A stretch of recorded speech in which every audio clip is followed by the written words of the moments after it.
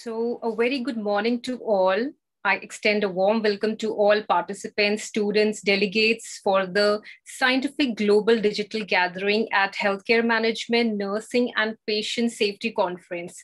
I'm Dr. Monal Trisal, Assistant Professor from School of Medical Sciences and Research, Sharda University, India. And I will be the chairperson of today's sessions along with Dr. Ali Mokhtar from Iran. I hope you all are keeping safe. Utilitarian conferences gatherings offer a wide range of events, meetings, conferences, workshops, symposium. We have a dedicated team who are aimed at acquiring the technologies, adopting the knowledge of business needs, and accelerate with the business ideas and strategies. Utilitarian conferences gathering is a pioneer in the area of event management and collaboration. We are a full service event provider specializing in the field of medical, clinical, healthcare, life sciences, pharma, environmental sciences for academic and industrial sectors. We stand out distinctively from our competitors for the commitment to the quality, round-the-clock service, and unmatched price. We are able to provide you with the best event meeting experiences under one roof. We at Utilitarian Conferences Gathering make sure that you as a client choose the most appropriate event. I thank you all for finding time in your busy schedule to be here today. Today marks the major activity in brief existence of UCG conference, a moment where we are interacting, sharing experiences, and reflecting on various areas. 7th Emirates Breast Pathology and Breast Cancer Conference 2021 is a remarkable event which brings together professors, researchers, and students in the field of breast pathology and cancer, making the online conference a perfect platform to share experiences, foster collaborations across industry and academia, and evaluate emerging technologies across the globe. We cordially welcome you to join us and witness the advances in this field together. The conference has attracted delegates who have come from all over the world, across the continents, and subject of conference is surely of a very global importance. UCG thanks all the individuals and organizations who have worked to make this conference a grand success. UCG program committee has put in long hours to make creative efforts, and finally, I would like to extend my appreciation to the participants of this conference. We hope you enjoy the conference and that our participation will contribute to our professional development and relationships. Please note, speech timings for the speakers will be 30 minutes and speech timing for the keynote speakers will be of 1 hour. Certifications will be provided on June 3rd, 2021. Now, I take immense pleasure of introducing the keynote speakers at the 7th Emirates Breast Pathology and Breast Cancer Conference, May 30 and 31st, 2021. Dr. Michael Redsky from University College London, USA. Ms. Tami Burdick, USA. Dr. Palak Bopat from Tata Memorial Hospital, India. Dr. Ali Mokhtar from Narozpur Diagnostic Laboratory, Iran. Ms. Akriti Gupta, founder of social enterprise CanFim India. Thank you all. We will now begin the sessions. Let's start with our first speaker, Dr. Poonam Sharma from India. Dr. Poonam Sharma, I'm passing her the stage to deliver the speech. Dr. Poonam. Okay, so we will start with our keynote speech from Dr. Ali. Kindly, please, sir.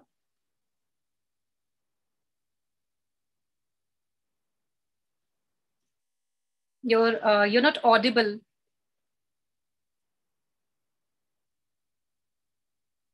Do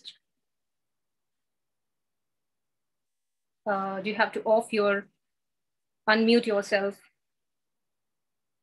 I'm sorry. Yes, now we can hear you. Okay, can you hear me now? Yes, clearly. Yep. All right, very good morning, good afternoon, and good evening to everyone. I'm very happy to actually to be a member of the team and also a speaker and chairperson today for this actually 2-day conference. And this time I'm going to present my topic about papillary neoplasms of the breast. So gonna share my screen now. Just hold on, please. Okay, is that fine? Yes, perfect. Can you see my screen? Okay. Yes.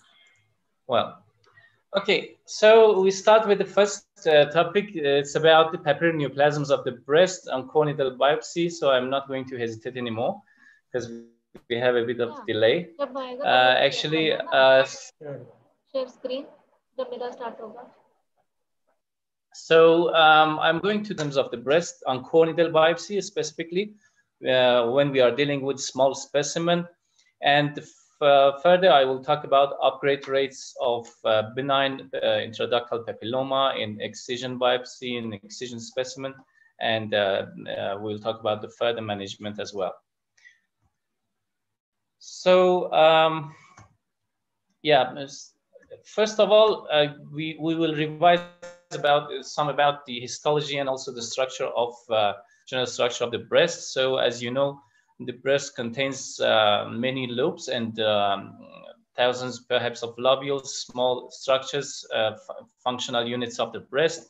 So as you can see here, so we have two components, secretory component, also ductal component in each actually lobule. So the secretory part actually is with acini, and they secrete and they drain their secretions into ducts, major ducts, and finally towards the nipple.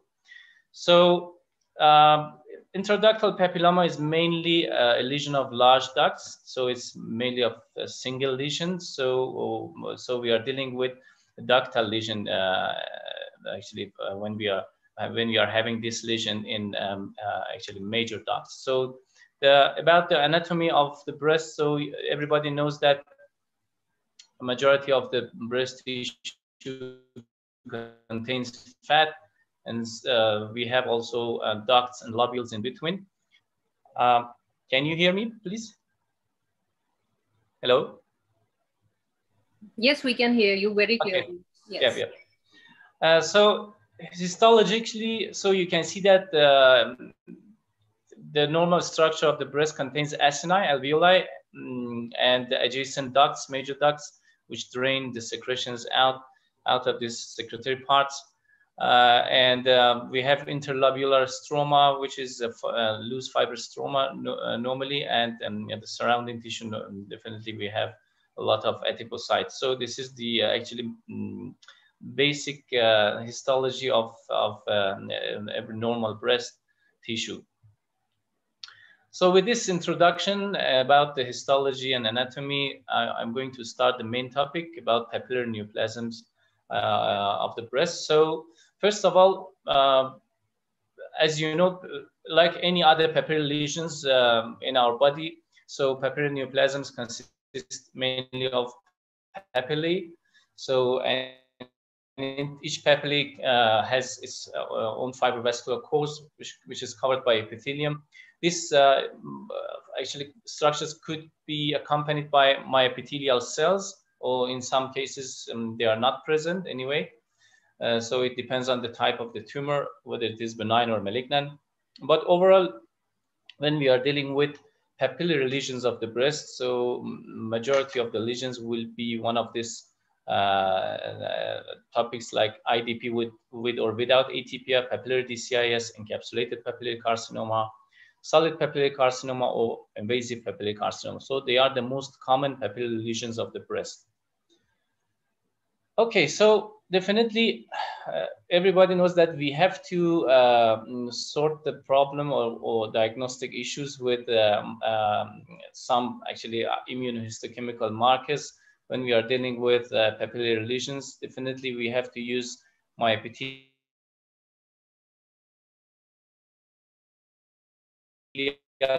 markers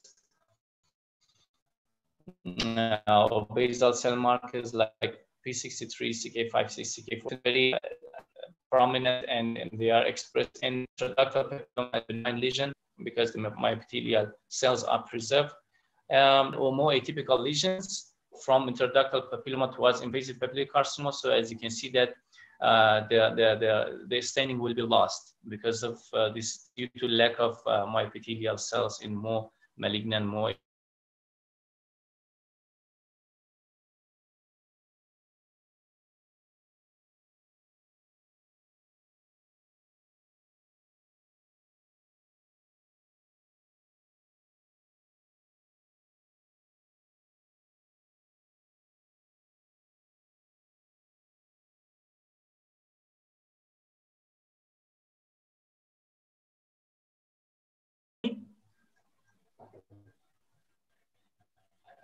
Hello.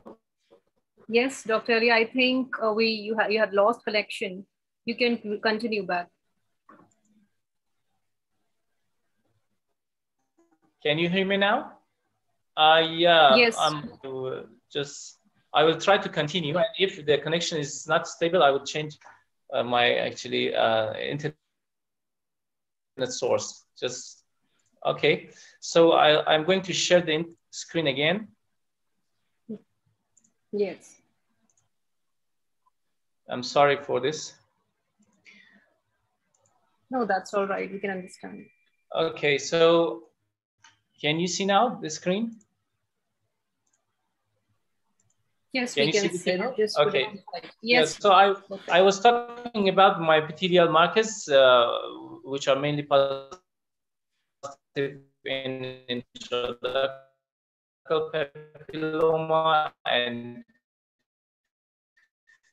the degree of positivity will be less in other atypical or malignant lesions as we go further to carcinoma, so dealing with the spectrum of for other staining, other important will be PR. So almost we can say that we are dealing with almost the reverse pattern of staining from as opposed to basal cell markers and also myoepithelial cells from benign to more atypical lesions. Because for example, in intraductal papilloma, normally the pattern of staining for ER and PR is about, we can say, heterogeneous. So we have some positive and some negative cells. But as we go further towards more malignant lesions, the degree of positivity will be actually higher for the staining of estrogen and progesterone receptors. And the only exception is invasive papillary carcinoma, which is normally negative for ER and PR. So we'll start with the first lesion, intraductal papilloma. Yeah, intraductal papilloma is the most typical or characteristic benign papillary lesions of the breast, and it can be single or multiple. Sometimes actually it's multiple, but most of the time it's single. It could be central or subareolar or peripheral, but the central single lesions are the most common ones. Okay, so the central single lesions are more common than multiple peripheral ones. Perhaps it's due to their presentation, because they are more actually frequently symptomatic as opposed to peripheral ones, because they are more palpable and they are more detectable. A single central IDP typically presents with a unilateral clear nipple discharge. Okay, so clinically we are dealing with such a presentation, but sometimes it presents as a palpable mass, and it's more common in pre and perimenopausal women. So it's the only papillary neoplasm of the breast with a continuous layer of myoepithelial cells along the papillae. Okay, so this is the only papillary lesions of the breast that we have a continuous layer of myoepithelial cells. The epithelium is benign without atypia normally, and often associated with usual ductal hyperplasia and apocrine metaplasia.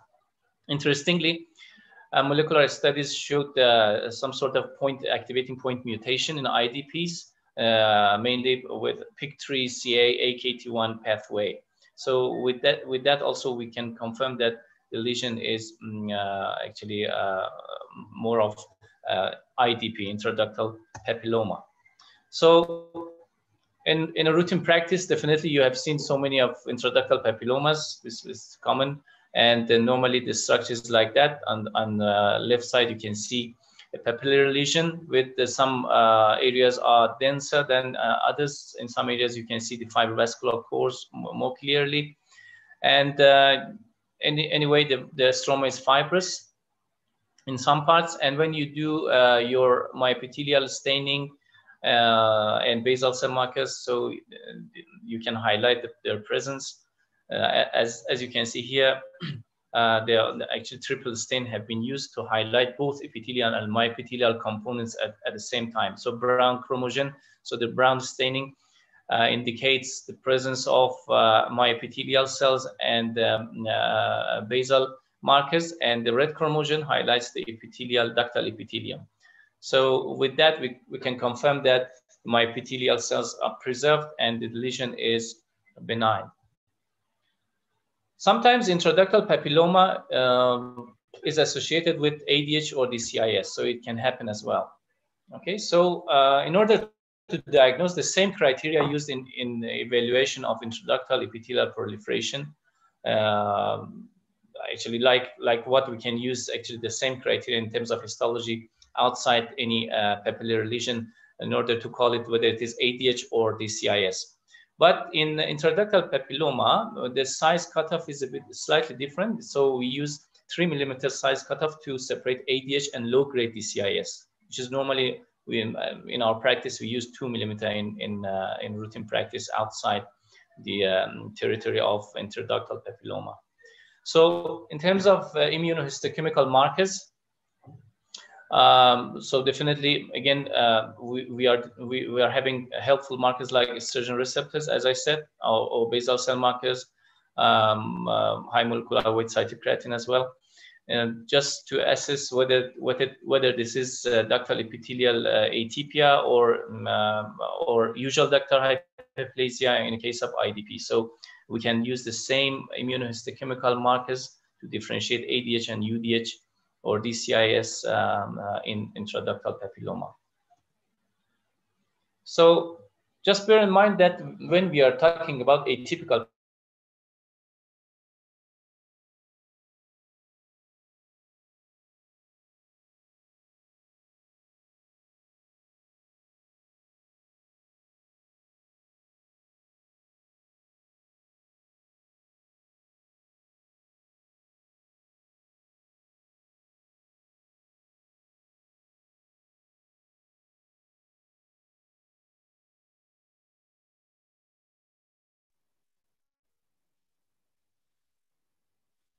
Dr. Ali, are you there?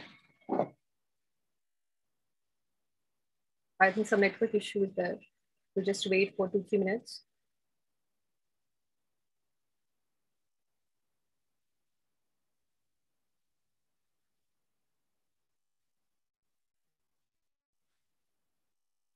Just wait for another minute.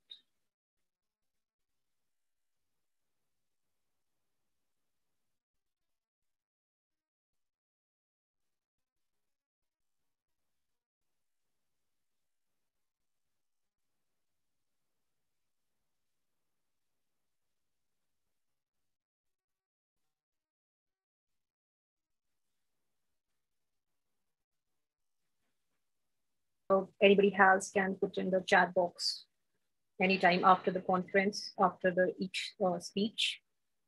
We are waiting for Dr. Ali to reconnect.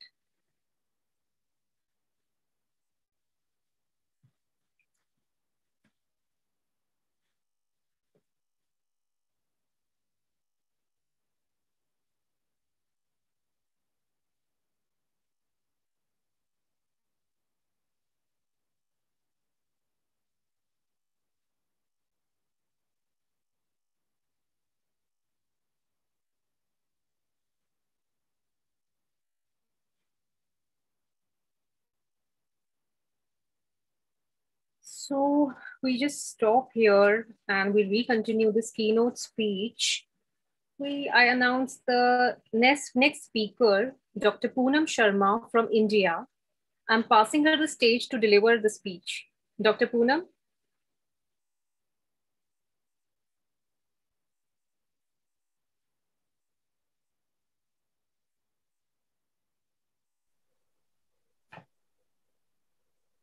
Is it visible?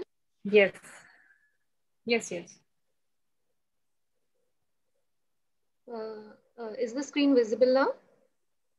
Just you can pull a screen down so that we can see your full face, just full, yeah, it's perfect. It's perfect. And the presentation, is it visible? No, you have to start the slide share. From this green in the center, there is slide share. Yeah, just, can you see slide share? Ma'am, just a minute. If you will just scroll the mouse onto the screen, you'll see green arrow. Yes. Just place your mouse here on this flat screen. Share. Yes. Is it, Yes, yes. is it fine now? And I'm audible? Yeah, yeah, perfect.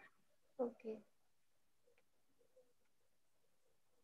Okay, good morning, everybody. The topic of my paper, this presentation is fine needle aspiration cytology in palpable breast lumps. It is a retrospective study. Before going on to the study, let me give a brief overview of the breast cytology. The normal breast, it comprises of 15 to 20 lactiferous ducts, and they begin in the nipple, the branch, and then end in the terminal duct lobular unit. So this lobule, it comprises of a terminal duct and many small ductules, that is the acini. And the epithelium of the breast is composed of epithelial and the myoepithelial cells. Breast lumps, they are the commonest presentation in majority of breast diseases. They are seen in surgery and gynae OPD. Breast cancer is now the most common cancer in Indian women, having recently overtaken cervical cancer. Majority of the breast lumps are benign. There is increasing awareness and the associated anxiety and stress among women, which compels the patients to seek medical advice. Now, FNAC of the breast lumps is an important part of the triple assessment, that is clinical examination, imaging, and FNAC of the palpable breast lumps. It is a simple, cost-effective, and less traumatic, as well as highly sensitive and specific method. Also, FNAC can prevent unnecessary surgery and could provide a diagnosis with only 10 to 30% of the cost of surgical biopsy. Also, molecular ancillary techniques, that is ER/PR and DNA pattern analysis can also be performed. And the diagnostic accuracy of FNAC can be increased by multiple sampling of appropriate sites by USG guidance and or mammographic localization. So in short, the advantages of breast cytology are low cost, it is minimally invasive, it prevents open biopsy, rare complications are there, and a rapid diagnosis can be made. However, certain disadvantages are that it is less sensitive and specific compared to biopsy, and also sample adequacy depends on the experience. Now, there are two types of specimens in breast cytology mainly. One is the nipple discharge cytology and the second is the FNA cytology. For reporting terminology for breast cytology, the most commonly used categorization is a 5-tier system with category ranging from insufficient materials, that is C1, benign C2, atypical C3, suspicious of malignancy C4, or frankly malignant, that is C5. This categorization helps the cytopathologist to define the uncertain areas and the clinicians to offer further investigations like excisional biopsy judiciously. So C1 category, it is inadequate aspirate smear due to hypocellularity, aspiration, smearing, or staining errors. The exact definition of what constitutes an inadequate aspirate remains an enigma, and this subjective issue is best determined by the interpreter of the aspirate. Whether or not a confident diagnosis could be made based on the quantity of the materials aspirated. C2 category is for smears that are usually cellular, showing the characteristic patterns of different benign lesions. No atypical or malignant features are present. Usually, duct configurations, myoepithelial cells, and bipolar nuclei are visible. Inflammatory background is commonly encountered. This photomicrograph is showing an inadequate smear where we can only see a fragment of adipose tissue. No epithelial cells were seen. In contrast, C3 and C4 are the gray zones. C3 presents the characteristics of a benign smear, and yet there are features that are usually not seen in clearly benign specimens, such as cellular crowding, pleomorphism, and discohesion. C4 category, it is reserved for aspirate where atypical features are obvious, but factors such as poor preservation, hypocellularity, or components of a benign smear are present, thus precluding a firm malignant diagnosis to be made. This ambiguity shows the importance of correlation with other disciplines. It also emphasizes not to stretch the result of FNAC beyond the capabilities and experience of the interpreter to reduce both positive and negative errors. And C5 category, it consists of cellular aspirate with clearly, evidently malignant cytological features. Now, what constitutes an adequate specimen? Many authors consider epithelial cell clusters as the most important adequacy criteria.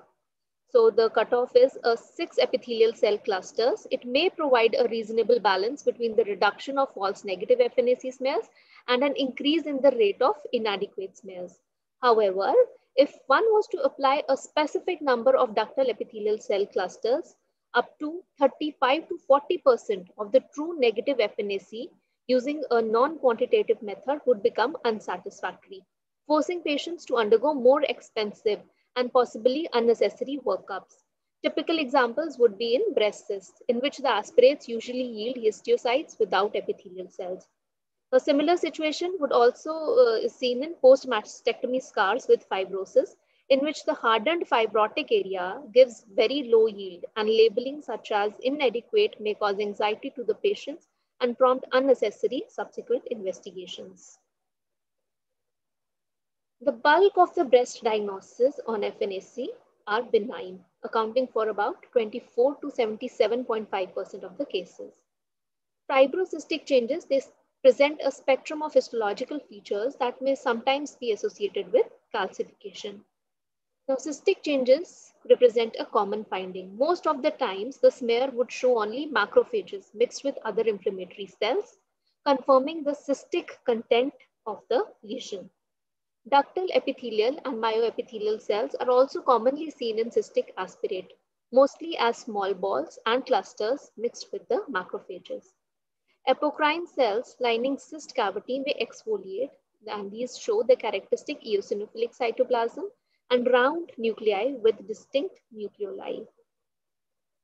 Now, this photomicrograph is showing a cyst composed of many scattered cystic macrophages and a cluster of benign ductal epithelial cell.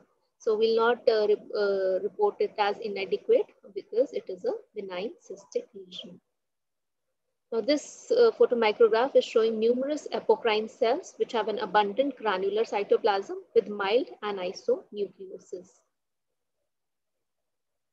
A potential source of confusion rises when there is the presence of proteinaceous fluid in the background, being associated with the epithelial cells that are large with enlarged nuclei, eosinophilic nucleoli, and vacuolated and wispy cytoplasm. The nuclear features may appear worrisome.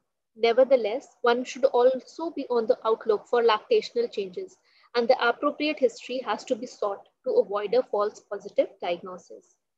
In more florid examples, thickening of the wall due to papillary apocrine change may cause papillary clusters with the same cytoplasmic and nuclear details to be present. Apocrine cells, when degenerated, will most often appear atypical, especially if it has progressed over time to the phase of chromatic clumping with associated anisonucleosis. And these could potentially be labeled as suspicious. So the FNAC diagnosis of fibroadenoma, it is highly accurate. Cytologically, the aspirates are hypercellular, mixed with myoepithelial cells. These sheets are often described as staghorn, having antler-like configuration on its edges. Cellular cohesiveness is often appreciated in the aspirate smear. Accompanying the epithelial cells are the fibrillary stromal materials, which may vary in cellularity and sometimes show myxoid change. Commonly, the background of the aspirate shows numerous bare bipolar nuclei.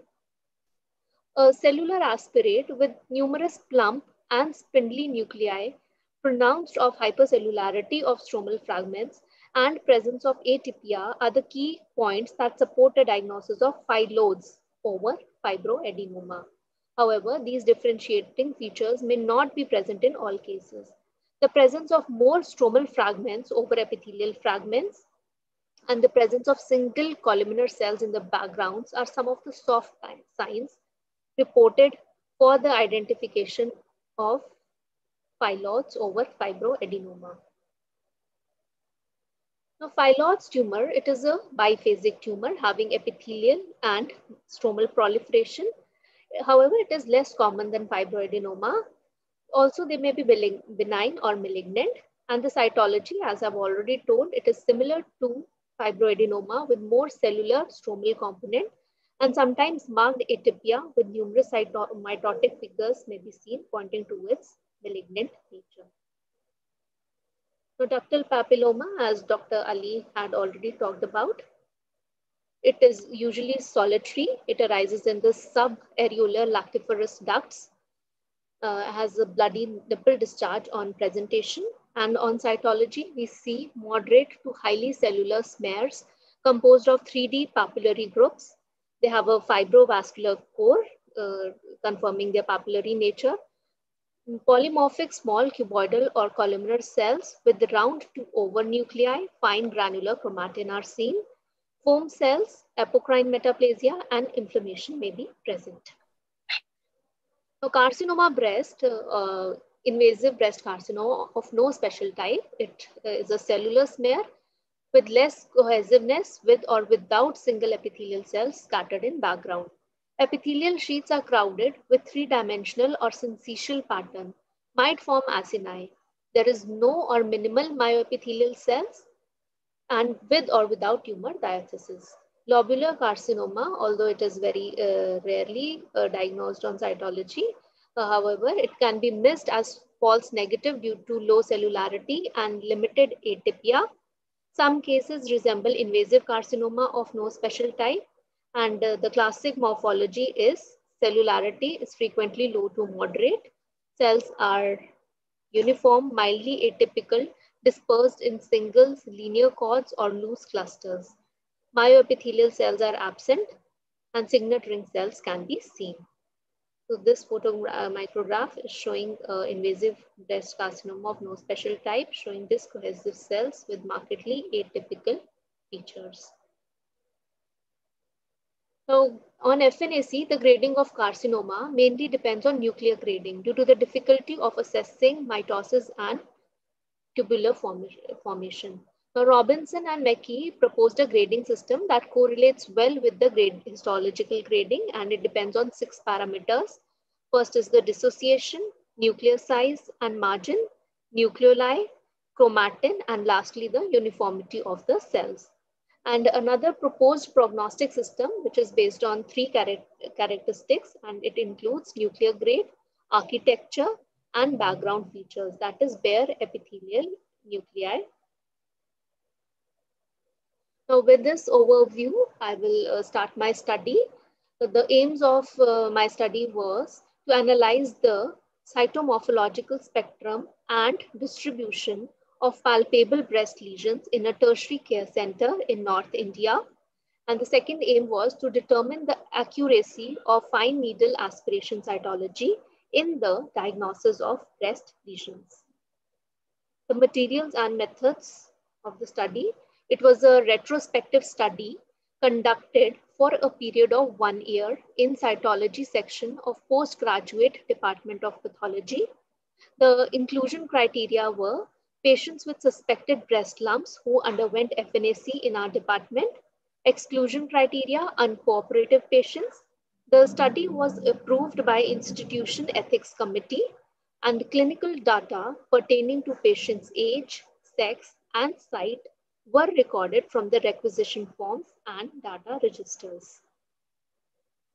All the aspirations were performed by trained cytopathologists using 22 to 24 gauge needles attached to 10 cc disposable syringe. 1 to 2 passes were given and the aspirated material was smeared onto glass slides. The smears were fixed in 95% ethyl alcohol and stained with PAP stain. Ginza stain was done on air-dried smears. ZN staining was done whenever a cytological diagnosis of granulomatous disease was made. In cases where fluid was aspirated on FNA, the fluid was centrifuged and smears were prepared from the sediment, followed by the above staining methods.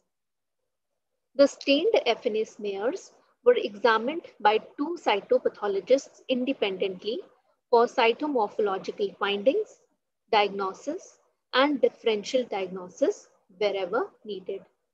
Cytohistological correlation performed wherever possible.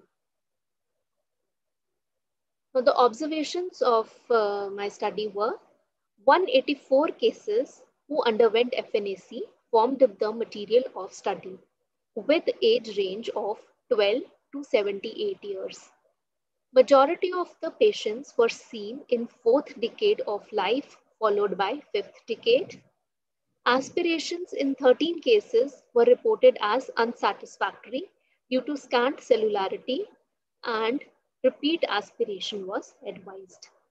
Wide variety of lesions were seen which included the inflammatory, benign and malignant lesions. So this table is showing the distribution of breast lesions on FNAC. So a total of 184 cases were seen in the study and we divided them into inflammatory, benign breast disease not otherwise specified, benign proliferative disorders, benign cystic lesions, benign neoplasms, malignant and inadequate aspirations. So inadequate, there were 13 cases of inadequate aspirations. For the inflammatory lesions, it comprised of abscess in 9 cases, acute mastitis in 4, fat necrosis in 2 cases, granulomatous mastitis in 1 case, periductal mastitis in 1 case. The benign breast disease not otherwise specified, it was reported in 20 cases. That is 10.9% cases. Benign proliferative disorders, it included fibrocystic change and duct ectasia. Fibrocystic change seen in 8 cases, duct ectasia in 1 case. Benign cystic lesion, it comprised of simple cyst in 9 cases, galactocele in 8 cases, mucinous cyst in 1 case. Benign neoplasms, it comprised the largest group in our study and there were 67 cases of fibroadenoma, 2 cases of lipoma, and 1 case of papilloma. And malignant lesions, it comprised the second largest group and it comprised of 33 cases of infiltrating ductal carcinoma not otherwise specified. 2 cases were reported as DCIS, 1 case as mucinous carcinoma, and 1 case as lobular carcinoma. Benign neoplasms were seen in majority of the cases, that is 38%, followed by malignancy, 20%, 20.1%. Benign breast disease, not otherwise specified, was seen in 10.9% cases, while inflammatory lesions were seen in 9.2% cases. Benign cystic lesions were seen in 9.8% cases and benign proliferative disorders in 4.9% cases. Fibroadenoma was the commonest benign neoplasm seen in 36.4% cases in our study. Cellular fibroadenoma was seen in 4 cases, while fibroadenomatosis was seen in 2 cases. Infiltrating duct carcinoma, not otherwise specified, was the commonest malignant breast tumor in the present study, 17.9%, followed by DCIS. Solitary case of mucinous and lobular carcinoma were also seen in our study. Histopathological correlation was available in 32 cases only, as the rest of the cases were lost to follow-up. Solitary case each of benign cystic lesion and benign breast disease not otherwise specified, which were reported as benign on FNAC, they were diagnosed as a malignant tumor on histopathological examination. Thus, a false negative diagnosis was made. 20 cases which were diagnosed as malignancy on FNAC, they underwent histopathology with 100% concordance. And the rest of the cases had good correlations between FNAC and histopathology. The sensitivity and diagnostic accuracy of FNAC in breast lump was 94.7% and 93.8% respectively. Now discussion. Breast cancer is the commonest cancer in Indian women. An estimated 1.5 lakh new cases were reported in 2016 from ICMR, making it the #1 cancer overall. Women from less developed regions have a slightly greater number of cases compared to more developed regions. The use of FNAC is increasing for preoperative diagnosis of breast carcinoma. Accurate diagnosis of breast cancer is made in 99% of the cases by the combination of clinical examination, mammography, and FNAC. In developed world, core needle biopsy is the preferred procedure as compared to FNAC. However, in developing countries like India, even today, the core needle biopsy is still not routinely practiced at most of the medical centers. In a resource-limited country like India, FNAC is preferred in comparison to whole needle biopsy, as it is cheaper, less invasive. Sampling of different areas of the lesion in the same sitting can be done at no added expenses and usually fetches good results the same day. Rapid on-site evaluation will reduce inadequate rates and costs to the system by reducing the need for repeat procedures and triaging cases for ancillary tests. Age range of patients in our study was 12 to 78 years. Similar results were also obtained in previous studies.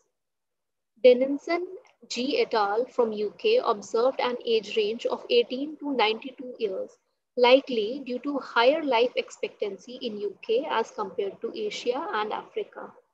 Majority of cases were seen in 4th decade, followed by 5th decade of life.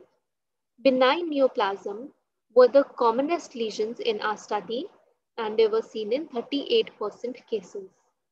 The results were similar to findings of study done by Bukhari MH et al., Rocha PD et al., and Fischer GE et al. Malignant lesions were seen in 20.1% cases in our study, similar to previous studies. Fibroadenoma was the commonest lesion, 36.4% cases in this study. Most studies have found fibroadenoma to be the most common lesion. Among malignant lesions, majority of the cases were infiltrating ductal carcinoma, with 2 cases of DCIS and solitary case each of lobular carcinoma and mucinous carcinoma. Binaike R. et al. In their study observed ductal carcinoma in all the malignant aspirates. Qasim M. et al. Also observed invasive ductal carcinoma as the most common malignant lesion in their study. 20 cases of benign breast disease not otherwise specified were also seen in our study. Among the inflammatory category of breast lesions, we observed 9 cases of breast abscess, 4 cases of acute mastitis, and 2 cases of fat necrosis. 1 case each of granulomatous mastitis was also seen with presence of craziating granulomas and was positive for acid-fast bacilli on ZN stain. 9 cases of simple cyst and 8 cases each of galactosile and fibrocystic disease were also seen in our study. Histopathological correlation was available in 32 cases only. FNAC had 94.7% sensitivity and 93.8% diagnostic accuracy in diagnosing breast lumps. The results were similar to previous studies. So now there are a few micro photographs from our study. This was a case of FCD, and here we can see a few clusters of benign ductal and myoepithelial cells in a proteinaceous background, and dispersed there are many cystic macrophages. On high power of the Ginza stain, we can see the ductal and myoepithelial cell clusters and cystic macrophages in a fluidic background, and this was reported as FCD. So this is the PAP stain showing FCD.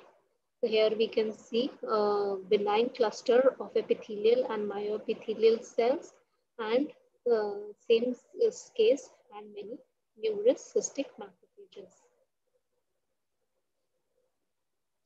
Fibroadenoma. So as I have already told, it comprises of cellular smears comprising of staghorn clusters of benign ductal and myoepithelial cells. There are numerous bare bipolar nuclei in the background. These clusters, they are cohesive, and we can see few stromal fragments also. This is the high power view of these fragments showing benign ductal and myoepithelial cells in a cohesive pattern, and also showing a staghorn pattern of configuration. Ductal papilloma, this case on GIMSA, it showed papilloid fragments comprising of benign ductal and myoepithelial cells, and the pap stain of the same case showed papillary fragments with fibrovascular pores, thus making the diagnosis of ductal papilloma. Pylords tumor. This was a benign pylords comprising of numerous stromal fragments, and the stromal, there were spindly cells in the background along with, as well as in the stromal fragments. Carcinoma breast. This is the high power view of a case of carcinoma breast, where we can see a disc cohesive cluster, which is slightly disc cohesive, showing numerous cells which are highly atypical, some of them showing prominent nucleoli and a high NC ratio and coarse chromatin. Again, in this picture, we can see highly atypical cells with high NC ratio, coarse chromatin, and prominent nucleoli. This was from another case of carcinoma breast, where mostly a dispersed population was seen, whereas few clusters which were disc cohesive were also seen. And all these cells on higher magnification were highly atypical. Now, conclusions of our study were: the study highlights the role of FNAC as a rapid, economical, and reliable tool for the diagnosis of palpable breast lesions.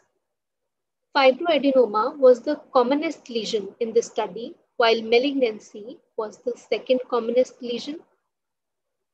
And the third conclusion is that adequate sampling, high quality smear preparation, and experienced cytopathologist can diagnose majority of non-neoplastic and neoplastic conditions on FNAC. Thank you.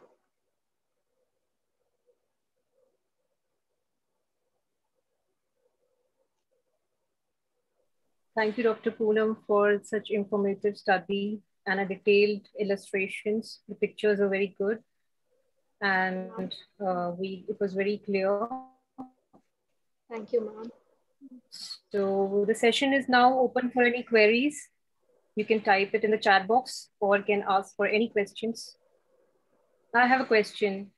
Yes, ma'am. So you had a case of cellular fibroadenoma and phylloids. Yes, ma'am. How do you differentiate between a cellular fibroadenoma and phylloids tumor on FNSC? Ma'am, the stromal fragments, the stromal material, that will be the majority component in the phyllodes tumor.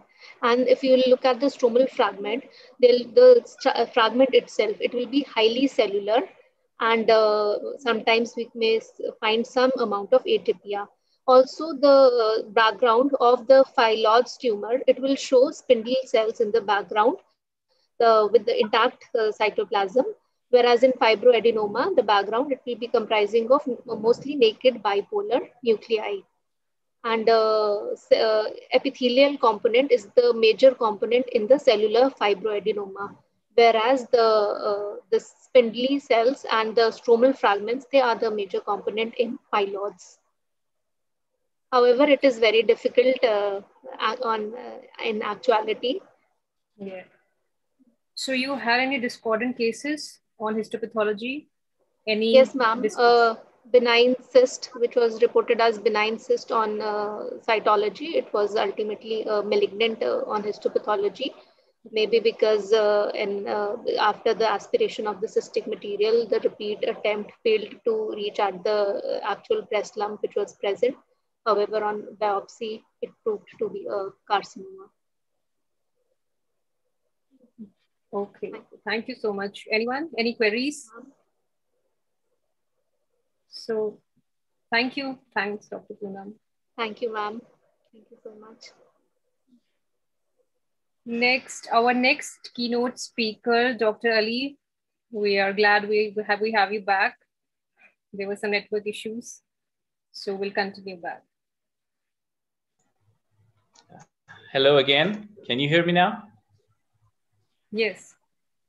First of all, again, apologies because actually something was out of my control. Actually, I couldn't manage the power outage. So the power outage also and the power cut was at the same time with net problem. So I'm so sorry. So I will try to continue my presentation and hope it won't happen again.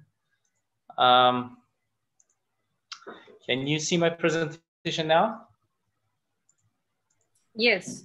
Okay, so I continued with introductory papilloma with ADH or DCIS. So I described the size cutoff between ADH and low-grade DCIS in a case of ADH or ductal papilloma. So I emphasize on the role of my epithelial markers and the basal cell keratins, as well as estrogen receptor, especially to differentiate whether it is usual ductal hyperplasia or atypical ductal hyperplasia in a case of low-grade lesion. And then, so the next slide, I described the term atypical papilloma, which is not going to include IDP with ALH. So atypical lobular hyperplasia is not included in this terminology. Based on trials and investigations, the diagnosis of IDP with ALH in core needle biopsy material may not actually warrant surgical excision. So it's not like IDP with ADH, actually in terms of management and further surgical excision. Okay, in one study, the long-term follow-up of ladies with IDP, whether it is single or multiple or with or without ATPI in breast excision specimens, compared with the follow-up of a control group of women with or without atypia and no IDP. So they compared two groups, one group with IDP and the other one without IDP. Okay, so the risk of carcinoma associated with a single IDP without atypia was similar to the risk of proliferative changes only. Okay, so it was not that high, but was slightly higher for patients with multiple IDPs without atypia. So it means that the number of lesions could matter in case of in order to determine the prognosis and the outcome of the lesion. So the multiple IDPs have higher risk of malignancy as compared to single IDP. In the same study, IDPs with atypia, including ADH or ALH, had slightly increased risk compared to ADH and ALH not associated with IDP. Okay, so in this study, they concluded that atypia also atypia with IDP has higher risk of malignancy as atypia not associated with IDP. And of course, multiple IDPs with atypia were associated with the highest risk of subsequent carcinoma based on this trial. Okay, so I'm going to show you a challenging case. For example, this one, this lesion initially diagnosed as atypical papilloma on core needle biopsy. Okay, so you can see on the top left side, the lesion shows a combination of solid and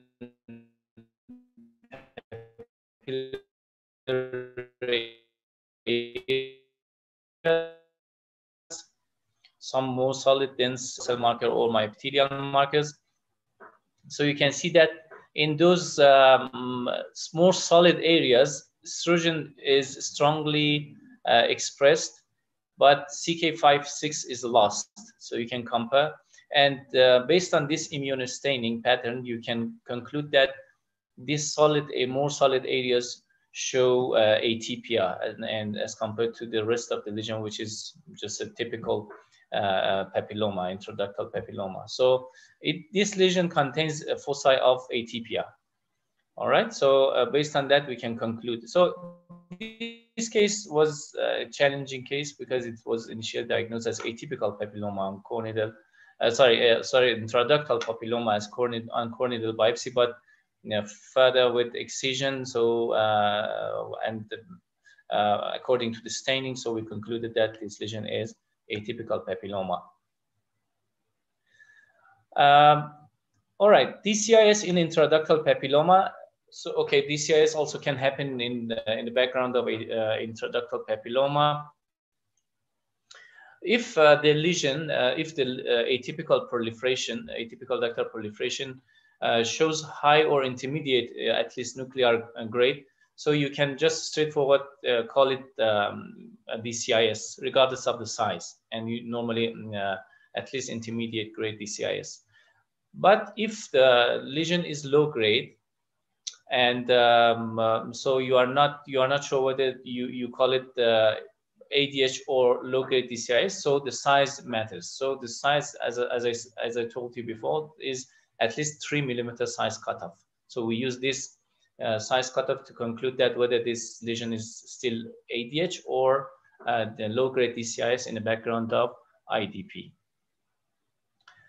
Okay, previously most of the studies included the case of IDP with ADH or DCIS in the presence of atypia, foci of atypia like ADH or DCIS close to intraductal papillomas, not inside the lesion. Okay, but just recently, especially in WSHU 2019, expert panelists they mentioned that in order to use this terminology, IDP with ADH or DCIS, you have to make sure that this atypia and DCIS will happen only in the background of IDP, not close to that. So that's an important thing to be considered for the practicing pathologist. Okay, so sometimes it can happen that invasive carcinoma also it may arise in association with IDP without any epithelial atypia. Okay, so it can happen. So it doesn't mean that atypia, most of the malignancies just arise in the background of ADH or DCIS. Sometimes they are not related to or associated to any epithelial atypia, like, for example, fibromatosis like metaplastic spindle cell carcinoma, arising on top of IDP and also low-grade adenosquamous carcinoma. Okay, but they are not that common anyway.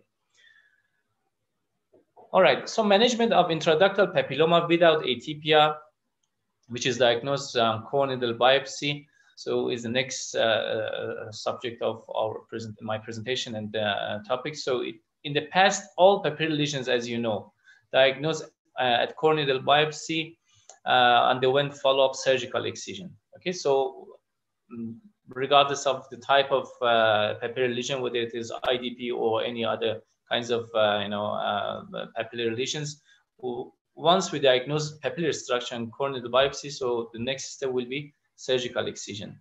Okay, so that's what we know and what we practice, how we practice routinely. But currently, surgical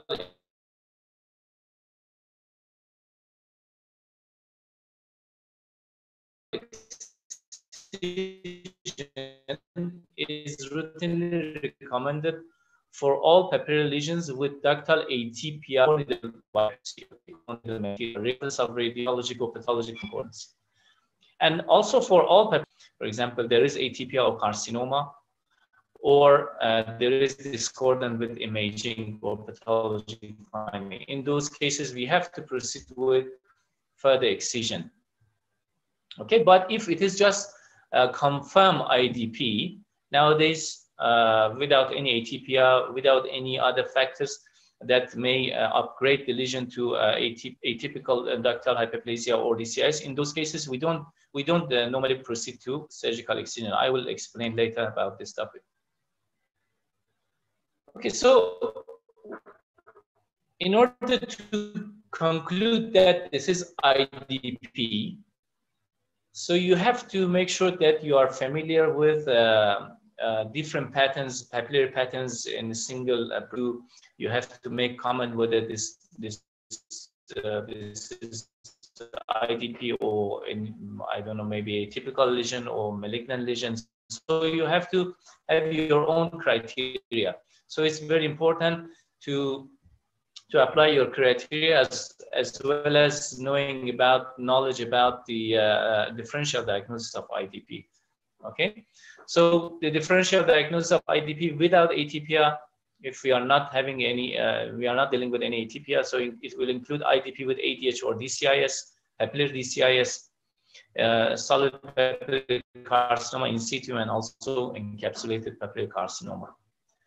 Okay, so as I said, IDP is the only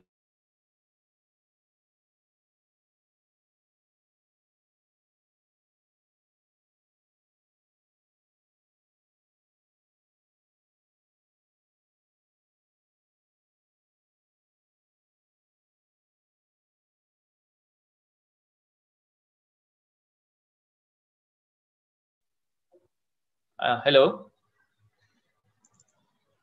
Yes, Dr. Ali. I'm sorry again. Okay, I'll try to share my screen again.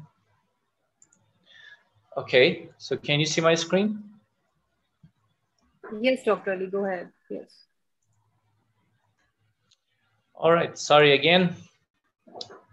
Okay, so because the IDP is the only papillary neoplasm with a continuous layer of myoepithelial cells along the papillae, so IHC for myoepithelial markers definitely will help to confirm that this lesion is IDP or not. IHC for estrogen receptors and basal type creatines also normally used in conjunction with myoepithelial markers, just to confirm that this is just IDP without atypia, or there is atypia or carcinoma. Okay, as I explained already. Okay, so other differential diagnosis of IDP, other important differential diagnosis will be adenomyoepithelioma, talcel carcinoma with reverse polarity, fibroepithelial tumors with polypoid fronts, radial scar, nipple duct adenoma, hydroadenoma papilliferum, and eccrine acrospiroma. So they are less common lesions that we have to also keep in our mind to be able to reach the definitive diagnosis. Okay, so one of the more common cases of this group is atypical adenomyepithelioma, for example, in this case, which was initially diagnosed as intraductal papilloma. So you can see how it may be, challenging in order to, differentiate IDP from some more, atypical lesions or some more, lesions with papillary structure in the breast. So you can see here, top left, so the lesion at low magnification shows some solid areas like this and some areas with more fibrous tissue and fibrovascular cores, which is a typical, case of like benign papillary lesion anyway. So when you see this, so you will think of IDP. But what about this area? Okay, so this dense area. So CK56 has been done on this core needle biopsy, excision biopsy, because this is the later specimen, and it shows actually dense and very strong staining at this solid area, but at the papillary area just shows, just highlights the outline of my epithelial cells, like case of intraductal papilloma. And higher magnification shows that those epithelial cells have vesicular nuclei, prominent nucleoli, maybe not quite actually visible at this magnification, but believe me that they are present in this picture. And the presence of my epithelial cells also confirmed by epithelial cells confirmed by this triple stain, highlighting my epithelial as well as epithelial cells. Okay, so based on this pattern of immunostaining and histology, you may confirm that, okay, you have pure proliferation of my epithelial cells in one side, and just a combination of epithelial and myepithelial markers in the other side, which is a more papillary, which has more papillary actually areas. So based on that, and based on some degree of atypia, so they concluded that this lesion actually was atypical adenomyepithelioma, not IDP. So there are some just practical points for you, just to actually to get more experience when you are dealing with case of IDP, and just to think of differential diagnosis. The next one is a member of malignant lesions, which is not common. We call it tall cell carcinoma with the reverse polarity. Okay, so it was initially again diagnosed as a sclerosing papilloma with usual ductal hyperplasia. Okay, so you will see that how difficult it may be to diagnose IDP or benign lesions sometimes. For example, in this picture, again, H&E, you can see that the lesion is maybe a bit of infiltrative. It's not, the cellular component is not that regularly or nicely arranged.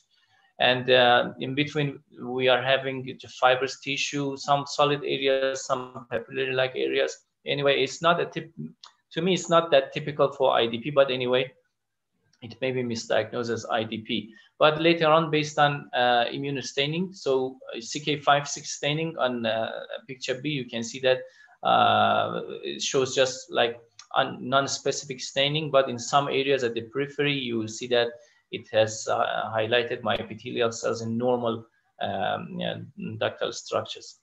So ER staining in picture C, so ER highlighted the very rare epithelial cells in between, very rare, so it's weakly positive, and P63 is totally negative.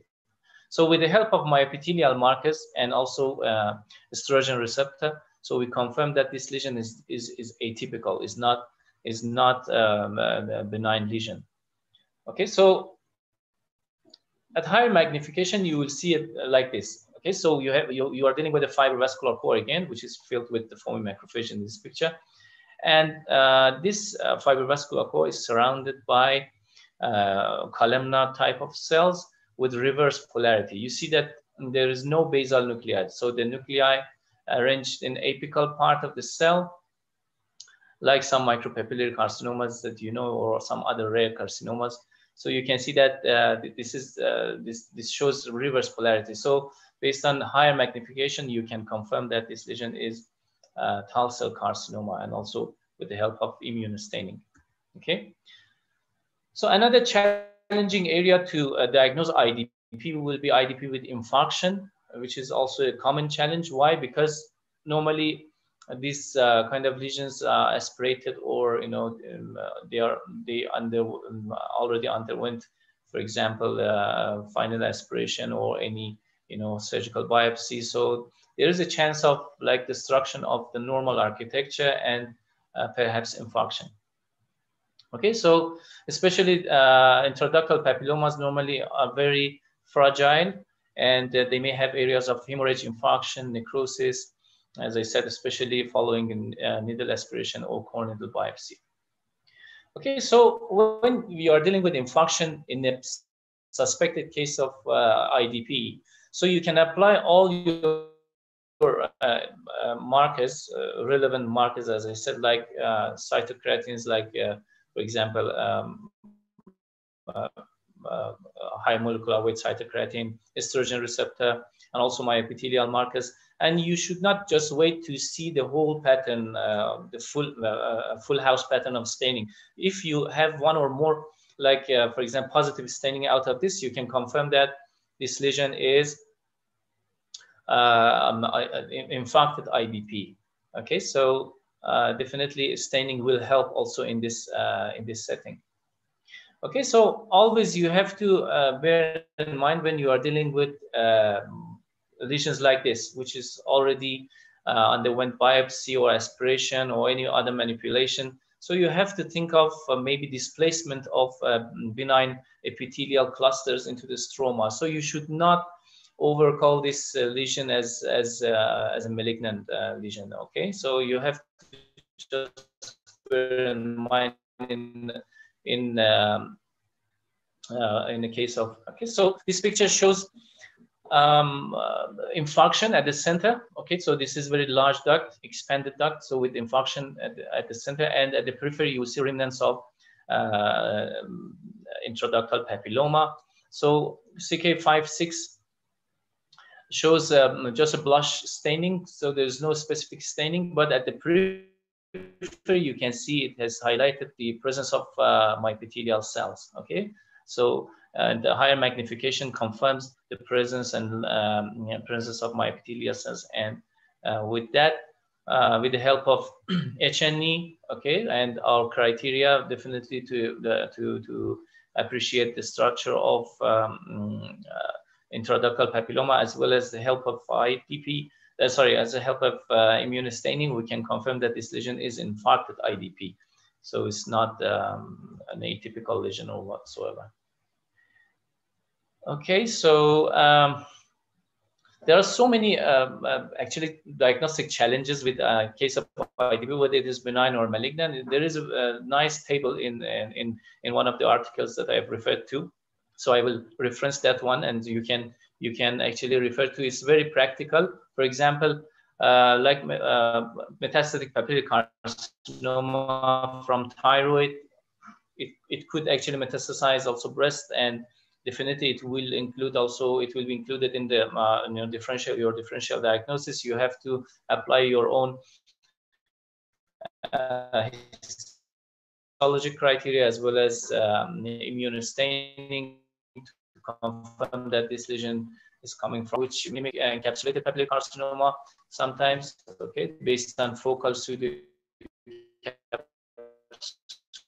or central fibrovascular core, which can present in solid. Definitely, those practice pathologists and in this table is very nice. For example, it can help you to differentiate between solid papillary carcinoma, neuroendocrine carcinoma, which was my actually also question all the time, that how we differentiate solid papillary carcinoma from neuroendocrine carcinoma or positivity, which is not papillary carcinoma. Okay, so with there are some important practical points that is highlighted in this table, and it's very useful. The next topic is papillary DCIS in differential diagnosis. So papillary DCIS is ductal carcinoma covering fibrovascular cores, which is devoid of myepithelial cells, myepithelium, and but still is confined to the limits of ducts. So but it's not invasive yet. It may occur in isolation or as one of the various architectural patterns in case of DCIS. Okay, so it can be a component of more extensive DCIS, or it can be an isolated lesion. So interestingly, it is the most common type of DCIS in males. Okay, so papillary DCIS.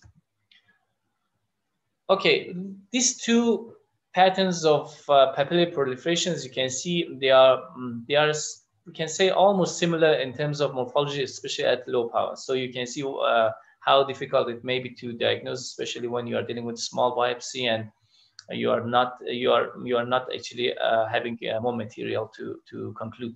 So at the bottom IDP, you can, definitely when you look carefully, you look through the papillae, you can see that they are just nicely lined by one layer of epithelial cells on top of my epithelium. But here, in the case of papillary DCIS, the fibrovascular cores are covered by more cellular, more cells actually in terms of lining, epithelial lining, and you will see more of like stratification and atypia, especially when you look at the specimen at higher magnification. Okay, this picture is another challenge.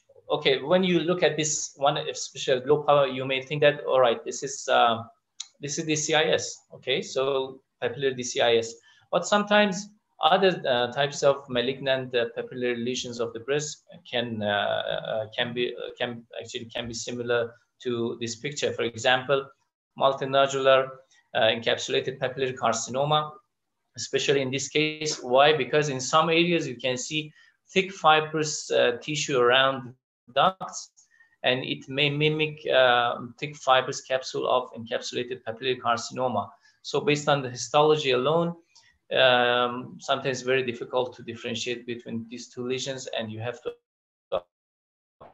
apply your immunostaining, of course, in the papillary DCIS at the periphery, and is lost inside the papillae, inside the duct. But in encapsulated papillary carcinoma, my epithelial cells normally lost inside and outside the lesion. Okay, so our next topic is encapsulated papillary carcinoma in the list of differential diagnosis. So again, it tends to occur in postmenopausal women and may also happen in men. Clinically, it usually presents as retroareolar palpable mass with or without bloody nipple discharge. Okay, so histology again is a type of papillary carcinoma of the breast, but with low to intermediate nuclear gates, degree of differentiation. All right, because otherwise it may be some other invasive lesions, some more higher grade lesions. I will explain later about this. So it lacks myopithelial cells along the papillae and around the tumor, but is often surrounded by a thick fibrous capsule, as I told you. Okay, so the diagnosis of invasive carcinoma, which is associated with encapsulated papillary carcinoma, needs actually evidence of invasion beyond the fibrous capsule of the EPC. So if the invasion is just close to the capsule or inside the capsule, we don't consider this as invasive encapsulated papillary carcinoma. Normally, the invasive part is invasive carcinoma of no special type, or NST, or maybe invasive cribriform carcinoma, mucinous carcinoma, or tubular carcinoma. Normally, the invasive component is very important. The invasive component of EPC is ER and PR positive and HER2 negative. Okay, so the pattern of staining also is very important in terms of differential diagnosis. In the absence of frank invasion, when there is no frank invasion beyond the capsule, so the EPC normally staged as in situ carcinoma. Okay, and also the management will be according to this. Okay, so this picture shows low magnification of encapsulated papillary carcinoma. You see that in some areas there is dense proliferation of cells. In some areas, still papillae are appreciable, and there is thick fibrous capsule around this lesion. In some areas, maybe actually it's not that thick, but anyway, the thick capsule, fibrous capsule, is a classical picture of encapsulated papillary carcinoma. This one is more challenging. This is again a case of encapsulated papillary carcinoma, but you can see that at low magnification, it seems as if it is solid papillary carcinoma, perhaps. Okay, so you may actually take it as solid papillary carcinoma, which is wrong, because first of all, yeah, the morphology of the cells are a bit, you know, bluish, so they have less cytoplasm, they are dense, okay, and the capsule also is not thick, okay, in some areas very thin, all right, but based on immunohistochemistry, and that's the area that immunohistochemistry actually will help. So based on the immunohistochemical pattern, you can confirm that, all right, there is neuroendocrine differentiation, or there is no neuroendocrine differentiation, whether it is solid papillary carcinoma, which shows neuroendocrine morphology and also differentiation, and it's not the case for encapsulated papillary carcinoma. Also, mucinous differentiation, which is very common in solid papillary carcinoma, is not present in encapsulated papillary carcinoma, and other actually diagnostic morphologies that can help to differentiate in conjunction with immunohistochemical markers. So the next case will be solid papillary carcinoma, okay, another differential diagnosis of this lesion. So similar to EPC, SPC or solid papillary carcinoma tends to occur in postmenopausal women, also men. Again, presence as a palpable breast mass or mammographic mass or abnormality, sometimes with nipple discharge or sometimes without that. Normally, SPC with invasion is a bit slightly different from other breast lesions. They appear as a mass with irregular borders or architectural distortion. So normally, in most of the cases, solid papillary carcinoma won't show like tongues or infiltrative single cells as an invasive component. They are just like actually they're just showing nests, but these nests are more irregular, more ragged, with more ragged edges, and actually a more infiltrative look. So SPC in situ, as I said, consists of expansive round to oval solid and papillary nodules of carcinoma. Okay, so this is called SPC in situ. So the cells may have columnar round to oval or sometimes spindle cell morphology. And this is again important. They show mild to moderate nuclear atypia with some mucinous differentiation as well as neuroendocrine morphology or differentiation. Okay, so they are very helpful clues to diagnose actually solid papillary carcinoma and to differentiate this lesion from other malignant breast lesions. So tumor cells sometimes also they show palisading pattern of arrangement, okay, around fibrovascular cores. So this one also very important. So this lesion normally lacks, again, myepithelial cells inside the papilla, inside the lesion, and also most of the time also at the periphery of the lesion. Okay, so this picture shows a solid papillary carcinoma, low magnification. Again, nests of malignant cells. All right, so they are very close to each other. As at this magnification, they may be similar to very different kinds of actually malignant breast lesions or DCIS or whatsoever. But higher magnification give us more clue. For example, at this area you can see nuclear palisading around fibrovascular core, the neuroendocrine look or morphology with salt and pepper chromatin pattern, and monotonous population of cells. And here mucinous differentiation or mucinous extravasation, like what we can see mucinous carcinoma. But the thing is that if the mucinous, actually mucinous deposition is very extensive, and there are floating cells inside the mucin pools, so you have to consider mucinous carcinoma and on the top of solid papillary carcinoma. So that's very important. Okay, so if normally the mucinous type of extravasation or deposition in solid papillary carcinoma is of hypercellular mucinous carcinoma type, means we have more cellularity. But if there is more mucin in the background of SPC, so you have to rethink and you have to reconsider your diagnosis. Okay, so solid papillary carcinoma, immunohistochemical markers, normally estrogen receptor is strongly and diffusely positive, and also neuroendocrine markers, synaptophysin and chromogranin. And negative markers will be CK5, 6, and myepithelial markers, of course, inside and outside the lesion. Okay, so as I said, SPCA also may have an invasive component, but they are not that they are not that, for example, infiltrative in terms of morphology. They just show some nests with irregular borders and outlines. Okay, but these nests can infiltrate fat and other structures inside the breast parenchyma, which help us diagnose the infiltrative actually pattern.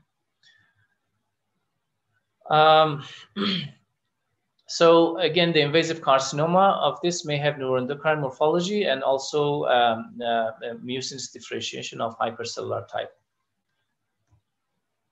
Okay, so in this picture, you can see here the infiltrative margin of solid papillary carcinoma. So there is infiltration into the fat component. So with this picture, definitely we can conclude that the lesion is infiltrative. Or this picture, there is just like early invasion into the surrounding stroma with influx of inflammatory cells as a response to invasion and infiltration. Okay, so and you can see the classical morphology of solid papillary carcinoma with those small papillae with small fibrobascular cores and more dense areas. Okay, normally a solid papillary carcinoma with invasion, the invasive component is again like encapsulated papillary carcinoma is ER and PR positive and HER2 negative. Okay, so there are many molecular alterations in solid papillary carcinoma, like some copy numbers, aberrations, PIK3 CA mutations in 40% of cases. This PIK3 CA mutation also was a known mutation in the intraductal papilloma, and also expression of some neuroendocrine, some genes related to neuroendocrine differentiation like RAT, ASCL1, and DOX7. Okay, so overall, solid papillary carcinoma have an excellent carcinomas have an excellent prognosis. So, this is especially a case of solid papillary carcinoma in situ. And the last one in the group of malignant lesions, which can be considered when we are dealing with a papillary lesion of the breast, is invasive papillary carcinoma. Okay, when we call it invasive papillary carcinoma, first of all, is not a common lesion. It's very rare. Okay, so if you see a kind of invasive papillary lesion in the breast with moderate to high nuclear grade, okay, or even if the lesion is not invasive, okay, the malignant lesion is not invasive, what you can see moderate to high nuclear grade, so you have to consider this as invasive papillary carcinoma.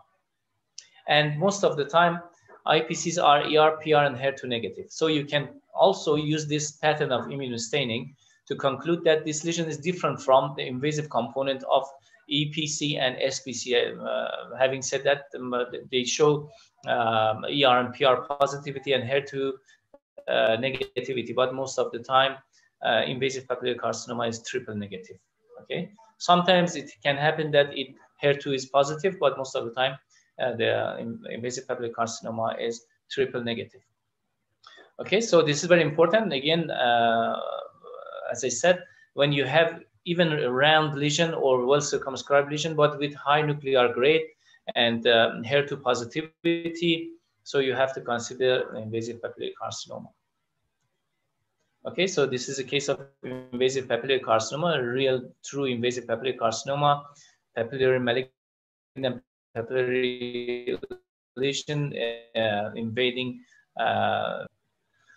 Okay, so this is very important again in the absence of DCIS as a primary lesion or actually as a clue to diagnose a primary breast lesion. The differential diagnosis of invasive papillary carcinoma has to include non-mammary carcinomas as well, metastasizing breast, like for example, metastasis from ovarian serous carcinoma. Okay, so you can use PAX 8 and ER positivity, and GATA3 and Soxton negativity to differentiate this ovarian serous carcinoma from invasive, true invasive papillary carcinoma. Okay, so that's all about the differential diagnosis. So now I'm going to just explain in a few slides about the upgrade rates to carcinoma in atypical hyperplasias on top of IDP. Okay, so that's very important and practical point. In some studies, the investigators assess radiology and pathology concordance of each case. Okay, for a case of IDP, in order to assess the upgrade rate in further excision biopsies. And they actually excluded those cases that they are not concordant based on radiology and pathology. So based on this exclusion, the upgrade rates in this series range between 0 to 6.6%, leading the investigators to conclude that surgical excision of concordant IDPs without atypia is not required. Okay, so this is kind of novel practice that we have to consider. We actually excise all papillary lesions, whatever it is, based on our core needle biopsy morphology and diagnosis. But nowadays they say that you have to exclude the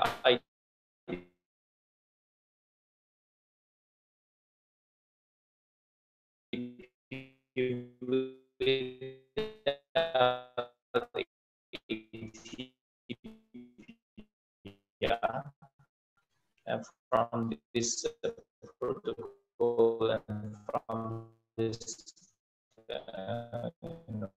kind of dealing with just confirm this IDP. All right. So how can we predict that excision specimen? Okay, so we have some factors. First of all, clinical symptoms. The discharge from palpable mass is very important. Older age, calcification on imaging, large size of the lesion, normally more than 1.5 cm.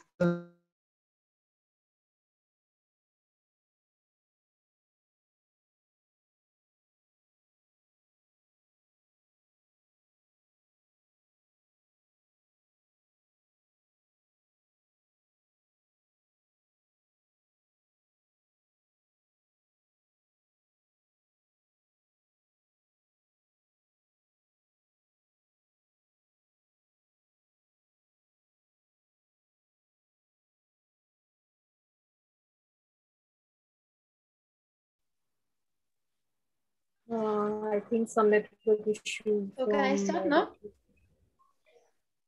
Just a moment.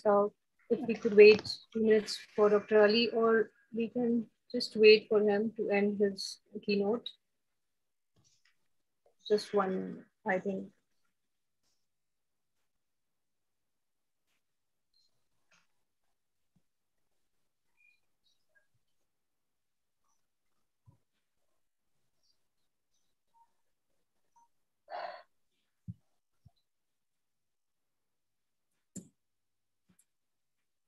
Okay, so we will go to our next speaker, Dr. Sana Gramani from Morocco. Yes. I'm now passing her the stage to deliver the speech. Dr. Sana, please. Okay. 1 moment, please.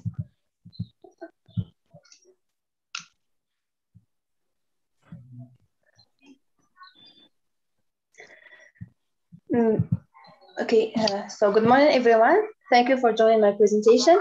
I'm Sana Gramani, PhD student at Medical Center of Biomedical and Translational Research in Faculty of Medicine and Pharmacy in Fez, Morocco. I'm working on biomarkers in breast cancer, and today I'm presenting my study titled The Predictive Prognosis and Therapy Impact of Breast Cancer Biomarkers. So breast cancer is the most common cancer among women worldwide, although breast cancer incidence rates are still highest in high-income countries. In many low and middle-income countries, cancer incidence and mortality rates are rising rapidly. So breast cancer is a veritable public health problem. According to International Agency of Research on Cancer, the incidence rate of breast cancer in the world in 2020 was 47.8, and mortality rate was 70.6 per 100,000 persons. And then, but in Morocco, the number raised to 56.4 for the incidence of mortality for the incidence rate, and 70.5 for the mortality rate.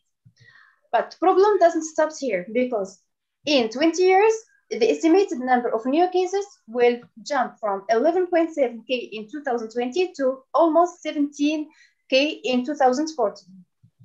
And also the estimated number of deaths will be doubled in 2040.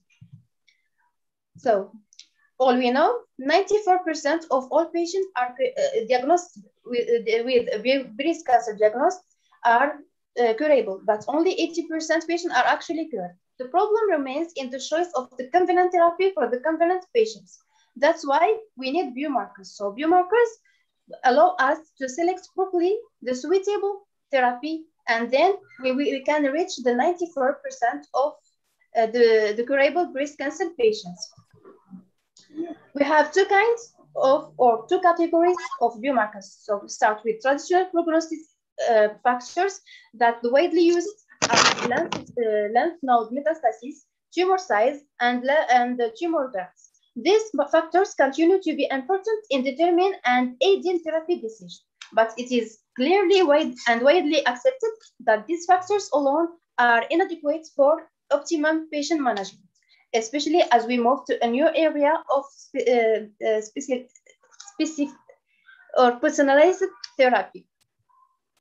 So recently, there are an important research have been interested in the development of molecular biomarkers that can provide not only the prognosis information, but also can predict the response to therapy. Hello? Yes, go ahead, Dr. Sana. You're audible. Okay. So those molecular biomarkers, also called multi-gene tests, can make multiple gene analysis in the same times. The most recommended are oncotype DX, monoclonal, and plasmid. So what are biomarkers? Biomarkers are those entities that help us to get an information about the prognosis. In other words, to select who should or should not receive adjuvant treatment, especially adjuvant chemotherapy, and the prediction to treatments and to treatment.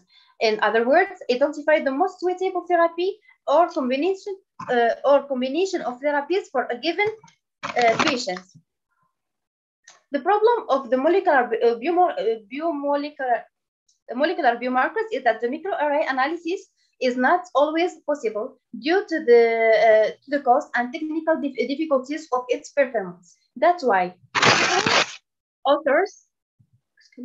several authors have demonstrated that immunohistochemistry can serve as overview to microarray, which helps to define the molecular subtypes of the intrinsic classification and reproduce the protein expression of breast cancer by immunohistochemistry based on the expression of estrogen receptor, progesterone receptors, growth factor HER2 as predictive biomarkers, and then Ke67 as prognosis biomarkers. So biomarkers are critical in subtyping breast cancer. They can subtype breast cancer in at least 5 entities: luminal E, luminal B, enriched HER2, and luminal B with negative HER2, and then the HER2 enriched and basal-like or triple-negative breast cancer. Our study had two objectives. The first one is the establishment of correlation between the morphological and molecular aspect of breast cancer, and then the characterization of factors influencing the prognosis and survival of patients. So this is a retrospective study made in the Department of Pathology of the Hassan II University Hospital Center of Fez in Morocco on a period of 6 years from the 1st January 2008 to 30 March 2014, in which operational records containing all the personal clinical, histological, and immunohistochemical data of each patient were collected. Then we proceed to preparation of the section and immunohistochemistry study for the hormone receptors, the Ke67 and the HER2. The histological classification was made according to the 2003 World Health Organization histological classification and graded according to the SPR grading. And for data computer and analysis was made with SPSS. So for the epidemiological characteristic of our population, we collect 631 cases of breast cancer who were diagnosed in our department. And for the age, the main age was 48 years with extreme of 22 to 99 years. Only 12.4% of the young women under 35 years old had breast cancer in our study. 42.7% of the diagnoses were involved biopsy, followed by mastectomy part with lymph node dissection in 39.6%. The morphological characteristic of the population for the histological type, the non-specific ductal carcinoma was predominant, accounting for almost 90% of cases, followed by infiltrine lobular carcinoma. Grade 2 tumors were in the majority, representing 54.3%. A high percentage of tumors classified as T2, which represent 48.2%, followed by tumors classified as T1, representing 27.3%.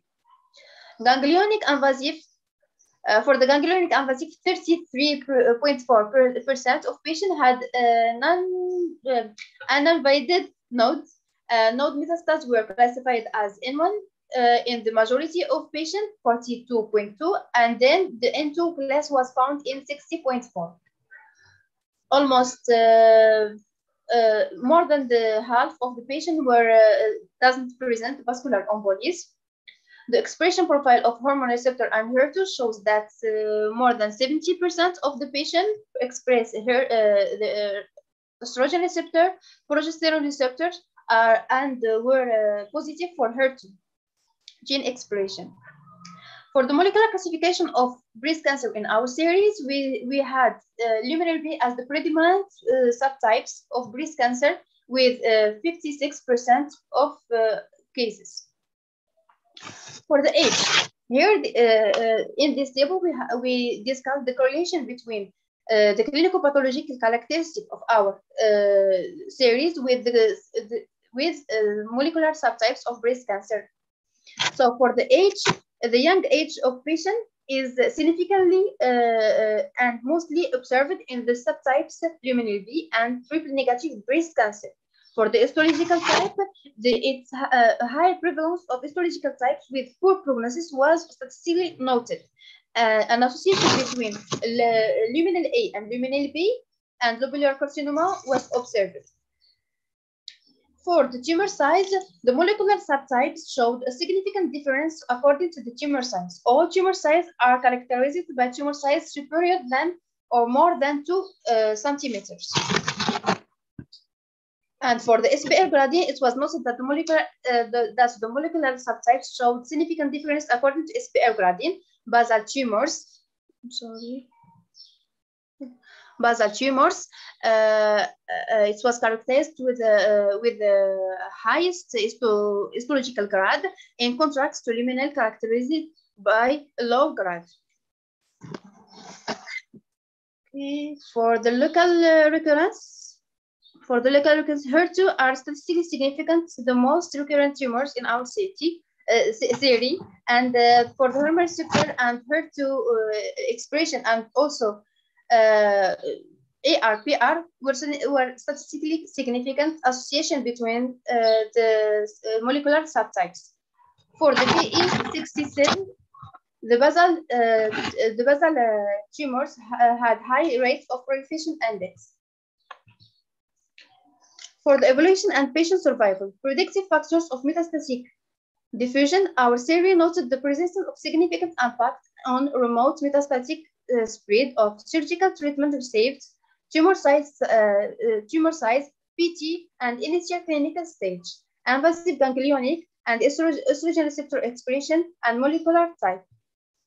The evolution of the patient was studied retrospectively over the whole period studied. The mean survival was 1071 days with 95% confidence interval between 831 and 1311 days.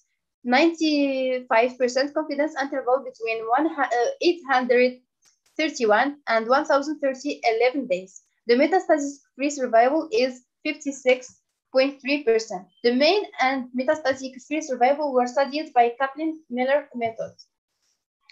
So, depending on the surgical treatment received, a significant impact on distant metastatic spread was noted for the type of surgical treatment received. With significant P, metastatic is more important in patients having received radical treatment compared to patients with conservative treatment, previous mastectomy preceded by adjuvant treatment. A significant impact on the distant metastatic diffusion of the tumors was noted of the tumor size. The survival without metastasis decreased from PT1 to PT4. Indeed, the greater tumor size, the lower the metastatic-free survival. There was a significant impact on metastatic spread at distance from the lymph node. Metastatic spread at distance from the lymph node. Metastatic-free survival is decreased for node-positive patient compared to node-negative patient. Patient with lymph node involvement compared to patient with lymph node with no lymph node involvement. There was a significant impact on distant metastatic spread. Metastatic-free survival was decreased for basal tumors, HER2 tumors, luminal B tumors compared to luminal E tumors. Indeed, luminal E tumors have a better prognosis followed by luminal B tumors and then HER2 positive tumors. Basal tumors have a poor prognosis in our study. There was a significant impact on metastatic spread at a distance from the initial clinical stage with a significant P. Metastatic-free survival significantly decreased from the stage 1 to stage 4 according to the clinical stage. The multi-analysis was performed and showed that type of sampling, lymph node involvement, the expression profile of estrogen receptor, molecular type, initial clinical TNM stage were prognosis factor in our series. For the age, the breast cancer is uncommon in younger women. In fact, women under 35 years of age represent only 2 to 25% of all women with breast cancer depending on the sex. These rates are especially high in North African countries. They are 11% in Tunisia, 24% in Algeria, against 12.4% in our series in Morocco. The histological type, histologically infiltrant non-specific breast carcinoma, is the most common type, representing almost 90%, which is comparable with the data in the literature. SBR grade 2 tumors were in the majority, representing 54% of the case, which is consistent also with the literature. Tumor size in different series is greater than 2 centimeters. This means that most breast tumors are discovered late, and especially in developing countries, unlike in countries where mammography screening is part of their health policy. The lymph node involvement, node invasion predominates in our series. And for vascular emboli, peritumor vascular emboli were present in 30.5% of cases. Our study presents a slightly higher rate than those in the literature. This table shows the percentage of molecular classification of breast cancer in different series, and shows that in almost all series, the luminal is the more predominant in contrast of our series that showed that luminal B present was the predominant molecular subtype. Indeed, there is a clear difference between the Arab population. In Saudi Arabia, the HER2 subtype is the predominant subtypes, followed by the luminal subtypes B and triple negative, and the luminal A subtypes comes in the last position. In Tunisia, luminal A is the most frequent subtypes, followed by triple negative, then luminal B and HER2.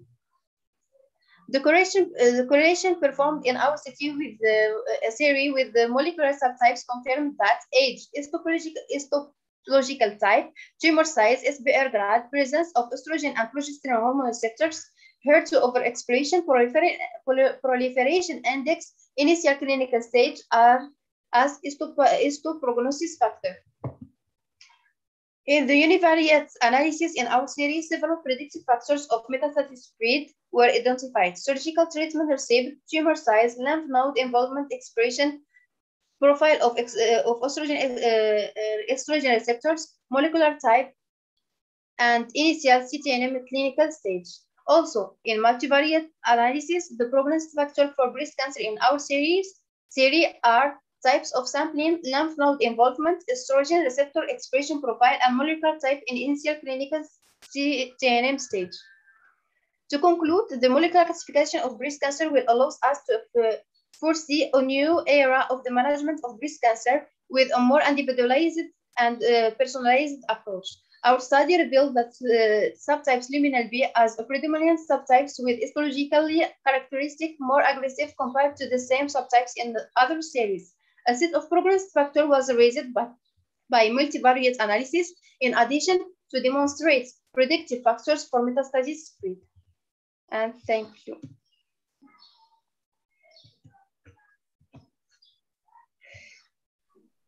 Thank you, Dr. Sana, for highlighting the points and your speech, sharing your speech with us on the predictive markers, prognosis, and therapy impact. Right. So the session is open for any queries, questions. Please come up with questions, any questions, easy, anything you want to ask, you can please write it in your chat box. Please come up with some questions.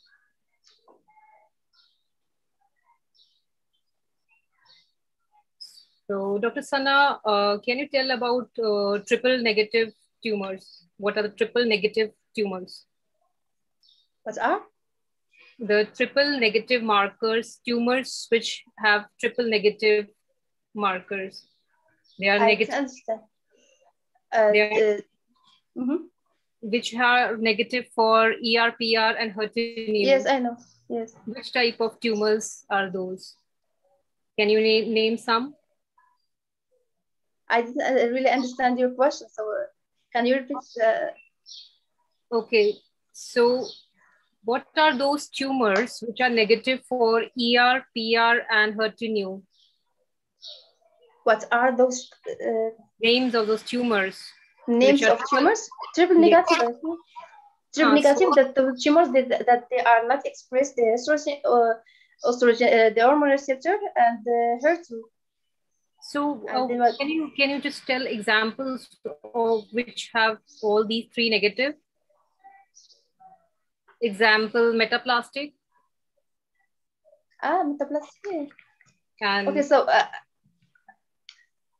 okay, so I think that it's more medical because I'm a PhD, so I don't have a really. I'm not okay. medical. So. Okay, yes. It was a very informative study and a good study. Thank you so much. Thank you. And anyone? Thank you. So we'll continue back with our keynote speaker, Dr. Ali. Are you there?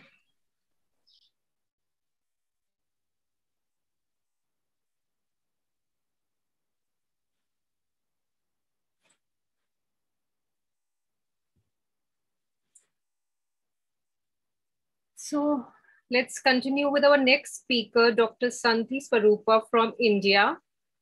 And I'm passing her the stage to deliver her speech with us.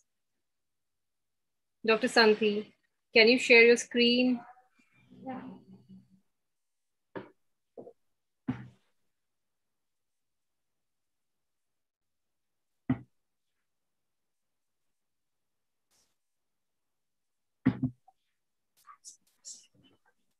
Am I audible? Yes, you are. 1 second.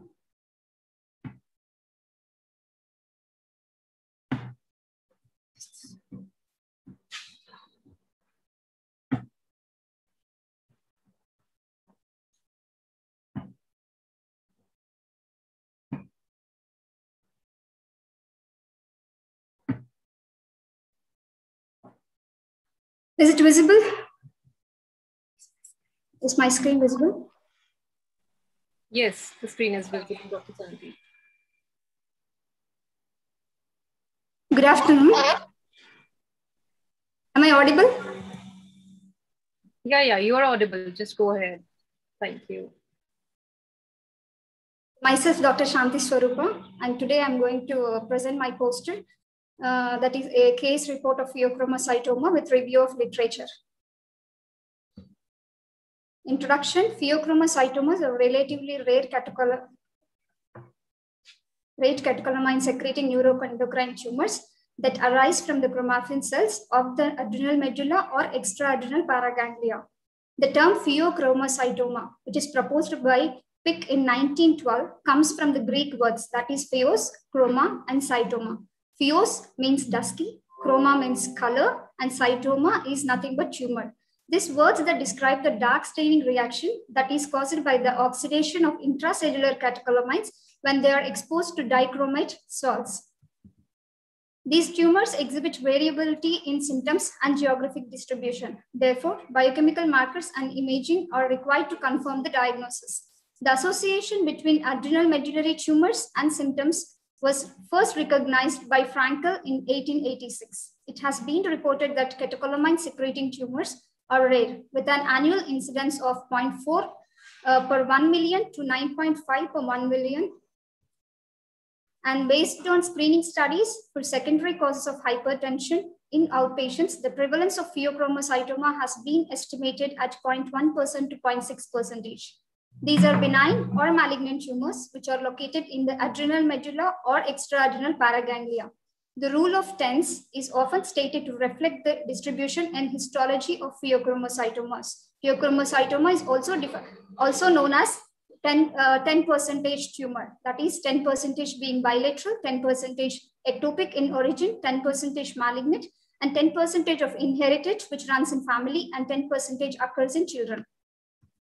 And risk factors: most pheochromocytomas are sporadic. At least 30% of these tumors may be hereditary. The inherited familial syndromes associated include multiple endocrine syndrome type 2. That is MEN2A and MEN2B, and rarely MEN1 is also included. Von Hippel-Lindau disease, neurofibromatosis type 1, familial paraganglioma syndromes, ataxia telangiectasia, tuberous sclerosis, and Sturge-Weber syndrome is also associated with pheochromocytoma. In addition, transmembrane 127 or MAX mutations are also associated with familial pheochromocytoma or paraganglioma. MAX mutation is nothing but MYC-associated factor 10 mutation. Coming to the clinical features, the symptoms experienced by patients with pheochromocytomas are typically with the result of tumoral secretion of catecholamines, which are then metabolized primarily intratumorally into metanephrines. This is a classical triad, which is headache, palpitation, and diaphoresis or increased sweating. Due to its variable clinical symptoms, diagnosis of ectopic pheochromocytoma remains difficult. Hypertensive crises are the most concerning clinical features, which may be precipitated by certain medications, foods, or tumor manipulation. Biochemical features: if there is clinical suspicion of pheochromocytoma, biochemical measurements of catecholamines or other metabolites like metanephrines are typically performed. These tests include 24-hour fractioned urine metanephrines with or without vanillin mandelic acid or highly sensitive and specific. Both epinephrine and norepinephrine should be measured, as tumors often secrete one or the other hormone in urine or plasma. The cutoff values are 2000 picogram per milliliter for norepinephrine and 200 picogram per ml, that is for epinephrine. Radiological studies: MRI scans are 95% sensitive and almost 100% specific for pheochromocytomas because these tumors show a characteristic Swiss cheese appearance on T2 weighted images or after gadolinium. And this is the Swiss cheese appearance. And the treatment is laparoscopic resection is now routine in the treatment of pheochromocytoma. If the tumor is larger than 8 to 10 centimeters or radiological signs of malignancy are detected, an open approach should be considered. Preoperative management An alpha adrenoreceptor blockers, that is phenoxybenzamine, is used to block the catecholamine excess and its consequences during surgery. With adequate medical pre-treatment, the perioperative mortality rate has decreased from 20 to 45% to less than 3%.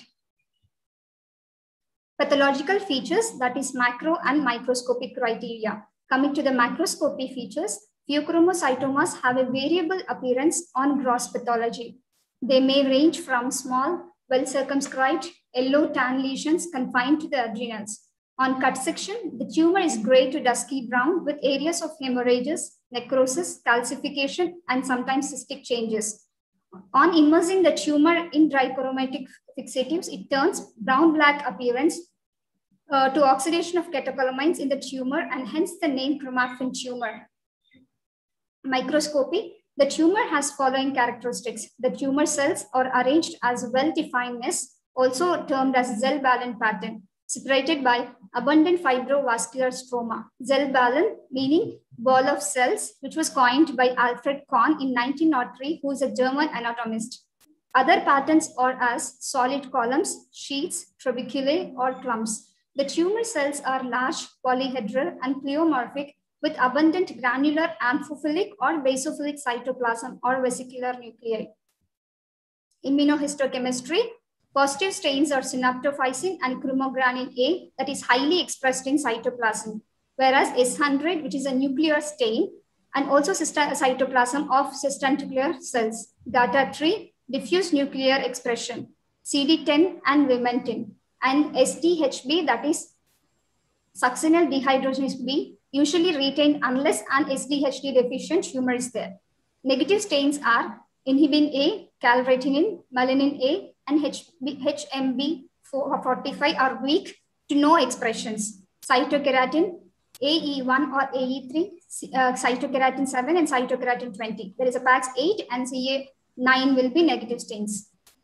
Complications, cardiovascular complications such as myocardial infarction and arrhythmias, panic attacks. It precipitates hypertensive encephalopathy and cerebral hemorrhage.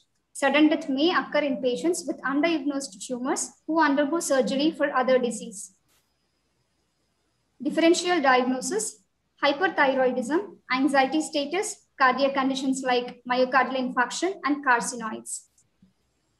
Coming to the case report, patient was a 30-year-old female who was admitted to our hospital with chief complaint of right flank pain since 1 month, which was intermittent and non-radiating. On general physical examinations, her vitals are normal and abdomen was soft on palpation and no mass felt.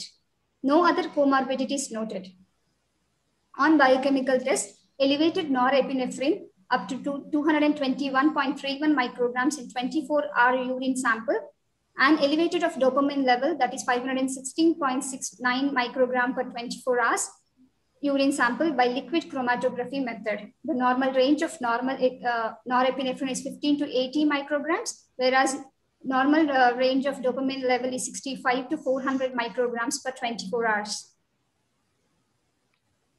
MRI scan, radiological impression was heterogeneous, enhancing lesion arising from right adrenal gland, which is likely to be adrenal carcinoma. And the laparoscopic adrenalectomy was done and excised mass of right adrenal gland was sent for histopathological examination. And microscopy, the adrenal mass measures 4 into 3 into 3 centimeters, and the external surface appears smooth, grayish, with attached fibro-fatty tissue. And along with the normal tissue, here we can see this normal tissue, the periphery at the periphery ring, and cut surface shows gray-white solid areas with cystic areas. Coming to the microscopy, it shows a partially encapsulated tumor with cystic and solid tumor in the medulla consisting of cells arranged in nests. These are the nest pattern, or also called as balls of cells or Zell-Ballen pattern. That place is surrounded by a delicate fibrovascular tissue. Whereas figure 4, it shows tumor cells along with the myxoid changes. And figure 5, this shows pleomorphism, that is different in different shapes. There are oval to polygonal in shape. Whereas figure 6, it shows granular cytoplasm with hyperchromatic round to oval nuclei with salt pepper chromatid and prominent nucleoli in few cells. These are the granular cytoplasms. And this is the prominent nucleoli with the salt and pepper chromatin. And figure 7, there is a brown pigment suggestive of melanin seen in the periphery of the tumor. Coming to the immunohistochemistry, we have done chromogranin along with the synoptophysin. The photograph, this photograph shows tumor cells with chromogranin showing strong positivity, which is a cytoplasmic stain. So all the cytoplasm stains brown color.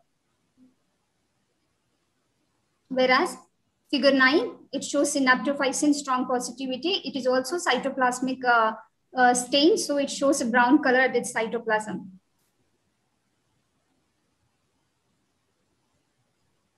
Coming to discussion, pheochromocytomas are rare neuroendocrine tumors composed of chromaffin cells which synthesize and release catecholamines, that is adrenaline and non-adrenaline.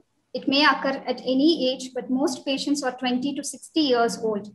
Most tumors are slow growing and benign, but about 10% of the tumors are malignant, invasive, and metastasizing.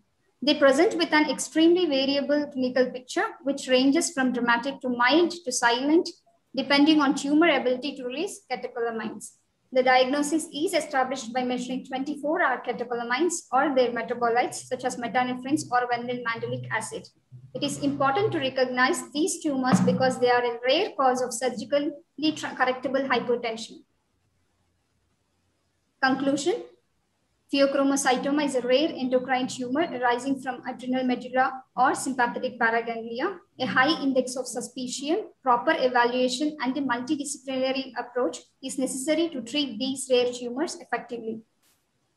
And these are my references. Thank you.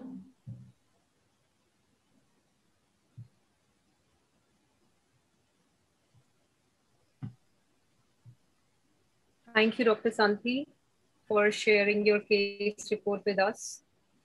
Now, the session is open for any queries, any questions, any doubts. What is a pseudo-pheochromocytoma? Sorry? Pseudo-pheocytoma. Pseudo. When do you call it as a pseudo-pheochromocytoma? Even though catecholamine, yeah, even it shows the features of pheochromocytoma, but it is not a pheochromocytoma where the catecholamines won't increase as such. So other adrenal tumors can also sometimes show adrenal cortical tumors. Yeah, adrenal cortical carcinoma also shows the same features, but chromogranin A, which is the immunohistochemistry, if you do that, it differentiates between both pheochromocytoma and adrenal cortical carcinoma.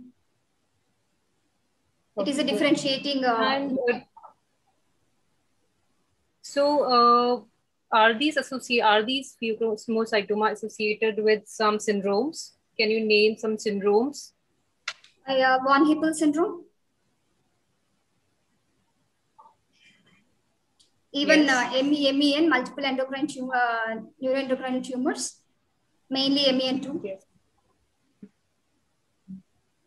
And when we call this as a malignant transformation, what are the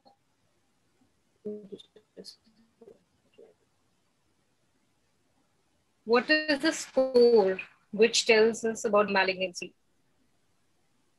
Even the periphery, even the periphery of the tumor will be affected. Then we'll consider it as a malignant. Usually in benign, the periphery of the adrenal medulla won't be affected. So any more findings, mitosis, any more findings? Yeah, we'll see the mitotic figures and all in the microscopy feature. We'll see all the there is a mitotic figures, increasing NC ratio, all these things. Okay. I'll see the chat box. Thank you, Dr. Santhi. Thank you so much.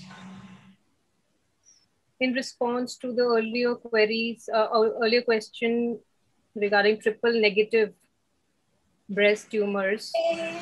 Dr. Nuha Al-Qadi answered metaplastic and medullary carcinoma. Dr. Sadia Qamar said adenoid cystic carcinoma. And Dr. Nuha again said salivary-like gland-like tumors. Yes, correct. Thank you for your responses. May I request our next speaker here, Dr. Marwa from Tunisia, to come up, and I'm passing her the stage to deliver the speech. Hello, Dr. Marwa.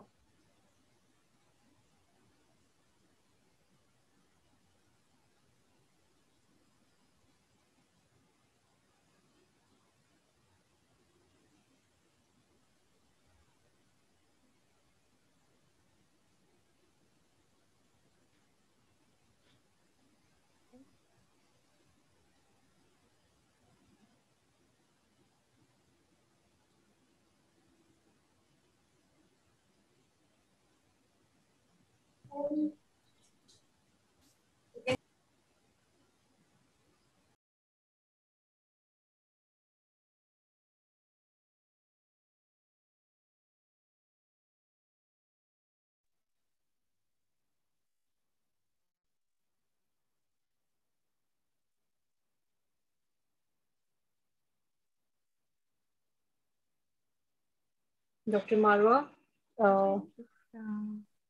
don't know if my presentation is.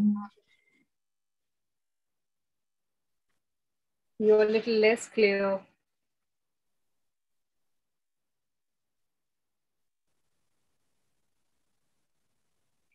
Please unmute yourself. Yes. Okay. I'm Dr.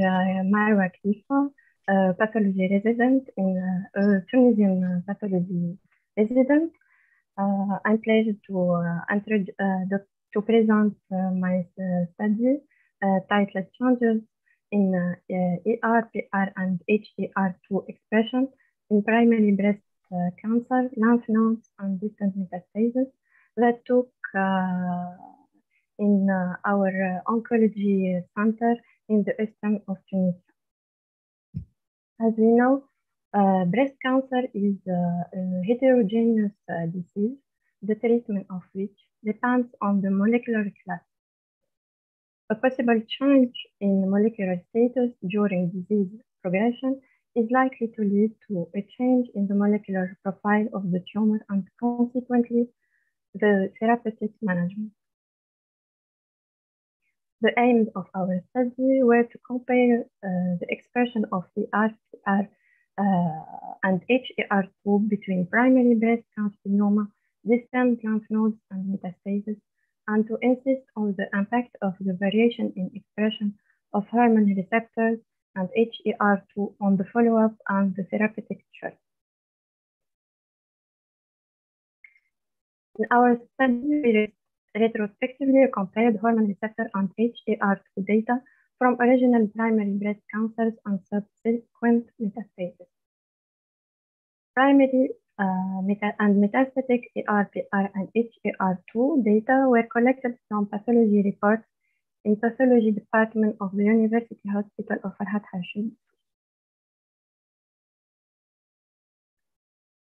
The patient records were identified from one physician database of those seen over the last 5 years, from 2015 to 2020, at the Center or Register of Cancers in the eastern of Tunisia.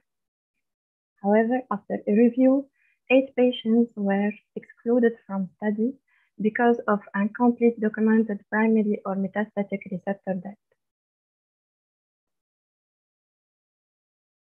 11 additional patients were excluded from the study, whose immunohistochemical profile was evaluated after chemotherapy and local recurrences. We identified only 7 patients with invasive primary breast carcinoma. All the 7 patients received an axillary lymph node dissection as part of surgery for a large or high-grade invasive breast carcinoma in the absence of a known history of distant metastasis. After another age period of 15 months, the patients presented distant lymph nodes or metastases. The molecular status was evaluated following the request of the oncologist by using immunohistochemistry studies. The positivity of the hormonal receptors was retained for a percentage equal or greater than 10% of cells immunostained, and by using the ORED score. The results of our study.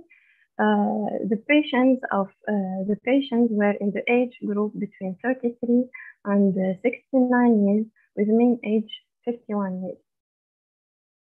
The majority of tumors were in grade 3, according to Nottingham Modified Bloom-Richardson System Score, followed by grade 2 in 28%. In 57%, it was a carcinoma with no specific type, followed by a micropapillary carcinoma in 28% and pleomorphic lobular carcinoma in 14%. In 71%, the primary breast carcinoma had luminal B as the molecular profile, followed by luminal A in 14%, and in 14% the expression of hormonal receptor were lost with overexpression of HER2.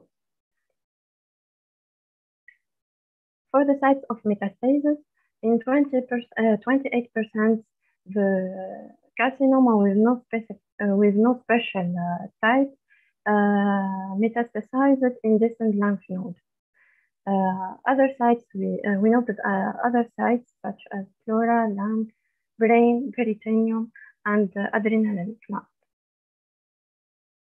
The ER expression was unchanged for all the cases.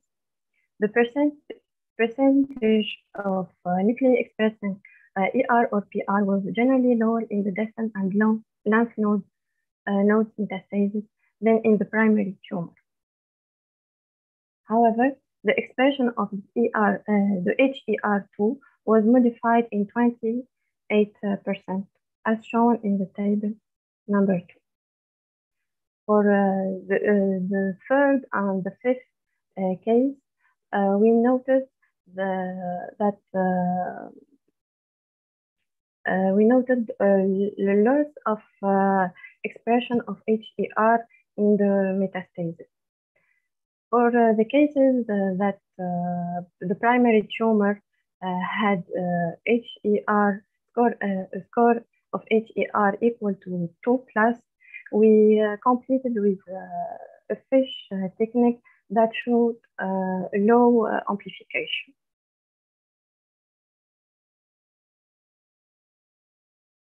For the case that it was about breast carcinoma with no special type that metastasizes in the supraclavicular lymph node, as shown on the on the right photomicrograph. The immunohistochemistry showed a weak to moderate expression in 60% for the ER. The left photograph and the left side photomicrograph, and moderate to intense expression of PR in 80% of cell tumor, as shown in the right photomicrograph. For the HER2 expression, we noted a lack of expression in 100% of cell tumor. In our study, we reported also a rare case of adrenal gland metastasis of a micropapillary breast carcinoma diagnosed in December 2020. It was about a 33-year-old female which presented an acute adrenal insufficiency related with a mass located on the left adrenal gland. 2 years ago, the patient was diagnosed as a breast carcinoma. A laparoscopic adrenalectomy was performed and 2 diagnoses have been made, a breast carcinoma metastasis or a primary adrenal tumor.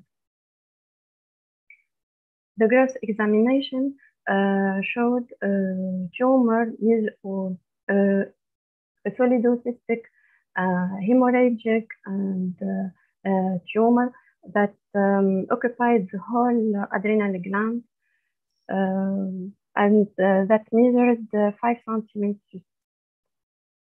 The microscopic examination showed an adrenal gland tissue which was replaced by pseudopapillae papillae floating in a clear space separated by thin fibrocollagenous stroma. The tumor cells showed a moderate to strong nuclear atypia with some mitosis.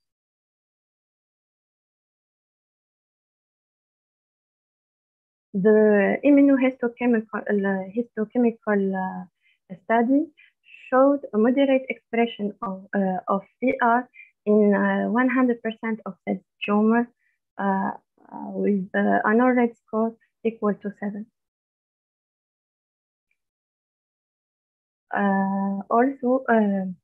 It showed also an intense expression of PR in 100% of cells tumor and an ORED score equal to 8. After a comparison with the molecular states of the primary breast carcinoma, we noted that the PR changed and rose for an ORED score equal to 8. For the HER2 expression, we noted that as well for the primary breast carcinoma and for the adrenal gland metastasis, we noted the lack of expression in 100% of cells with a score equal to 0. In discussion with our results of our researchers, some studies have shown that distant breast cancer metastasis may show receptor conversion, potentially leading to inappropriate choices of systemic treatment. The study of Nagel and al., which titled Receptor Conversion in Distant Breast Cancer Metastasis, they showed that receptor conversion by immunohistochemistry for ER, PR, and HER2 occurred in 10.3%, 30%, and 5.2% of patients respectively. Conversion for ER and PR was mainly from positive in the primary tumor to negative in the metastasis. However, in a few cases, conversion occurred from negative in the primary tumor to positive in the metastasis.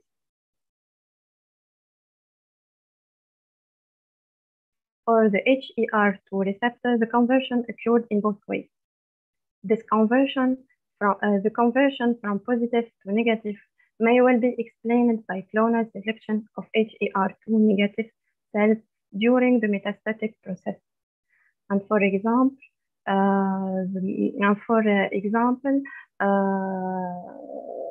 that may be elicited by trastuzumab therapy. When considering the different metastatic sites, receptor conversion seemed to occur mostly in liver and brain metastasis, but only for PR conversion this was significant.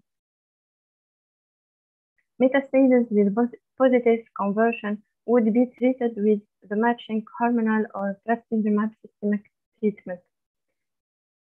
The treatment of patients with negatively converted distant metastasis is more complicated. Nevertheless, the study of Hofnagel and al.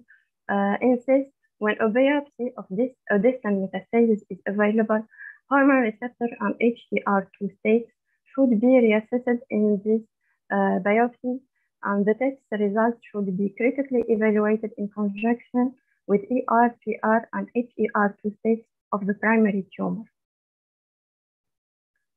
Another study published in 2005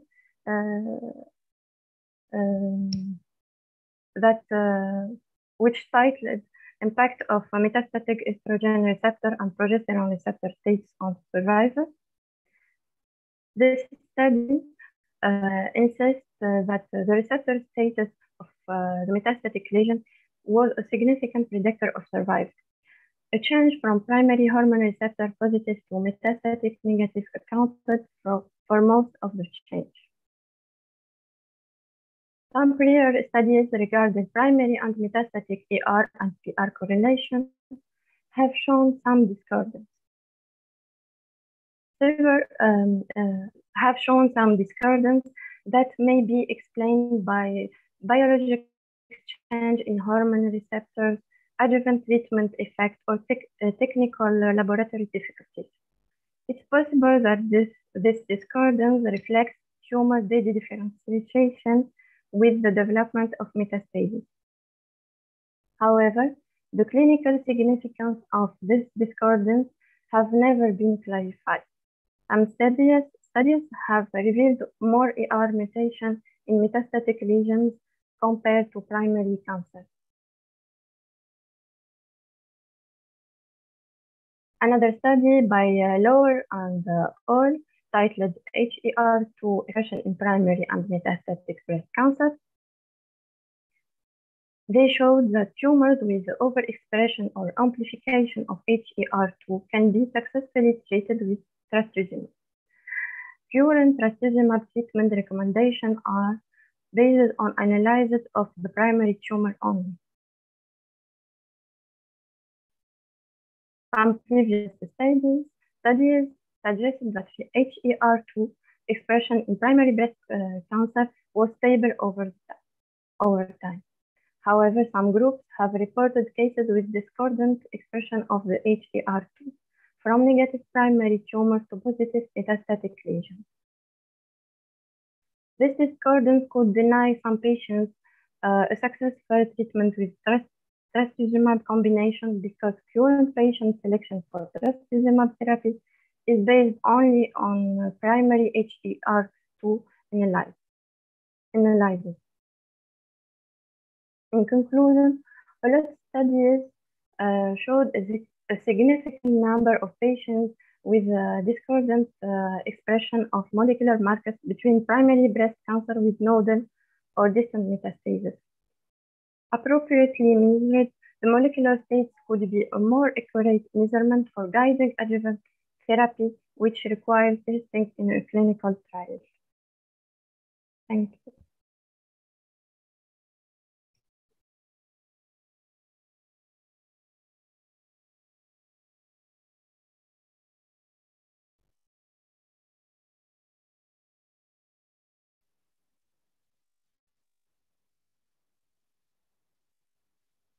So thank you, Dr. Marva, for sharing your experience with us, highlighting the lymph node status and also the distant metastasis in your study.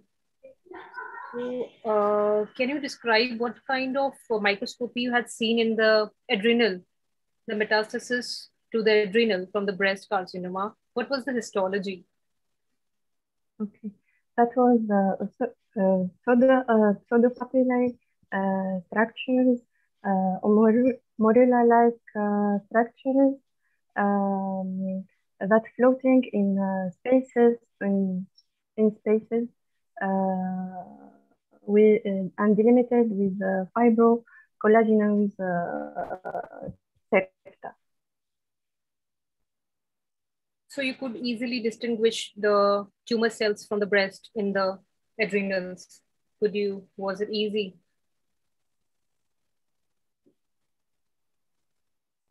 Yes. Actually, we noted on the periphery of the tumor the stigmate of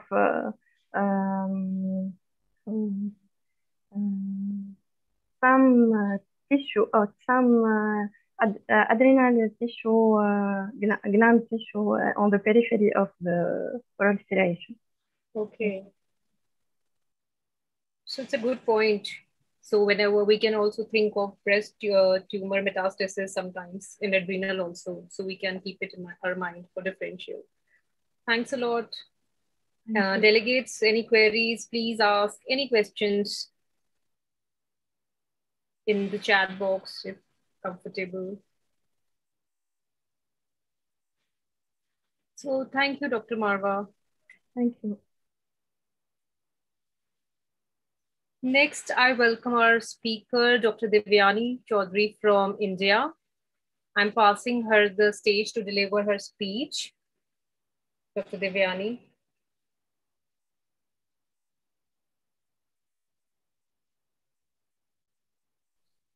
Hi, am I audible, ma'am? Yes. Can you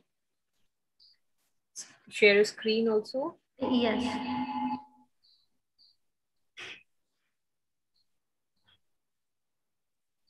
Are you using two devices?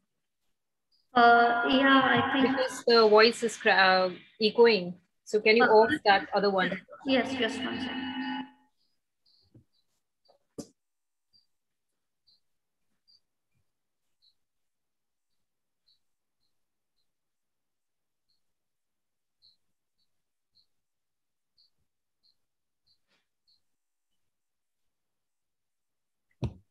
Is my screen visible? Yes, it is perfectly visible. Just I request you to off the other system which is on so that the voice doesn't echo.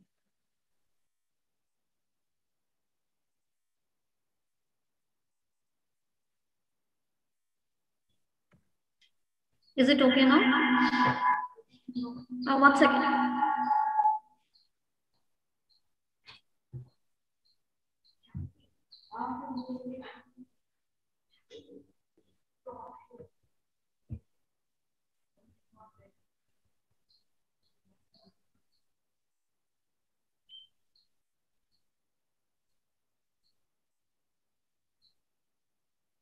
Just mute the one system which is on. Just mute that. Is it okay now? Yes, it's okay. Go ahead.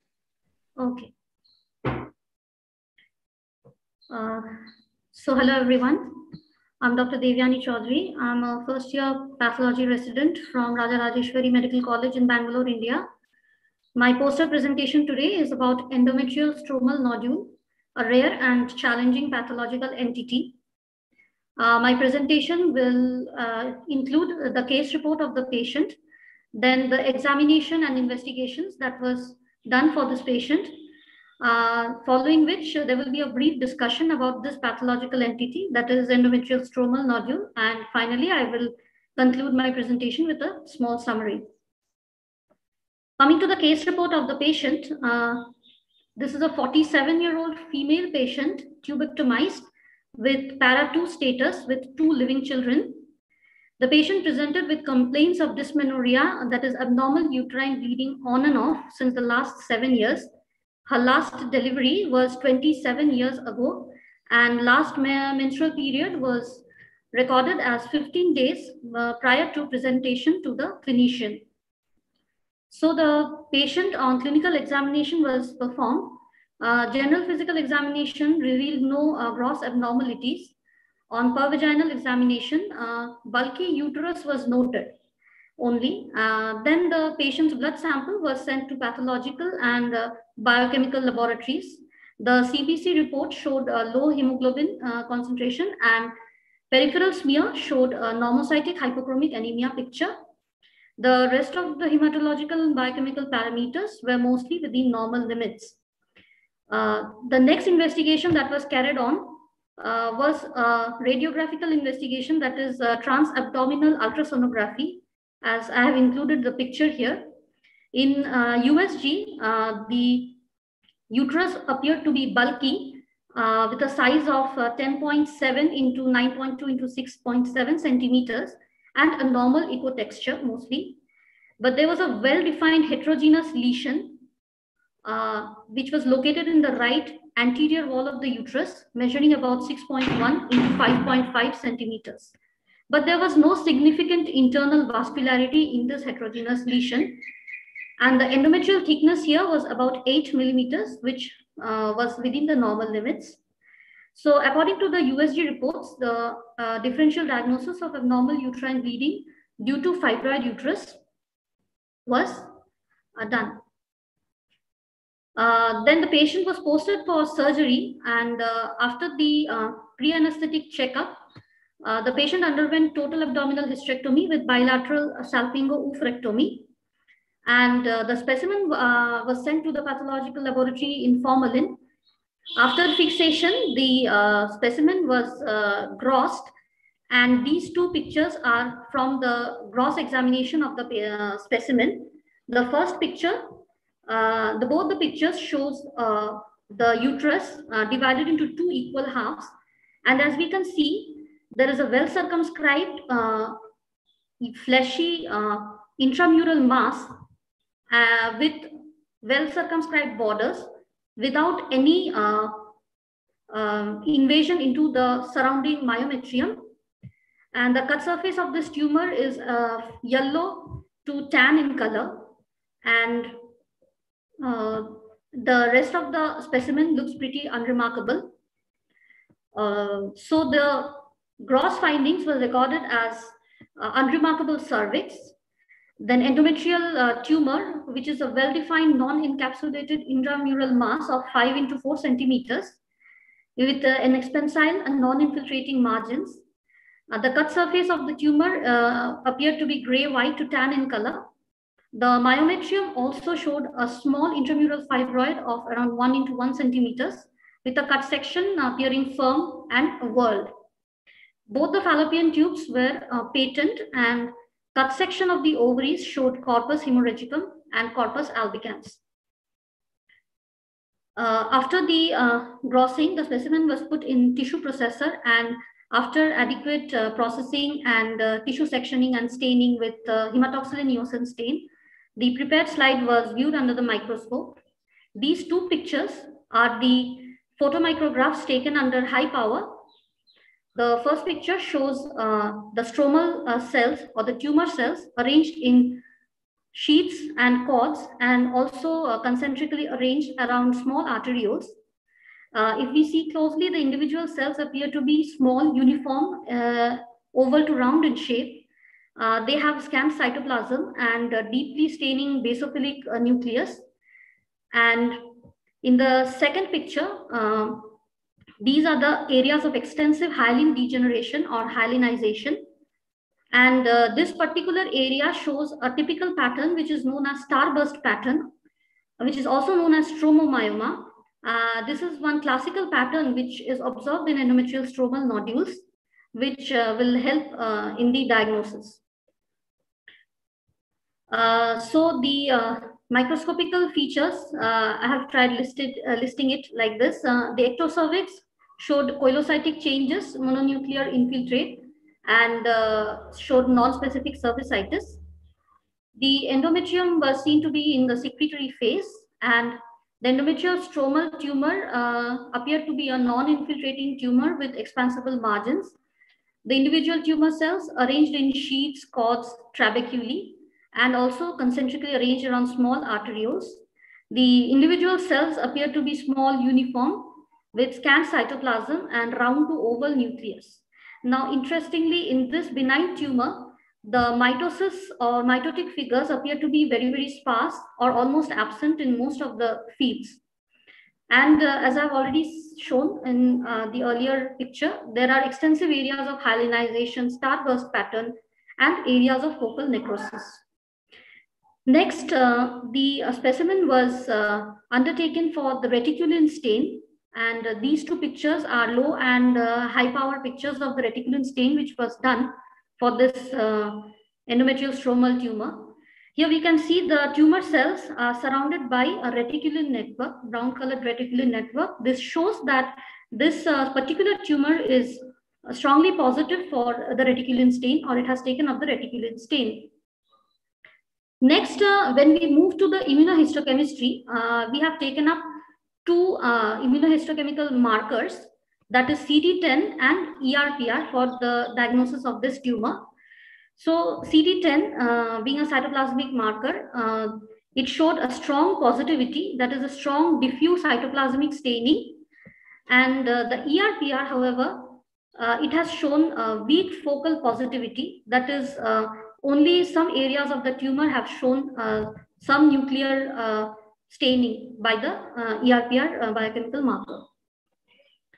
So depending on all these investigations and the gross microscopical features and the immunohistochemical analysis, a diagnosis of endometrial stromal nodule was made, and the patient was then kept in post-operative period and monitored regularly.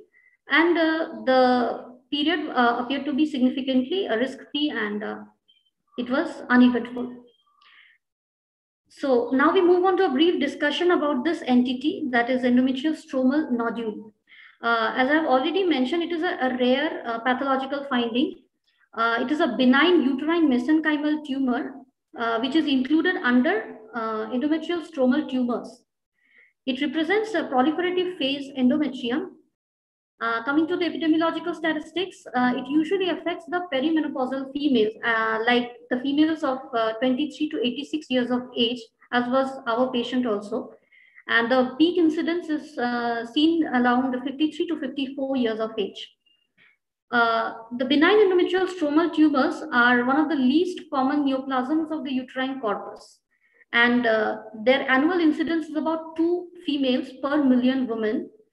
Among them, endometrial stromal nodule is a still more rare subtype that accounts for about 1/4 of the stromal tumors and 5% of all uterine tumors. The presenting symptoms are non-specific, like abnormal bleeding, similar to our patient. And also patients might present with abdominal or pelvic pain, enlarged uterus or pelvic mass. Some of the patients, about 10% of the patients, might be asymptomatic.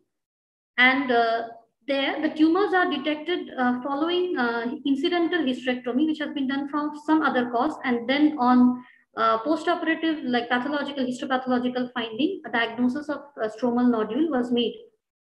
One of the commonest site for this stromal nodule is the submucosal or intramural part of the uterine corpus.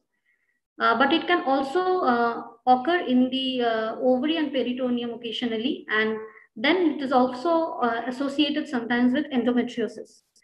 It can also protrude inside the uterine cavity like a polypoidal mass.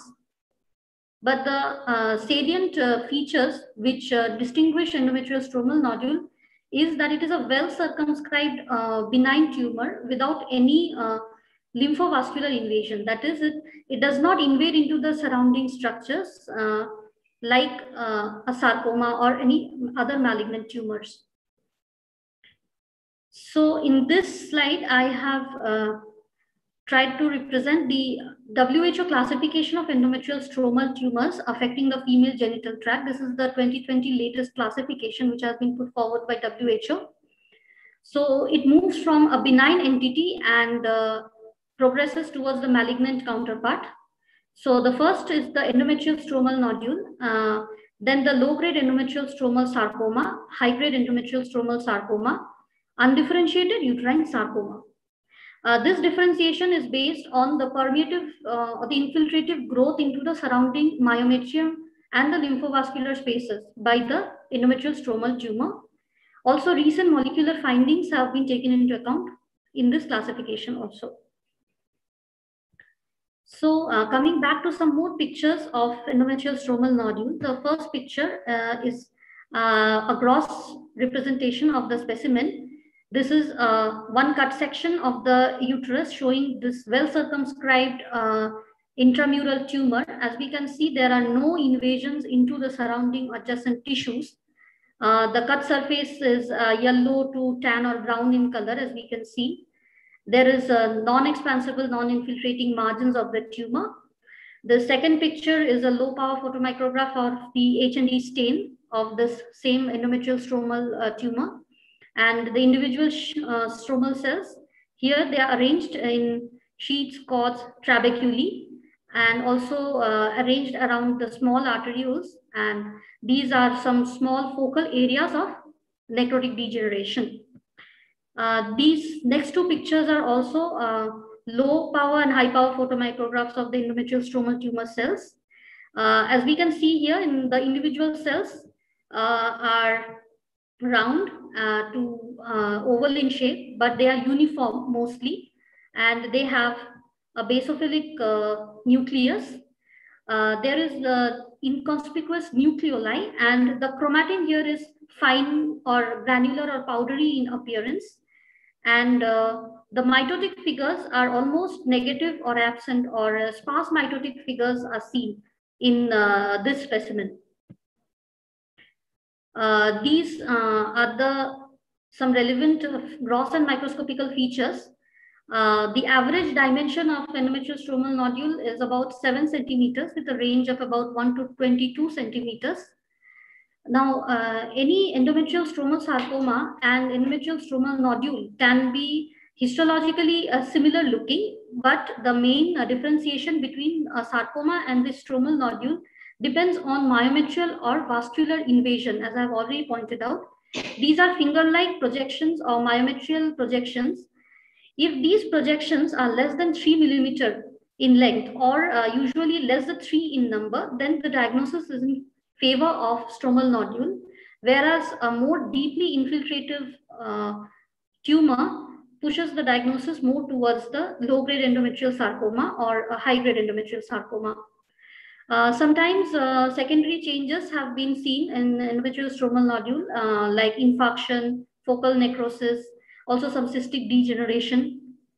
The microscopical features mostly depends on the mitotic activity. That is, in stromal nodule, typically mitotic activity, mitotic figures are low, and about half of the specimens have no mitotic activity, that is less than 5 mitotic figures per 10 high power fields.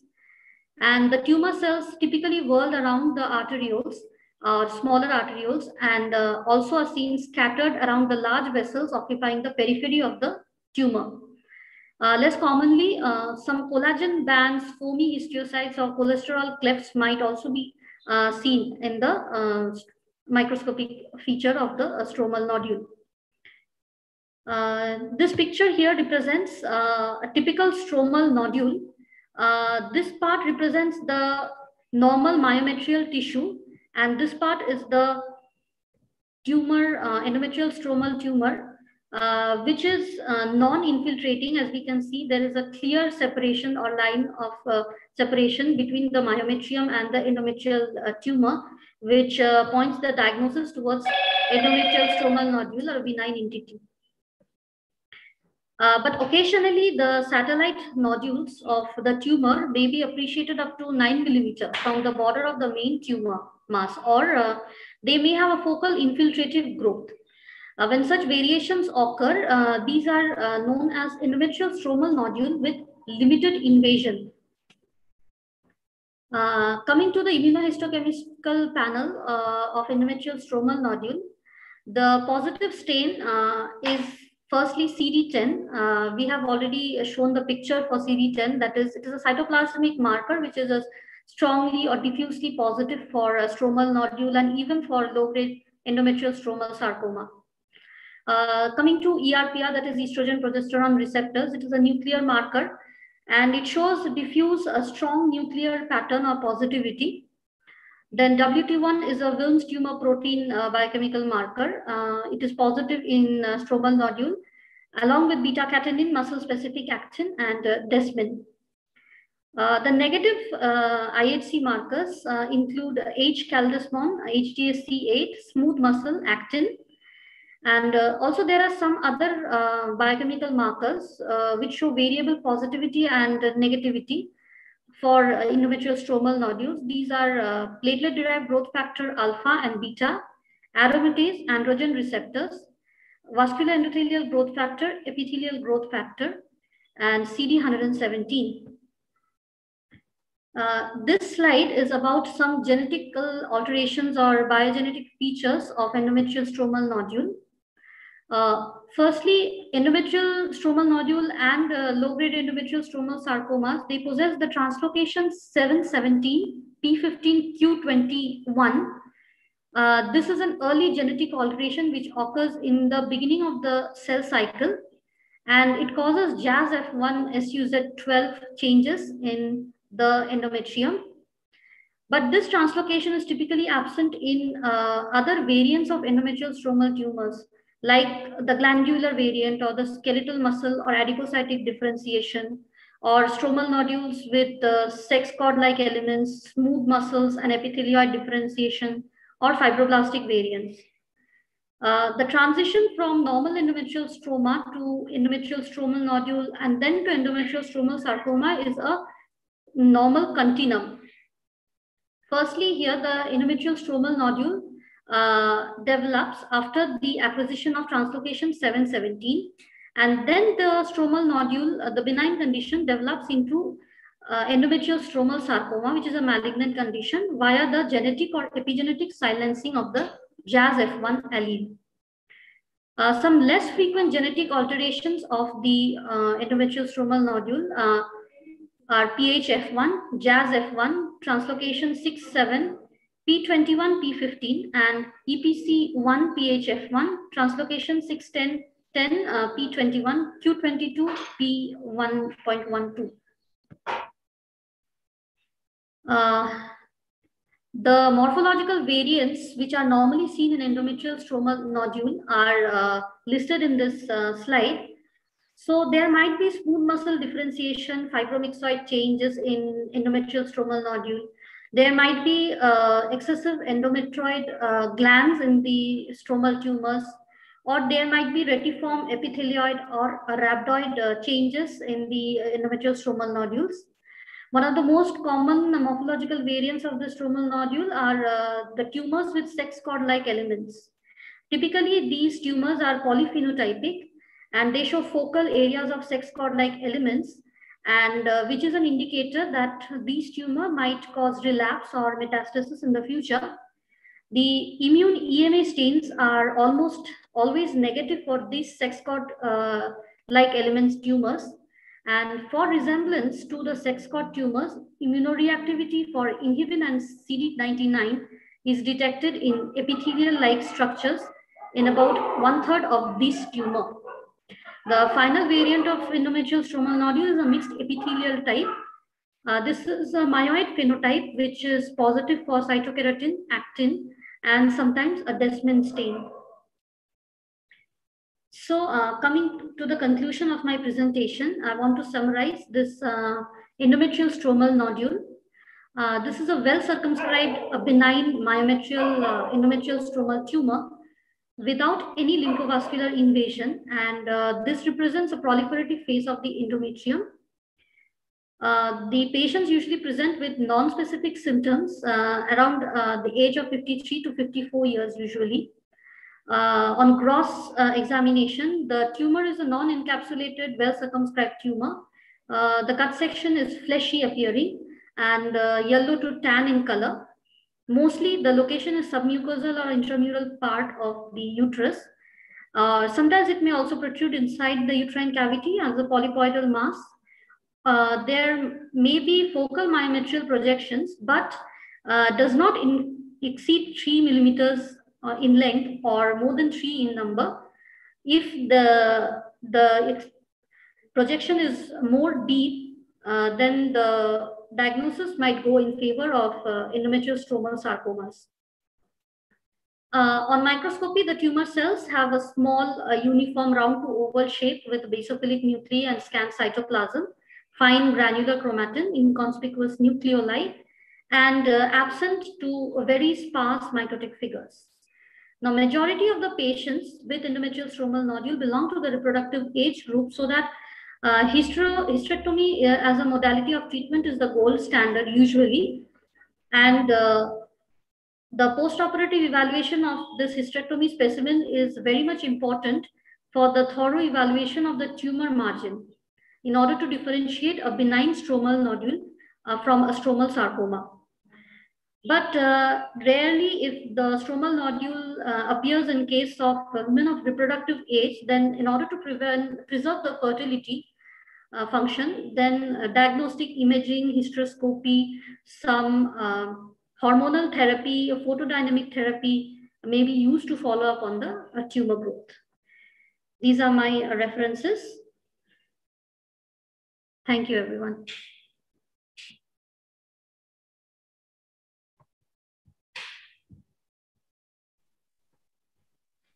Thank you, Dr. Devyani, for sharing your case report here. And I think you almost covered everything very nicely, including the IHC and all the things which are important for a endometrial stromal nodule or sarcoma. So we have some questions here from Dr. Noha Al-Qadi. Yes. How can we differentiate endometrial stromal tumors and endometrial stromal sarcoma? Firstly, I want to differentiate preoperatively and post-operatively between stromal nodule and stromal sarcomas. So there was one study conducted in 2005 where the MIB1 expression was evaluated along with ERPR expression in endometrial tumors. And preoperatively, this MIB1 expression was found to be more in case of endometrial stromal sarcomas, and ERPR expression was less. And significantly, the MIB1 expression was less in stromal nodule, and ERPR expression was more in case of endometrial stromal sarcomas. And but this is a very small study which cannot be taken into clinical practice. So more stress is given on the post-operative evaluation of the actual specimen or the actual hysterectomy specimen. So when we obtain the hysterectomy specimen, we have to first look for the myometrial and the lymphovascular invasion for the endometrial stromal tumor actually. So if the tumor is more than 3 millimeter in depth, like infiltrating into the myometrium, or the finger-like projections are more than 3 in number, usually, then diagnostically, we can come to a conclusion for endometrial stromal sarcomas, so that it is a malignant condition. And if it is not so much deeply infiltrative, then probably endometrial stromal nodule can be considered as a possibility. Okay. And she has another question. Does mitosis have any cutoff point between the two? There is no hard and fast mitotic figures for mitotic activity. It's already been mentioned in different literatures that low to absent mitotic activity goes more in favor of endometrial stromal nodule. Like for the specimen that we have received, mitotic figures came to around 2 to 3 per 10 high power fields.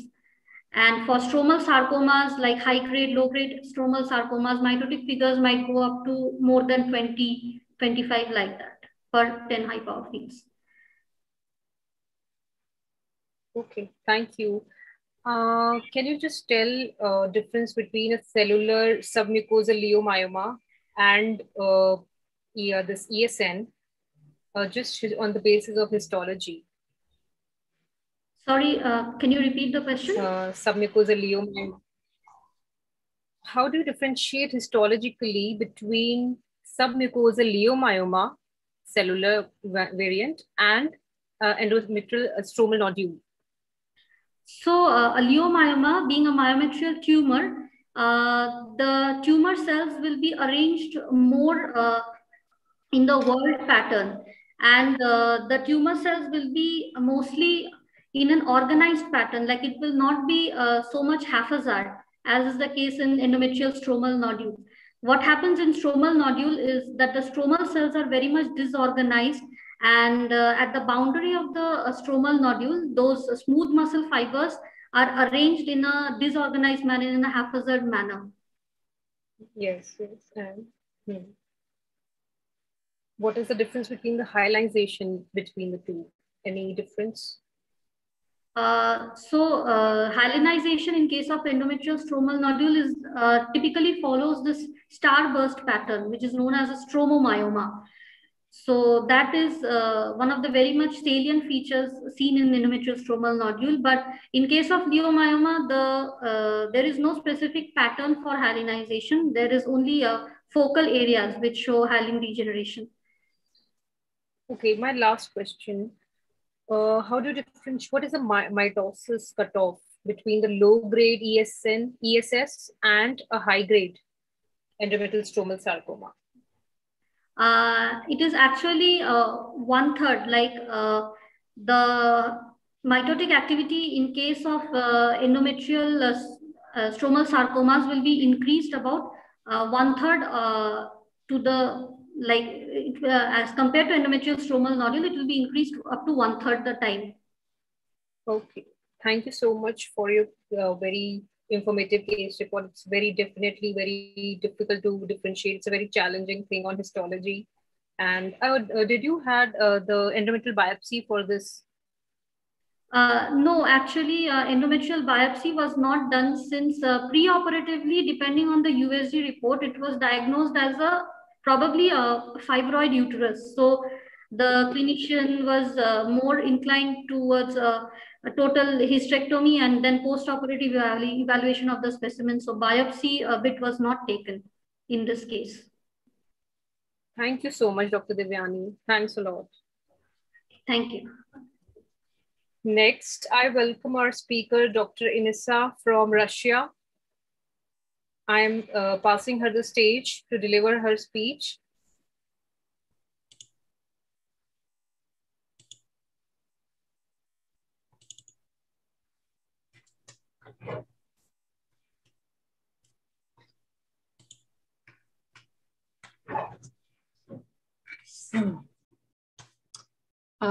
Good afternoon, dear colleagues.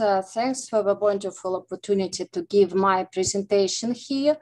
Let me introduce myself. I am a pathologist and junior researchers from Russia, the Loginov Moscow Clinical Scientific Center and the Kulakov National Medical Research Center.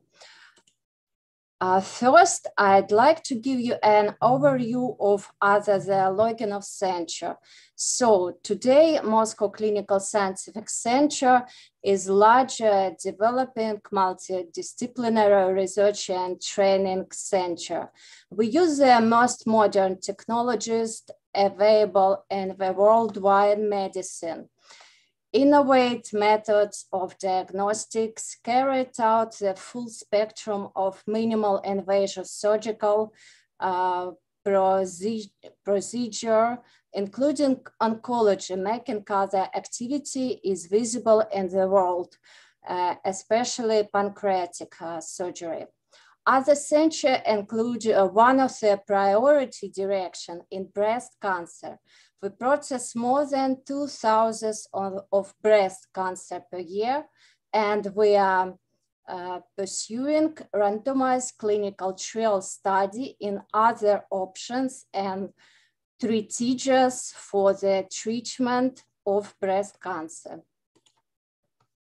We had a 55-year-old woman with a left breast mass identified by mammographic screening, was examined at our center.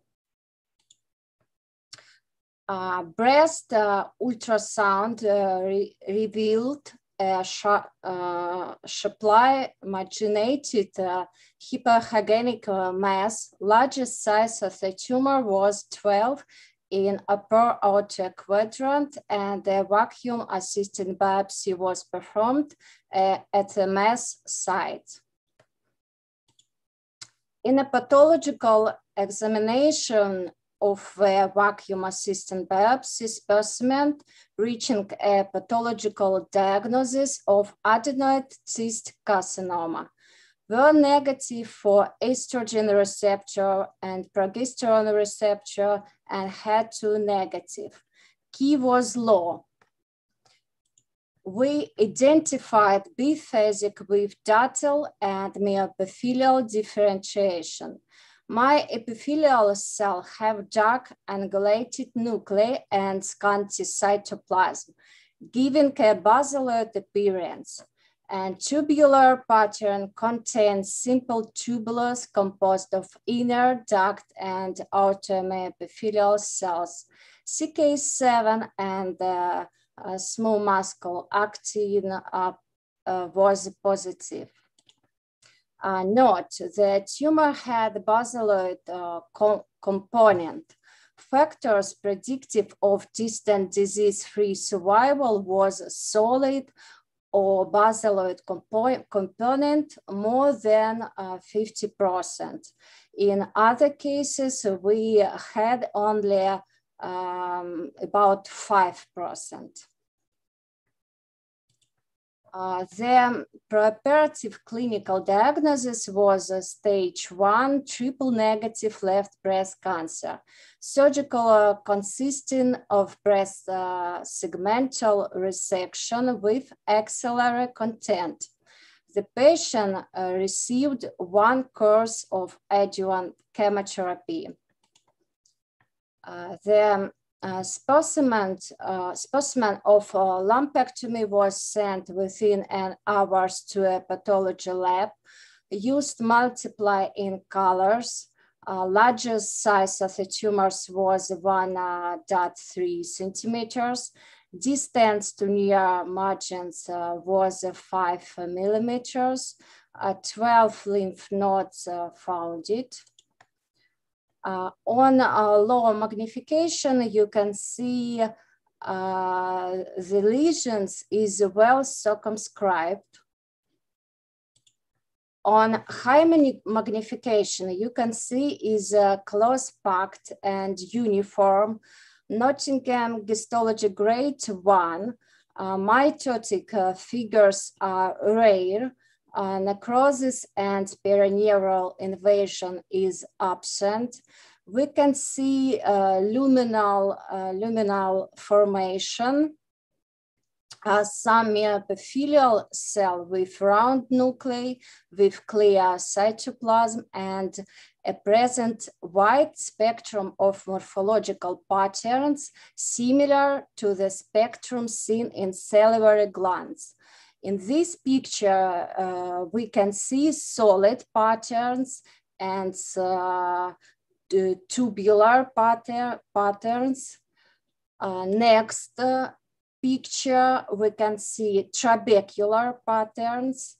And next pictures, you can see classical variants is some beautiful cribriform areas, shows luminal spaces contain blue gold mucin.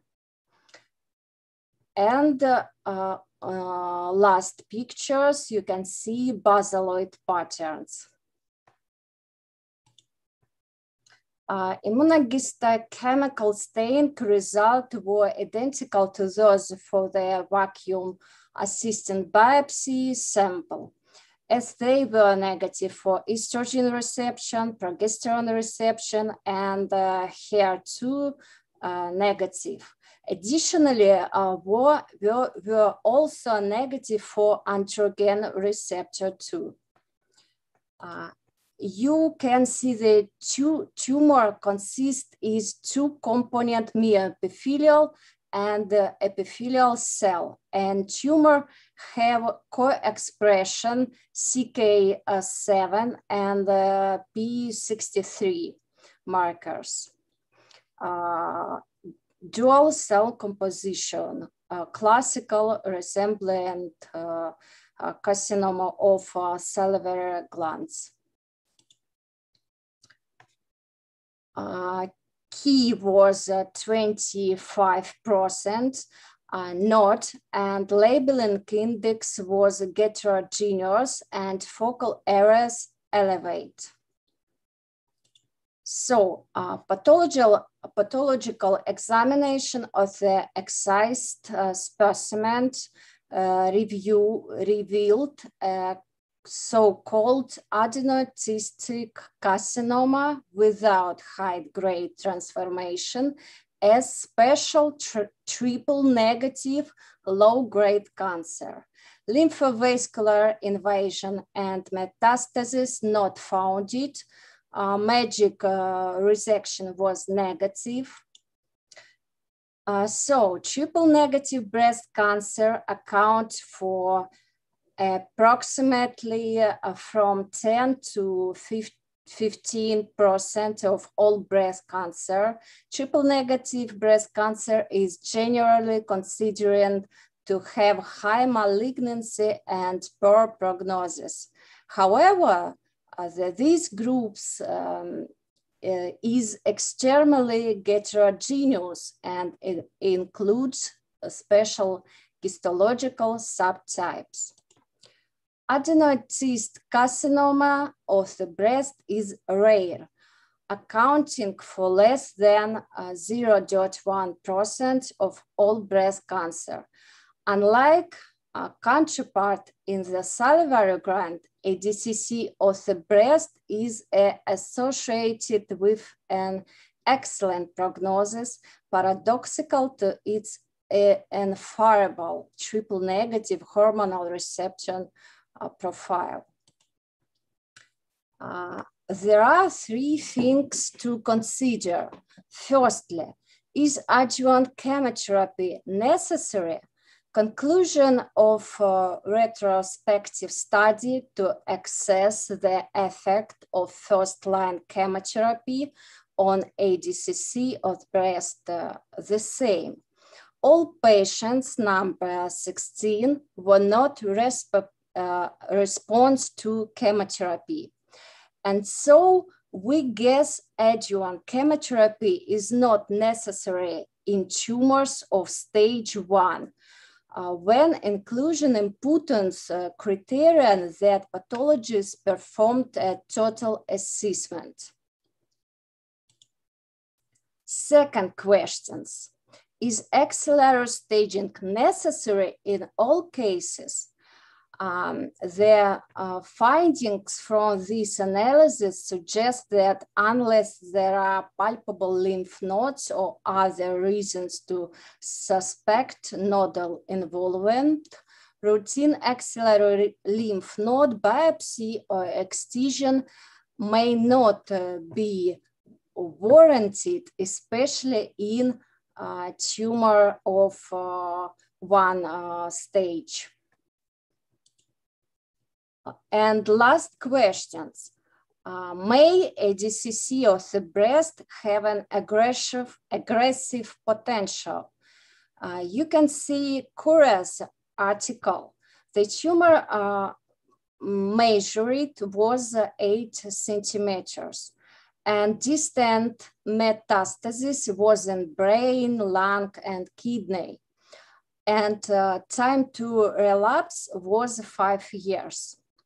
It seems to me that in this article, for not enough data to understand the cause of aggressive potential, there is not enough data about pathological examination. We don't know is a tumor with or without high-grade transformation. There is not data about grade, and the tumor was large. And maybe it was of combined cancer. We don't know. And a high-grade transformation is the preferred terminology. Our differentiation for progression of a usually lower grade carcinoma with conventional morphology into a pleomorphic high-grade carcinoma. Tumors for which this phenomenon is well characterized include ADCC in salivary glands. Left, you can see ADCC with a high-grade transformation showing a transition from a more typical cribriform growth pattern consisting of angulated, hyperchromatic, but monomorphic nuclei left, and right, you can see markedly pleomorphic adenocarcinoma. And right, you can see Lowe's P63 staining in the transform component. The same phenomenon can occur in ADCC of the breast. IDCC of the breast with a highly malignant transformation on one of its component has been described in very rare cases. In conclusions, more effective therapies for patients with special types triple negative breast cancer require tailored investigation through international cooperative. It should not rely on information predominantly contributed from small retrospective analysis. As I see it, a pathologist should examine the tumor totally to exclude high-grade transformation. Thank you for your attention and for coming to my presentation. As you can see in the picture, triple negative breast cancer is really diverse. Take care. Thank you much. Thank you, Dr. Inessa. It was very nice illustration, and the references were also very good, very informative. Any questions? I have a question from Lubab Al-Qureshi. What is the role of PD-L1 in this aggressive tumor? I don't know. We didn't PD-L1 in this case. Because it's one stage, because it's patients one stage, and because we didn't. Good morning.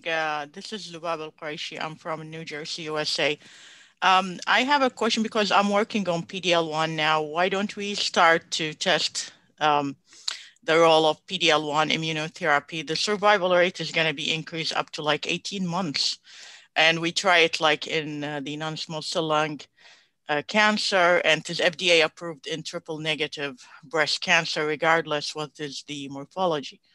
So I think it's a good idea now to start the PD-L1 and get the patient like survive at least like 18 months. Mm-hmm. Thank you. I agree. I agree with you. It's a good idea. Also, can you describe briefly the molecular involvement? What are the molecular genes involved in this in adenoid cystic carcinoma of breast? Sorry, can you repeat please? Molecular, Just yes? the molecular genes involved in adenoid cystic commonly, what is the molecular basis? Mm-hmm. In this case, we didn't note some molecular because we have one stage without metastasis. But in literature, we find some information about, I'm not sure, peak mutation.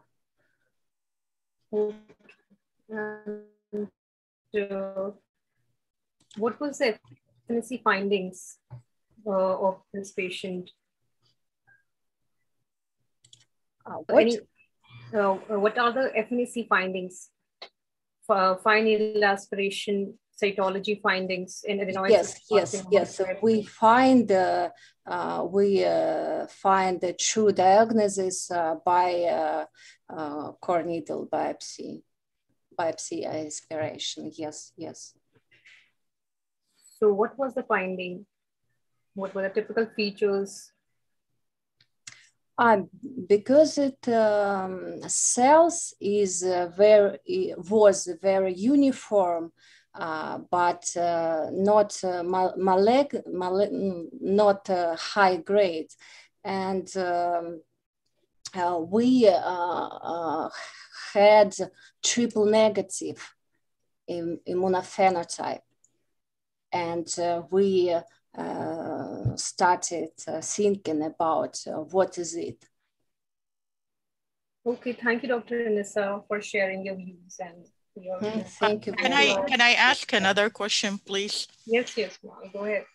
Yeah, thank you so much. So for triple negative, like you mean ER, PR, HER2/neu, did you confirm the HER2/neu by FISH or just by immunostains? In these cases, FISH, sorry, can you repeat please questions? Yeah, I'm sorry about that. So for the triple negative breast cancer, you did ER, PR, and HER2/neu. And HER2/neu, did you like confirm it by FISH, the fluorescent in situ hybridization? I don't. No, we using only FISH for micropapular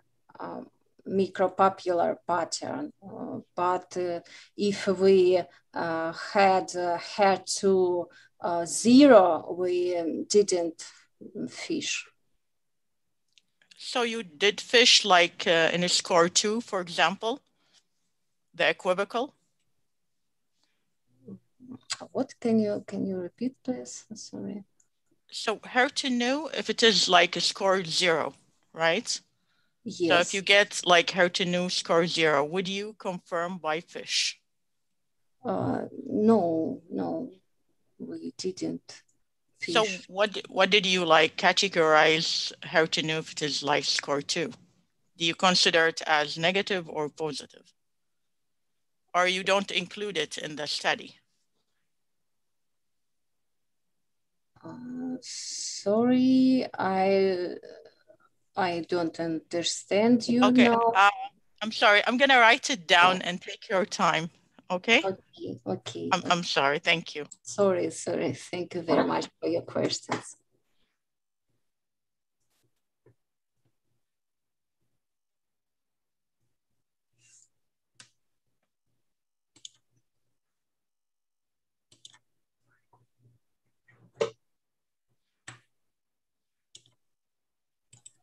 So here in the chat room, we see Dr. Sadia Kamar saying there is a gene fusion of MYB, NFIB in 70% of cases. Was this confirmed by FISH, Dr. Enisa? Oh, I said we didn't FISH in these cases. We didn't. Because that other oncologists, the clinical oncologists didn't questions for pathologists. We didn't. Thank you so much. And if HER2 is equivocal, do you confirm by FISH?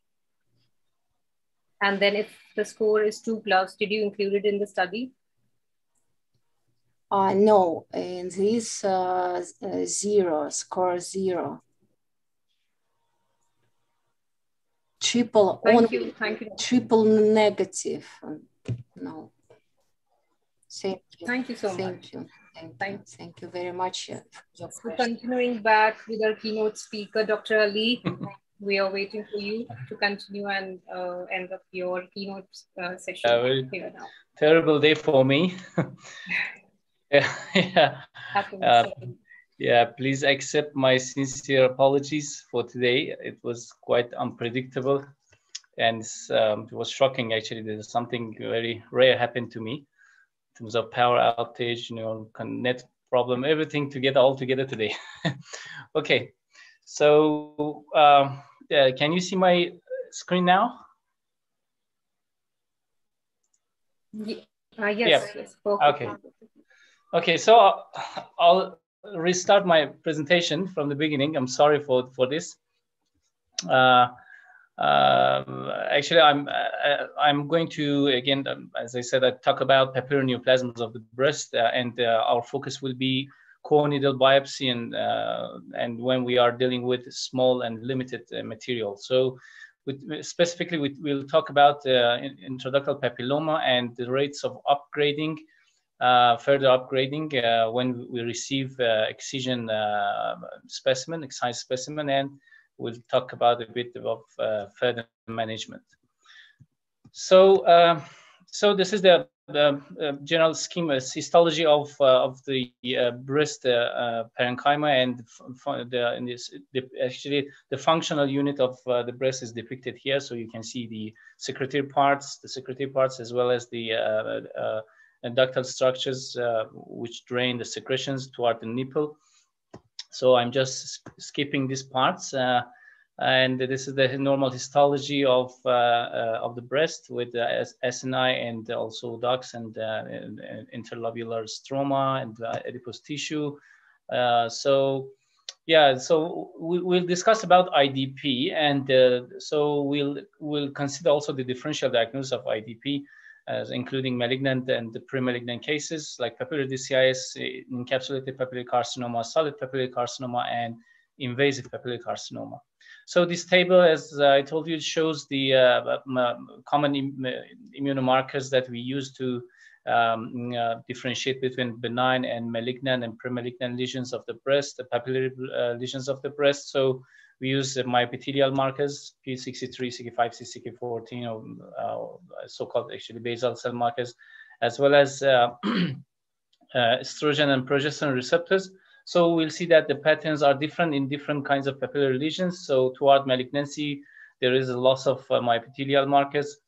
And toward the malignancies, there will be like increased expression of estrogen and progesterone receptor, except what we can see in invasive papillary carcinoma, which is normally ER and PR negative. Okay, so intraductal papilloma, this lesion, as I said, could be single or multiple, or central or peripheral. So the most common one is central single lesion. It's much more common than multiple peripheral IDPs. Perhaps it's due to its symptoms, which is more easily detectable, and normally presents with unilateral clear nipple discharge, rarely as palpable mass, and is common in pre and perimenopausal ladies. So actually, it's the only papillary neoplasm of the breast with continuous layer of myepithelial cells. So you cannot see this pattern of staining and this pattern of arrangement of myepithelial cells in other papillary lesions like this, which is very continuous. And it could actually be with atypia sometimes, and but most often shows the UDH and apocrine metaplasia.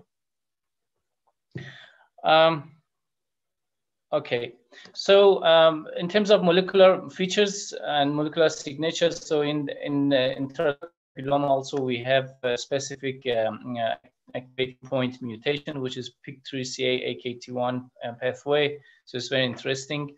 So it can be used in difficult cases. And so this is the typical picture. So combination of solid and papillary areas. But the most important thing, as I said, is the preservation of myepithelial cells, which can be highlighted by myepithelial staining. And so which is highlighted actually with this triple stain. So the brown chromogen highlighted the myepithelial cells, and the red chromogen shows the presence of ductal epithelial cells. Okay, as I said, sometimes IDP is accompanied and associated with ADH/DCIS. So the criteria to appreciate the intraductal papillary epithelial proliferation is the same here also, in order to appreciate whether this is a typical ductal proliferation or usual ductal hyperplasia. So we use the same criteria in terms of histology. But for distinction between ADH and DCIS, low-grade DCIS, we use a size cutoff, which is 3 millimeter, indicating low-grade DCIS, which is slightly different from what we use routinely outside the intraductal papilloma. So immunohistochemical markers is also, as I said, is very helpful and useful in this distinction.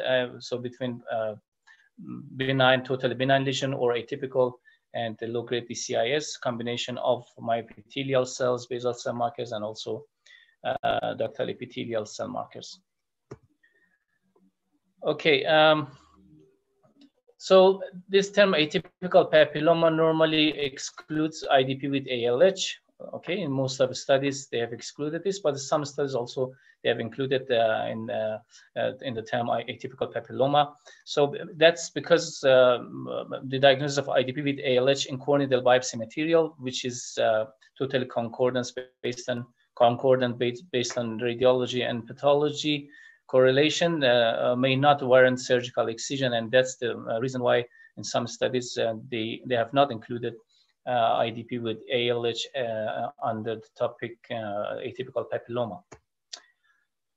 In one study, actually studied which was done extensively on similar lesions. So the long-term follow-up of women with the IDPs, whether it's a single or multiple with or without atypia, in breast excision specimen, compared with a follow-up of a control group of women with or without atypia and no IDP. So the difference between two groups was presence or absence of IDP, regardless of presence or absence of atypia. So the risk of carcinoma, based on this study, the risk of carcinoma associated with a single IDP without atypia was similar to the risk of proliferative changes. So it was very low. Okay, but it was slightly higher for patients with multiple IDPs without atypia. So it means that presence of multiple IDPs may be associated with higher risk of malignancies. So in the same study, IDPs with atypia, including ADH and or ALH, okay, had slightly increased risk compared to ADH and or ALH, which is not associated with IDP. So again, it emphasizes the effect of IDP, whether it is with atypia or not. Presence of IDP with atypia or atypia without IDP. So again, presence of IDP is associated with higher risk of malignancy. Okay, so there's some statistically very interesting results based on this study. And indeed, multiple IDPs with atypia were associated with the highest risk of subsequent carcinoma. Okay, this case initially diagnosed as intraductal papilloma without atypia, but on excision biopsy, further investigations done, and it was concluded that this lesion was actually atypical papilloma. So you can see that there's combination of solid and papillary areas in this picture, HNE, on the top left picture, and you can see those solid areas have been stained strongly with estrogen receptor.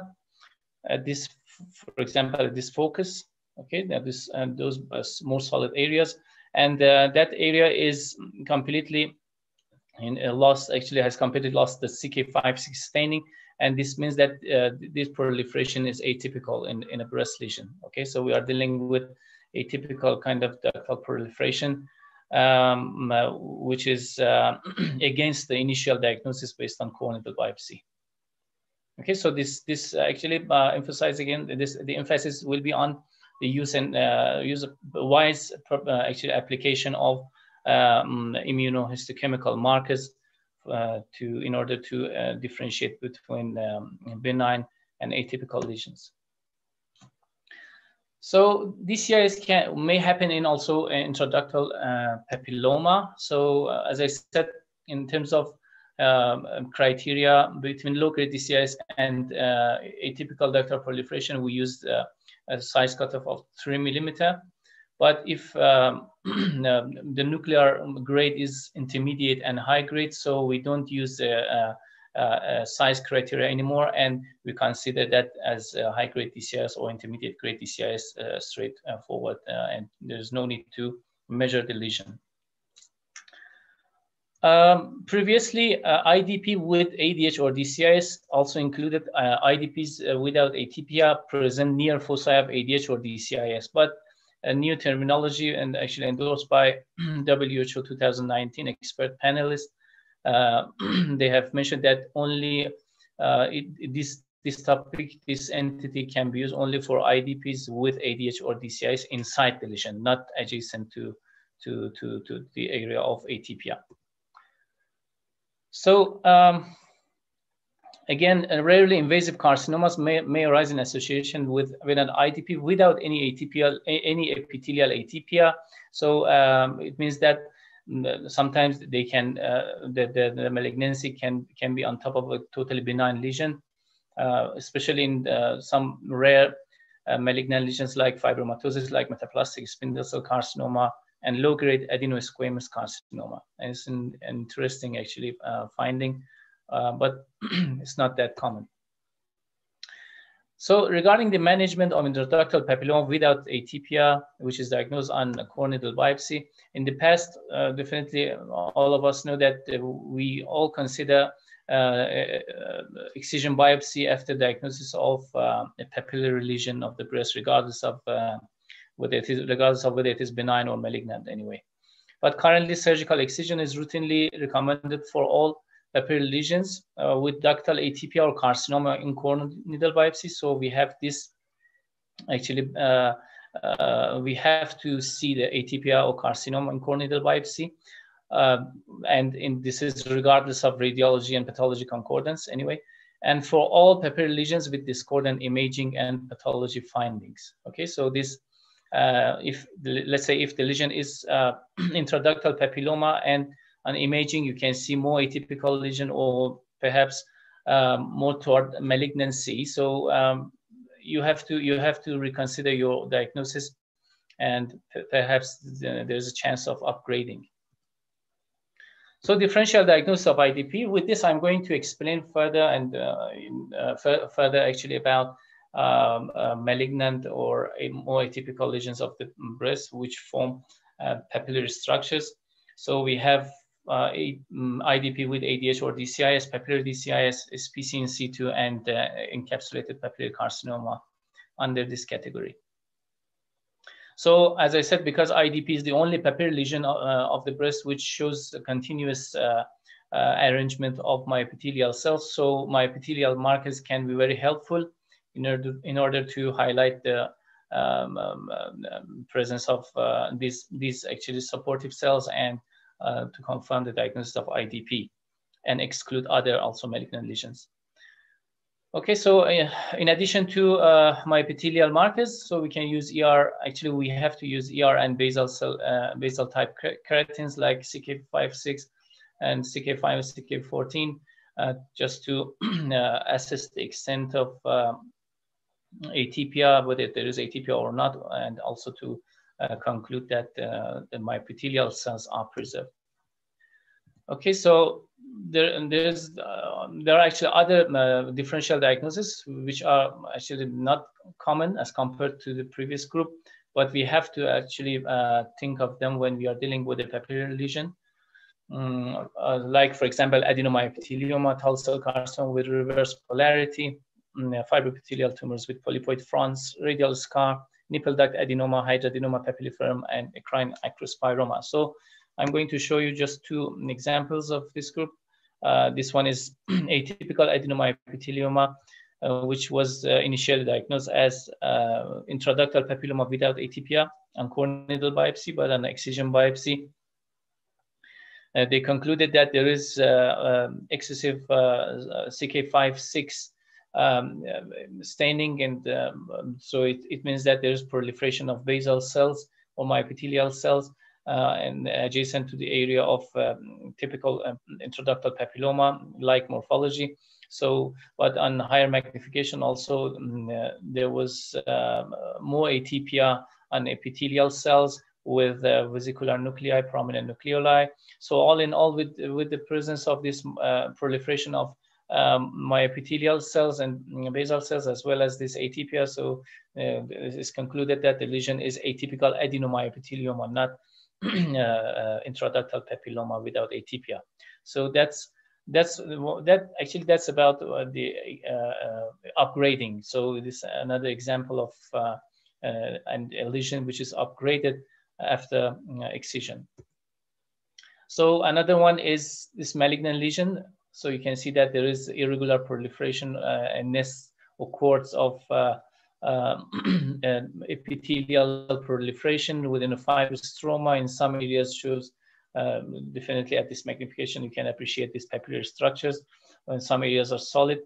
So, so after staining with CK56, CK56 is lost in almost all, actually all over the lesion, and just at the periphery, you can see some remnants of benign ductal structures which stained with CK56 and highlights my epithelium in this layer. In this kind of cells. And ER staining just show very scanty patchy positivity in some cells here and there. And finally, P63 is absolutely negative. So with this pattern of staining and morphology, so we are thinking of an atypical or malignant lesion rather than a totally benign lesion. So this lesion also initially was diagnosed as a sclerosing papilloma with usual ductal hyperplasia, which was against our current diagnosis. So higher magnification of these papillary structures inside this atypical malignant lesion, which is tall cell carcinoma with reverse polarity. So you will see that very nice and very characteristic arrangement of columnar epithelial cells around fibrovascular cores with reverse polarity. So you see that you may see that the nucleus is on top of the cytoplasm. It's not basally located. So yeah, with this histology and the pattern of staining, the tall cell carcinoma can be diagnosed and concluded. So another challenge with IDP is presence of infarction. So infarction is actually finding in IDPs. So because intraductal papillomas are intrinsically fragile and they are very vulnerable to any kind of sort of trauma or perhaps hemorrhage. So after that, infarction or necrosis may happen, especially following some iatrogenic so-called procedure like fine needle aspiration or core needle biopsy. So when we are dealing with an infarcted tissue, so as you know, we are not expecting to, we do not expect to see full house pattern of staining, typical staining. Definitely, those dead cells have lost their own antigenicity, so perhaps we cannot see the positivity for all epithelial and myepithelial markers. But even if we have a few positivity of those characteristic immunohistochemical markers, so we can conclude that this is an infarcted kind of papilloma. So, as a general rule, you have to also consider so-called the effect, pushing effect of needle which is used for core needle biopsy or fine needle aspiration, which may actually displace benign clusters of epithelial cells within the stroma, and it may the lesion may be wrongly diagnosed as invasive, which is actually absolutely wrong, and you have to consider the whole criteria together to conclude your diagnosis. Okay, this is the picture of an infarcted intraductal papilloma. At the center, you can see extensive necrosis. At the periphery, you will see remnants of papillary, actually papillary ductal lesion, and so with the help of CK56 as basal cell keratin or basal type keratin, so you can highlight the presence of myepithelial cells at the periphery on remnants of intraductal, and a higher magnification also can be seen here. So it means that this lesion was initially intraductal papilloma, which was infarcted or perhaps by core needle biopsy or fine needle aspiration. So as I said, there is a table, very actually informative and useful table in one of the reference journals, that articles that I've used. So you can refer to that. It's very useful for your routine practice in order to actually it has addressed the common challenges in your routine practice when you are dealing with papillary lesions of the breast. As I said, like for example, differentiation between solid papillary carcinoma and neuroendocrine carcinoma, both expressing neuroendocrine actually morphology and markers. So we can use, for example, diffuse strong ER positivity in order to exclude neuroendocrine carcinoma against solid papillary carcinoma, or some other challenges like solid lobular carcinoma, with which can mimic EPC, and metastatic papillary carcinoma inside the breast. How can we actually differentiate these two lesions? So I'm not going into details, but I will advise you to just refer to this table for further information and assistance. So papillary DCIS is one of the differential diagnoses of intraductal papilloma. So it's a ductal carcinoma, definitely, but it's limited to the borders of a single duct. So there's no myoepithelial markers, there's no myoepithelial cells inside the lesion, but myoepithelial markers are still preserved outside at the periphery of the lesion. So it may occur in isolation or as one of the various architectural patterns in a case of DCIS. Okay, so there is variation of this so-called expression of DCIS in a lesional tissue. So it's most common type of DCIS in male individuals, and you can compare these two pictures, IDP versus papillary DCIS. So you can see that they could be very similar, at least at low power magnification, but definitely papillary DCIS is more cellular with more ATPR and more stratification as compared to the intraductal papilloma. Okay, another challenging case. So you will see multinodular proliferation of ductal lesion, intraductal lesion, which is more of perhaps papillary DCIS. But bear in mind that, for example, EPC can be multinodular, especially in this case because it has like proliferation of fibroblasts around this lesion, and it may mimic a thick capsule of encapsulated papillary carcinoma. So you are facing a challenge, and you have to overcome this issue by proper and wise application of immunohistochemical markers. So encapsulated papillary carcinoma, or EPC, it tends to occur in post-menopausal women, and also they may happen also in men. Clinically, it usually presents as a retroareolar palpable mass with or without bloody nipple discharge. So histologically, it is a papillary ductal carcinoma, a type of papillary ductal carcinoma, but the nuclear grade is still low to intermediate. Okay, so it's very important to consider this histological so-called feature in order to appreciate encapsulated papillary carcinoma. It lacks myoepithelial cells along the papillae and around the tumor, but is often surrounded by a thick fibrous capsule. Okay, so the thick fibrous capsule is usually present. Usually, it's not actually hard and fast rule, because sometimes it's not that thick, as the picture will show later.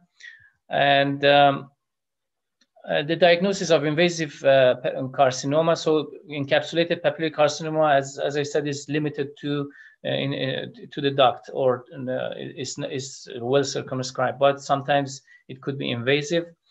And so in order to diagnose invasive encapsulated papillary carcinoma in a proper context, you have to see invasion beyond the fibrous capsule. So it has to be well beyond the capsule, and the invasion is within the capsule or just close to the capsule cannot be considered as invasive carcinoma.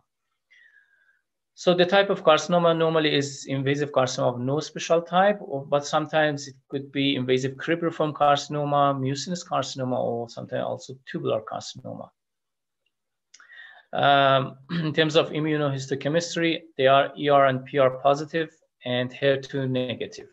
So that's also another important immunohistochemical feature which is very helpful in order to appreciate invasive papillary carcinoma from invasive component of encapsulated papillary carcinoma. So if there is no invasion, if there's no frank invasion beyond the capsule, so EPC normally is staged as in situ carcinoma, okay, and the management will be accordingly. So you can see here another case of encapsulated papillary carcinoma. The lesion is composed of solid and papillary areas with a thick fibrous capsule, almost thick fibrous capsule surrounding the lesion. But sometimes the morphology could be different, and there is no more thick fibrous capsule, but still the lesion is encapsulated papillary carcinoma. So, at first, actually, or initial look, you may consider this lesion as solid papillary carcinoma because of the morphology of the cells and aggregates proliferation of the cells like this, with perhaps papillary structure and dense papillary structure and some solid areas, and the lack of thick fibrous capsule. But you have to consider other morphologic features also in order to help actually for further so-called distinction between solid papillary carcinoma and encapsulated papillary carcinoma, which I will explain later in under category of solid papillary carcinoma. So solid papillary carcinoma, similar to encapsulated one, is common in postmenopausal women and also may occur in men. Clinically, it presents as a palpable breast mass or sometimes mammographic mass or abnormality, and sometimes with bloody nipple discharge.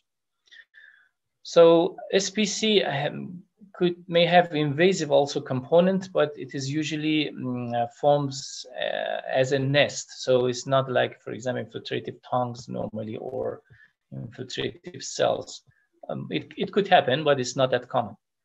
So SPC in situ consists of expansive round to oval solid and papillary nodules of carcinoma. Okay, so it's like in situ, and so there's no more invasion in this case.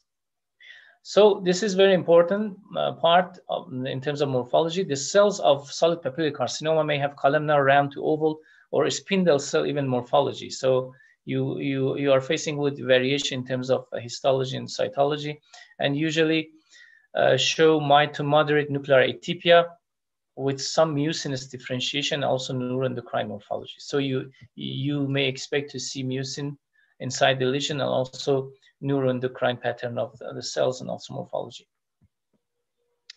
But the thing is that, again, like encapsulated papillary carcinoma, you expect to see mild to moderate nuclear atypia. It's very important. Okay, so another feature is palisading of tumor cells around fibrovascular cores, which is also seen in a case of solid papillary carcinoma. So all in all, we have different morphological features in terms of histology in order to appreciate this kind of malignancy and differentiate it from encapsulated papillary carcinoma. Okay, so you'll see that, again, nesting with so-called palisading of nucleus in those columnar cells around fibrovascular cores. Again, neuroendocrine morphology at picture C with mucin deposits. So presence of mucin is, as I said, is common in the background of solid papillary carcinoma. But bear in mind that if there is extensive mucin proliferation with actually floating tumor cells, it could be mucinous carcinoma on top of solid papillary carcinoma. So you have to consider the degree or extent of mucin proliferation and mucin deposition and extravasation, which is very important in order to exclude mucinous carcinoma. So in terms of immunohistochemistry, so they are positive for estrogen receptors, which is very strong normally in this case. And also neuroendocrine markers are expressed, synaptophysin and chromogranin. So they are normally negative for CK5-6 and myepithelial markers. So again, having said that, so SPC with invasion is composed of strands or large clusters of tumor cells infiltrating to the stroma. So it may also have solid papillary architecture and consist of just clusters and nests of different sizes. This pattern actually is more common than infiltrating pattern. So normally these nests have irregular or scalloped edges. So these nests can infiltrate into adipocytes or surrounding tissue, and they can mimic straightforward infiltrative carcinoma. Presence of neuroendocrine differentiation and also mucinous so-called deposition and extravasation also will be helpful in order to diagnose solid papillary carcinoma. Okay, so you can see here again these two pictures, a case of infiltrative solid papillary carcinoma. So they present with actually so-called confluent nests, which are very infiltrative. And in this picture, you can see that they have infiltrated the fatty tissue and adipocytes. So again, here there's early invasion of solid papillary carcinoma into fibrous stroma, surrounding fibrous stroma, and influx of inflammatory cells in response to early invasion. Okay, like invasive component of encapsulated papillary carcinoma, SPC invasion also is ER and PR positive and HER2 negative. Okay, so we have some also molecular signatures and also mutations in solid papillary carcinoma, like for example, copy number aberrations, PIK3CA mutations in almost 40% of cases, which is also seen in intraductal papilloma, and expression of genes related to neuroendocrine differentiation like RATA, ASCL1, and DOX7. But overall, when we are dealing with the case of SPC, especially SPC in situ, so the prognosis, the overall prognosis is excellent. So the last member of this group in the malignant lesions, malignant papillary lesions of the breast, is invasive papillary carcinoma. This is one of this lesion per se is rare, but definitely it is grouped under the category of common differential diagnosis of IDP. So we have to know about this lesion as well. IPC or invasive papillary carcinoma normally has at least moderate nuclear grade. So when you are dealing with this lesion, you have to see at least moderate atypia, and most of the time you'll see high grade nuclei, and the grading is based on Nottingham grading system. They are mostly ER, PR, and HER2 negative, okay, and prognosis is poor. So any papillary carcinoma with high nuclear grade that is HER2 positive or triple negative has to be classified as IPC. So this is very important message. So it means that, let's say you are dealing with the case like, for example, solid papillary carcinoma. Look, okay, so you see that the lesion is very well circumscribed, but the nuclear grade is not like, for example, solid papillary carcinoma is at least moderate, is at least actually intermediate or high grade. So in that case, the lesion has to be considered as IPC, okay, regardless of the infiltrative pattern or the morphology of the cells. So it's very important. Also, another helpful feature is triple negativity, and also perhaps ER and PR negativity and HER2 positivity.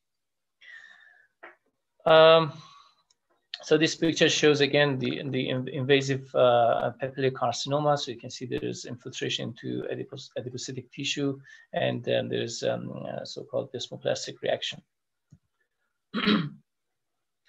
So in the absence of DCIS, which is pre-malignant lesions for the primary breast carcinoma, the differential diagnosis of IPC in breast should include metastasis as well. So you have to consider all papillary lesions tested with actually papillary morphology, all metastatic lesions with papillary morphology in different organs, like for example ovary, like thyroid, or from all of maybe GI tract. So you have to consider all these possibilities and actually practice accordingly. For example, in order to differentiate metastasis from ovarian serous carcinoma, whether it is invasive papillary carcinoma or a serous carcinoma, so you can use a panel of immunohistochemistry like PAX8 and ER positivity.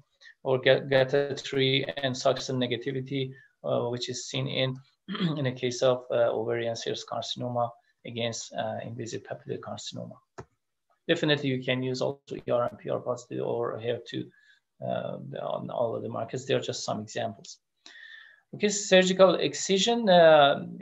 So in this, from now on, we will assess the so-called rate of upgrading to carcinoma when we are dealing with IDP, a case of IDP. Okay, so a known case of IDP, we have diagnosed on core needle biopsy. So we want to know how possible actually how we can actually expect the upgrading from a totally benign lesion to atypical lesion or perhaps carcinoma, and what are the so-called important factors for this sort of upgrade. So in some studies, they have used the factor of radiology in order to include or exclude the cases. So, so they have considered IDP, confirmed IDP, when there is radiology and pathology concordance. Okay, so IDP is diagnosed on core needle biopsy, so they refer to imaging studies, and if the imaging also supports the diagnosis, so they include the IDP in their trial. So based on that, so concordance, the upgrade rate in most of these studies range between 0 to 6.6% only. Okay, so means 0 to 6.6% of lesions will be upgraded to more atypical or more malignant lesions. So based on that, they have concluded that if there is concordant IDP without atypia, okay, so the further management is not necessarily surgical excision. The lesions can be followed up as a suitable alternative. So, but the question is that how can we suspect that the lesion may be upgraded or not? So definitely we have some parameters which are very helpful. For example, clinical symptoms like nipple discharge or presence of palpable mass, older age, presence of calcification on imaging, a large size of the lesion, perhaps more than 1.5 cm, presence or absence of contralateral breast carcinoma, multifocality, and peripheral locations. They are all helpful in order to just think about the possibility of upgrading on excised specimen or excision biopsy. So interestingly, we have some other factors for upgrading that they are more related to the techniques that we use. For example, stereotactic core needle biopsy versus vacuum-assisted core needle biopsy. So the comparison showed that using vacuum-assisted core needle biopsy is associated with less or actually lower amount of upgrading, and the rate of upgrade will be actually less than stereotactic core needle biopsy. So given the management of radiology pathology concordant IDP without atypia diagnosed at core needle biopsy, which is actually toward imaging only without excision. So here the role of pathologist will be very actually important and highlighted, because we as pathologists, we first we have to conclude, we have to confirm that the lesion is IDP. Okay, so and the next step is that there's atypia or not, and they are all related to your actually knowledge, background, whether you are how familiar you are with this topic and how can you diagnose, and you have to be confident in order to diagnose IDP without atypia, because this is very important, because you will somehow so-called you will stop further management from, for example, imaging, okay, to further excision. So with your proper diagnosis, the patient does not need to do further surgery or operation. So you have to be familiar with the different patterns of IDP, whether with atypia or without atypia, and also you have to be familiar with the list of differential diagnoses that I explained. Okay, this is a really challenging one. So core needle at the top left, you can see core needle biopsy diagnosed as IDP. Okay, so this is a classical IDP at core needle biopsy with limited specimen. All right, and this is confirmed by immunostaining with smooth muscle myosin heavy chain and also P63. Okay, so both confirm that this is IDP.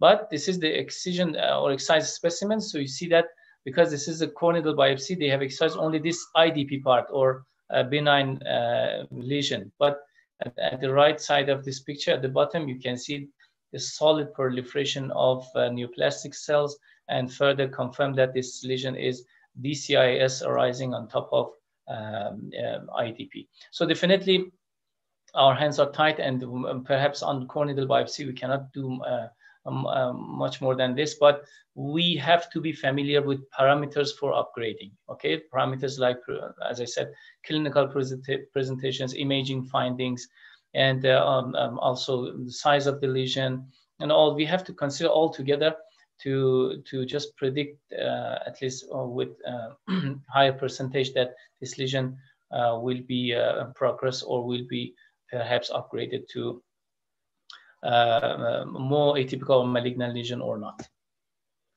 Okay, so that's the table showing different studies done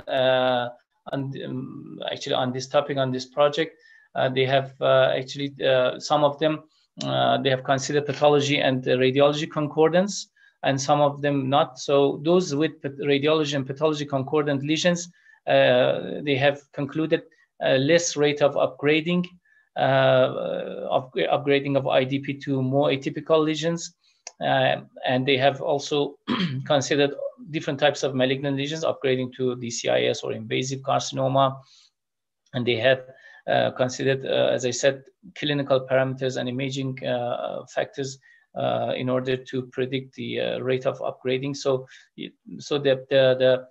for example, the size of the lesion, location of the lesion, patient's age, presence or absence of calcification, they have all considered these factors in order to just somehow correlate statistically with their findings. Okay, so this will also be useful. You can refer to this, and this is the end of my presentation.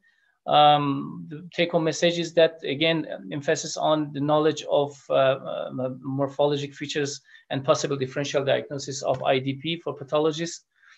It's very important to know about all these details and immunohistochemical pattern also. Diagnose a core needle biopsy requires surgical excision except IDP without ATPS. So when we are dealing with this case, so we may just actually follow the case with imaging like ultrasound scan, and we don't need to recommend further excision for the clinician and surgeon. Okay, so that's the end of my presentation, and thanks for listening. And again, sorry for inconvenience today. Please accept my sincere apologies, and I'm happy to answer any question. Thank you, Dr. Ali. It was such a wide and very good presentation. We learned a lot. Thank you so much. It was very informative. And any query session is open for any questions, any doubts. I don't think I have any doubt now. But any delegates, any questions? I have one question. Thank you very much in your interesting presentation. In popular tumors, in core needle biopsy is often mimicry invasive. Have you sharing pitfalls for different diagnoses invasive in popular tumors in core needle biopsy? Are you talking about invasion? Invasion in the case of papillary? Yeah. Yes, because in core needle biopsy, it often mimicry invasion.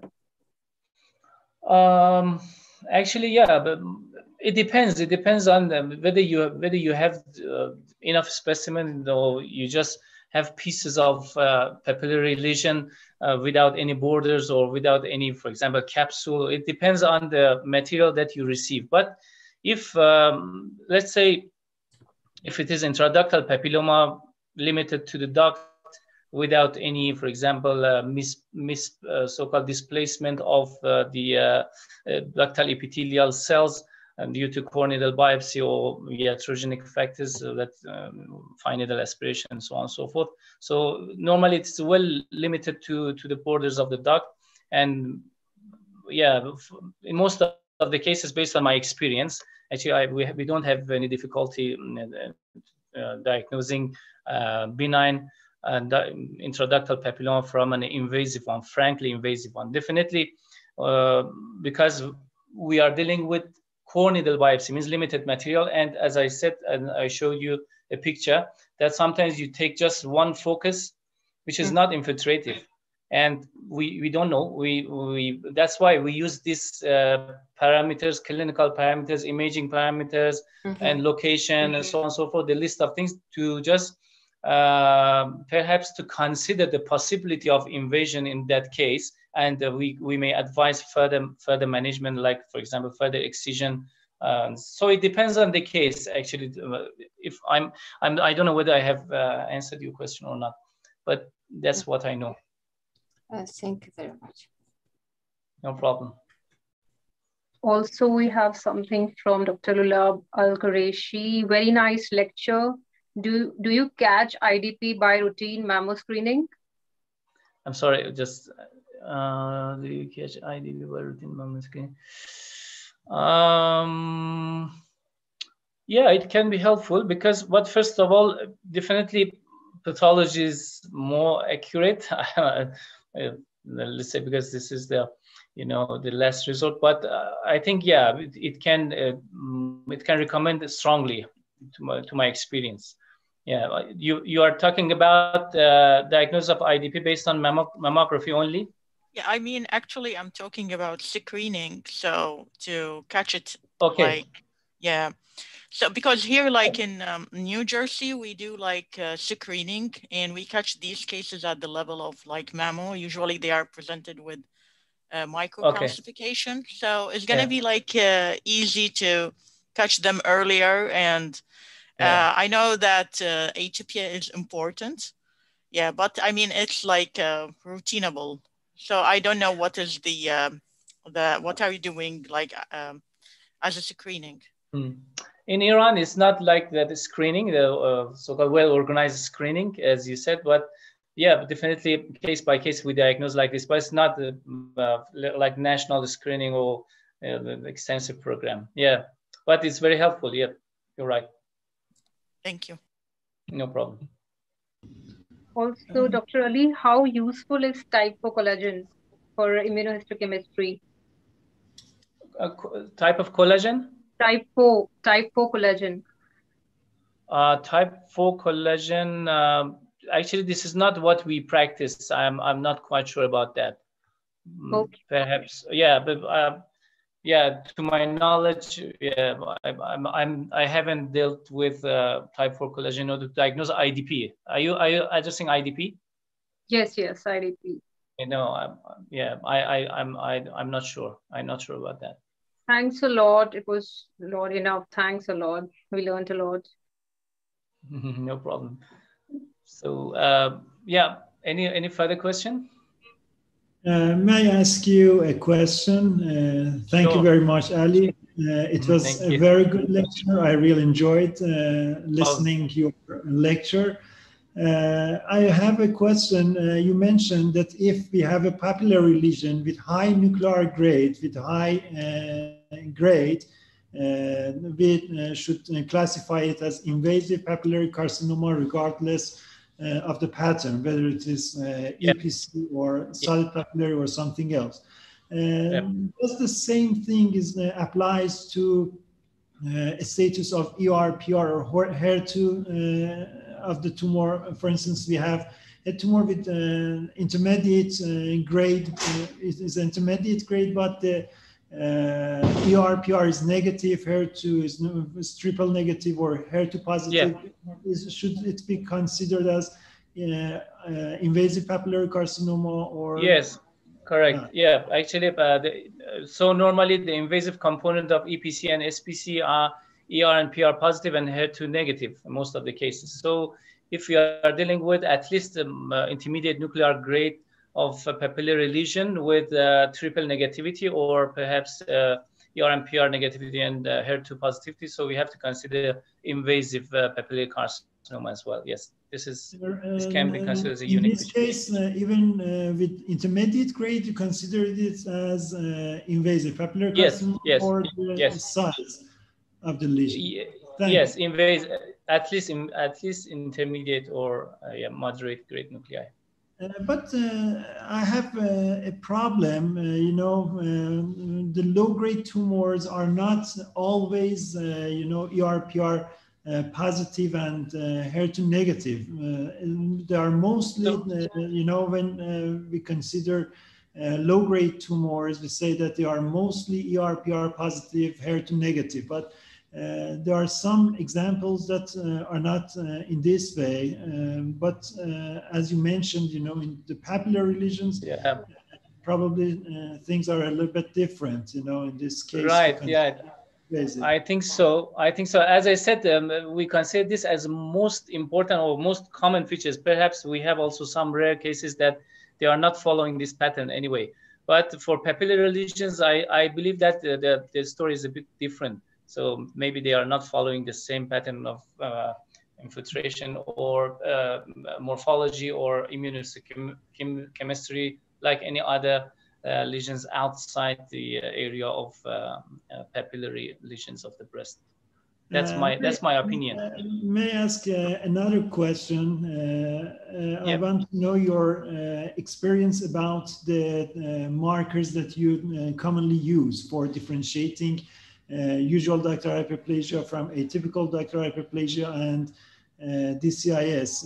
What are the main markers you usually use, you know, among the different basal proteins and you know, other markers? Which are the markers you normally use? Based on my practice, normally I consider first of all the morphology. So the morphology is very important. So based on morphology, we can diagnose or consider or conclude so many cases without assistance of immunohistochemical markers. But in case if you are in doubt, so you can use high molecular weight cytokeratin like CK5/6 and as well as estrogen receptor. So the pattern in usual ductal hyperplasia for CK5/6 will be like heterogeneous positivity, and for more atypical lesions like atypical ductal hyperplasia, there will be a loss of CK5/6 staining, and the reverse will be for reverse is true for estrogen receptors. So for estrogen receptor, normally the degree of positivity or the percentage of positivity is not that high in usual ductal hyperplasia, but is stronger and more diffuse in more atypical lesions and also DCIS. Okay, as far as I understood, cytokeratin 5/6 is your preferred marker among the cytokratins, high molecular weight cytokratins, and ER. Yeah, actually, yeah, it depends on the setting that I'm practicing, but in Iran, yeah, it's more available, and so yeah, it's routinely used. And the last question, if I have time, I want to know, do you have or do you use any markers for distinction of displaced epithelium from invasive carcinoma? Is this distinction just based on morphology, or IHC can be helpful for this distinction? I think it's very difficult to find a role for IHC because anyway, there's no myepithelium for those displaced epithelial cells, and perhaps I just consider the history and definitely morphological features, presence of fibrosis like needle track, presence or absence of needle track, you know, the also history of fine needle aspiration, and definitely the cytology can help because cytology of invasive lesion couldn't be that low grade. At least will be intermediate grade and high grade. So yeah, I stick to morphology and history of the patient. Thank you. Thank you very much. No problem. Thank you so much. One thing, Dr. Ali, how common is extra mammary metastatic papillary carcinoma in your practice? It was, did you have any? Yeah, we had a few cases of ovarian carcinoma, serous papillary carcinoma, but I haven't seen like thyroid papillary carcinoma and other papillary lesions. Yeah, it's not that common as I understood. Yeah. Thanks a lot. Thanks a lot. No problem. No problem. Thanks for your time and patience. And again, sorry for today. No, that's all right. That's all right. So let us resume the session of sharing and learning after the lunch break. That will be for half an hour. And next session post lunch will be chaired by Dr. Ali. Hope you all had an informative pre-lunch session. Thank you all for your presence. Stay safe and take care. May I request everyone to just on their video for a second so that we take a screenshot of all the delegates. Thank you so much, Dr. Mona. Thank you so much.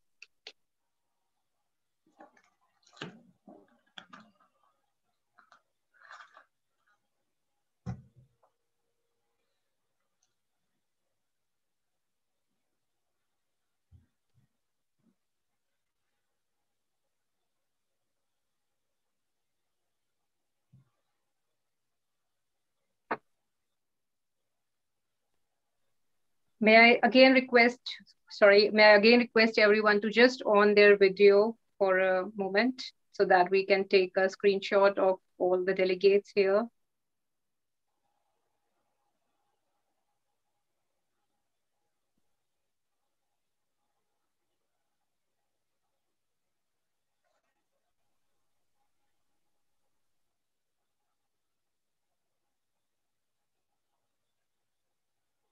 Thank you. Stay safe. Take care, everyone. We'll start the session after 30 minutes of break. Thank you. Okay. Thanks, Dr. Mona. Thank you. Thank you.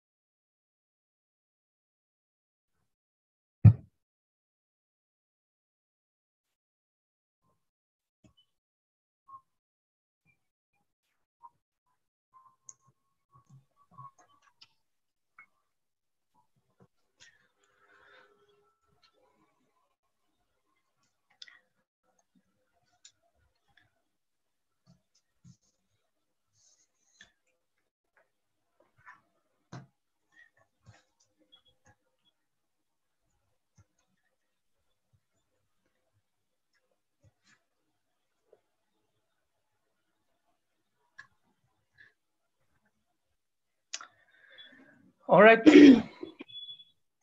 Welcome back, everyone. Now we're going to start the afternoon session. Hope you had enough rest and enjoy your lunch.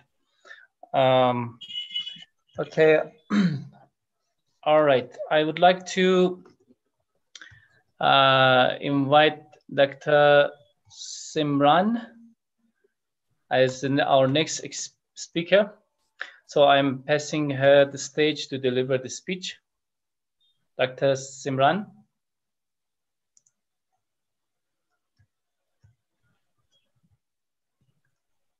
Dr. Simran. Good afternoon. Good afternoon, sir. Yep. Yeah, please. So is my sharing screen visible? Not, let me see. Not yet, supposed to be. Have you shared your screen? Yes, sir, I have.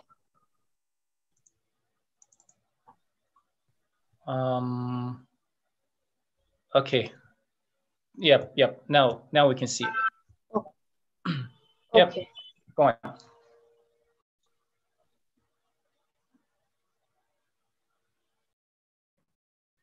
on. A very good afternoon to all respected panelists, the seniors and dear pathologists. I am Dr. Simran Sharma from University College Medical Sciences and GTB Hospital, New Delhi, India, pursuing my first year residency in MD Pathology. I feel humbled to be a part of this conference.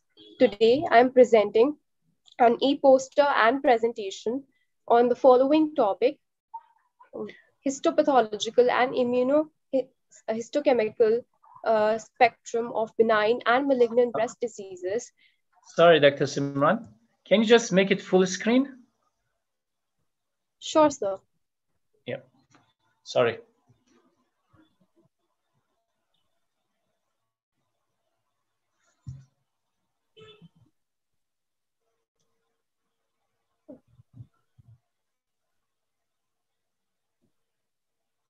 Yeah, just at the bottom of your presentation, you can find full screen option.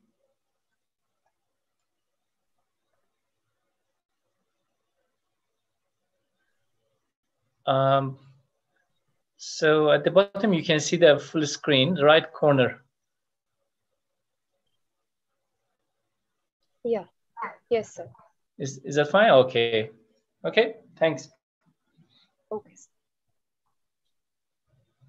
The topic of my study is histopathological and immunohistochemical spectrum of benign and malignant breast diseases at a tertiary care center in India during the 2-year period.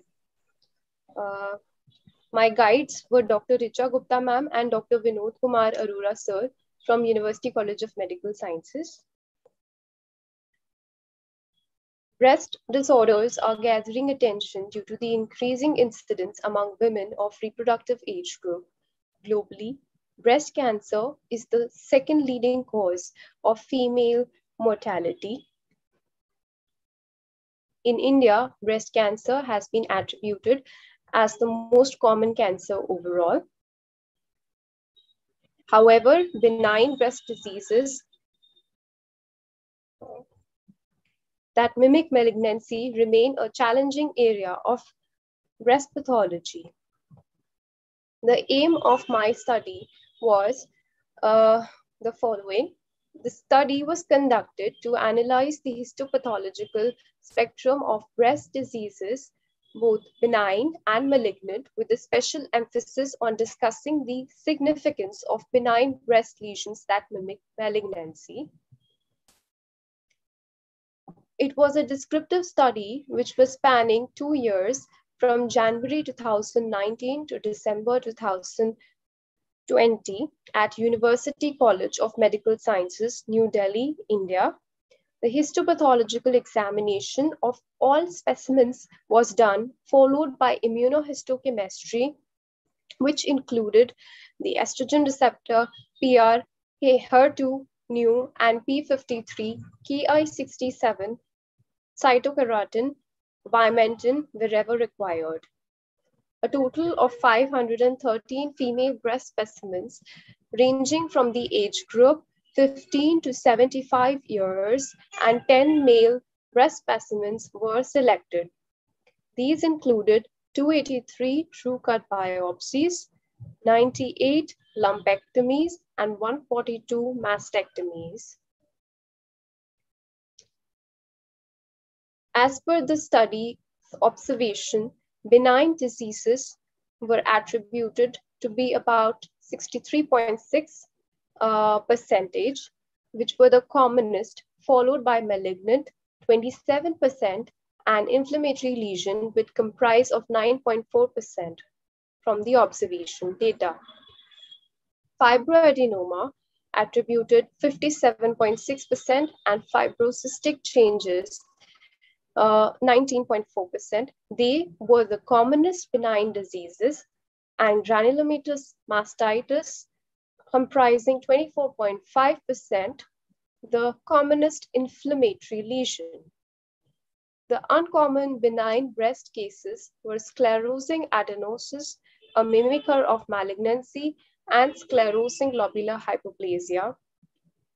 The malignant cases were infiltrating ductal carcinoma, 98.6%, IDC, that is infiltrating ductal carcinoma with DCIS, IDC with lobular carcinoma in situ, Paget's disease, uncommon malignant entities, metaplastic carcinoma.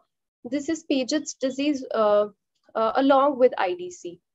Uncommon malignant entities, 1.4%, which included metaplastic carcinoma, poorly differentiated carcinoma, and medullary carcinoma.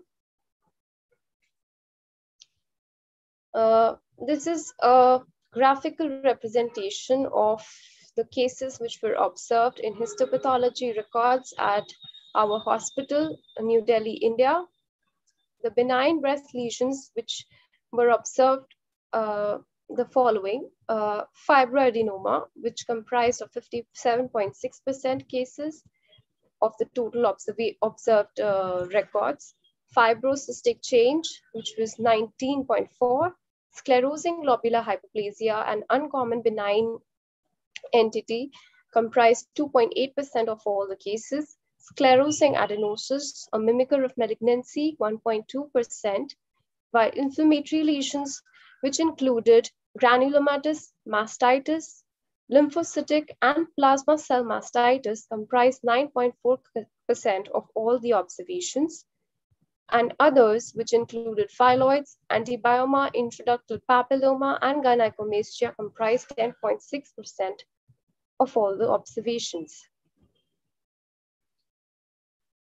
Coming to fibrocystic change, which is the most common benign breast condition, primarily affects the terminal ductal lobular units.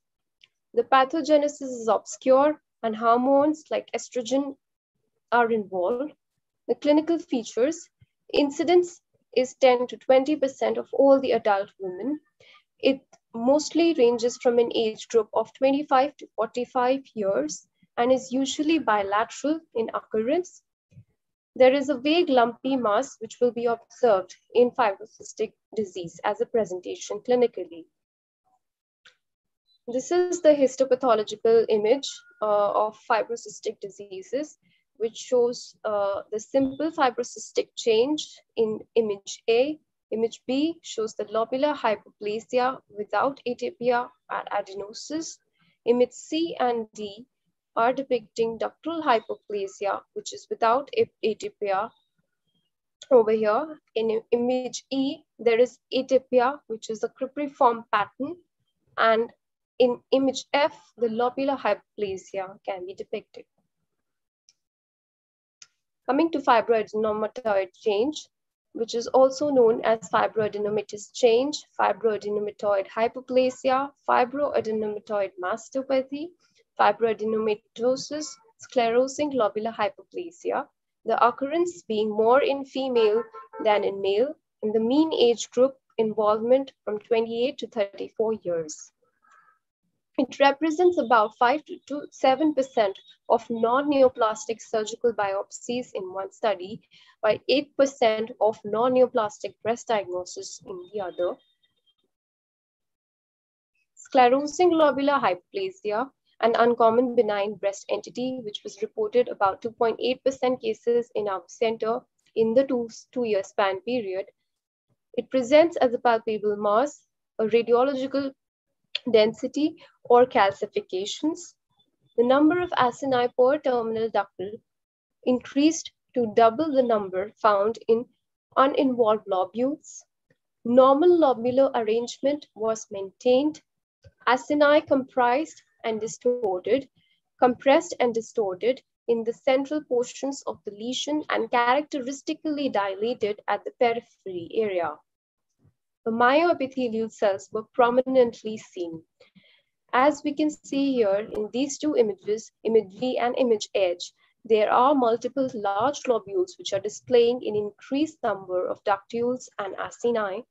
The intralobular and interlobular stroma consists of dense collagenous fibrosis that is predominantly blunt and relatively acellular. Coming to adenosis, increase in the number of acini per lobule defines adenosis. Pregnancy shows normal physiological adenosis of the breast, while non-pregnant women, there is a focal adenosis. The acini will be enlarged, non-distorted. Calcifications occasionally may be present within the lumen. This is the histopathological image depicting adenosis in the breast tissue. The columnar cells are lining the acini, as we can see here, while benign atypical features like flat epithelial atypia, the earliest recognizable precursor of epithelial neoplasia, being this adenosis. Coming to a sclerosing adenosis, which was about 1.8% of all the cases observed at our center, adenosis or lobulocentric process increase in glandular elements of terminal ductal unit with stromal fibrosis or sclerosis that distorts and compresses the glands.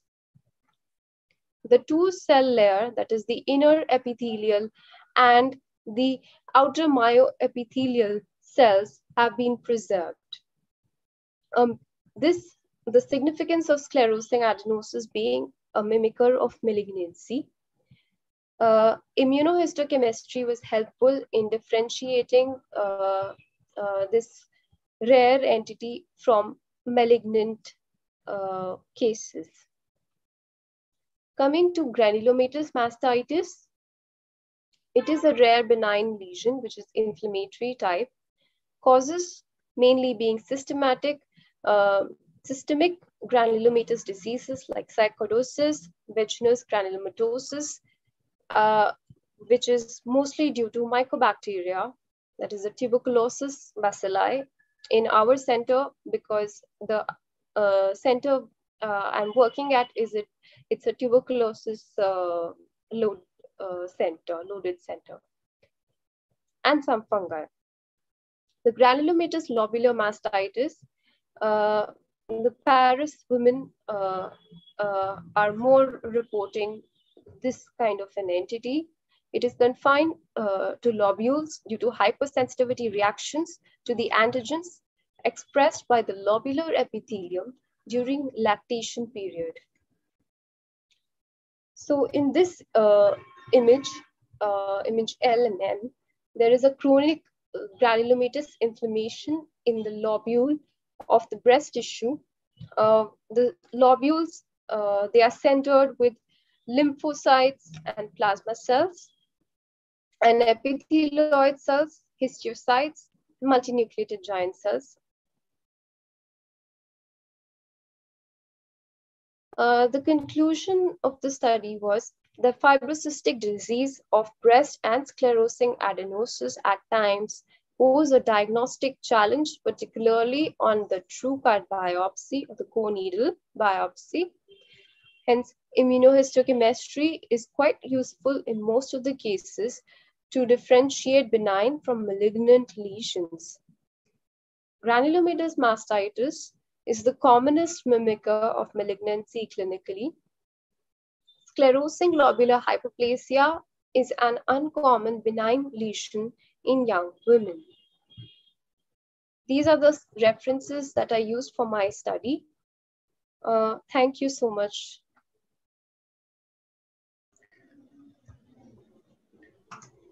Thank you very much, Dr. Simran, for the great presentation.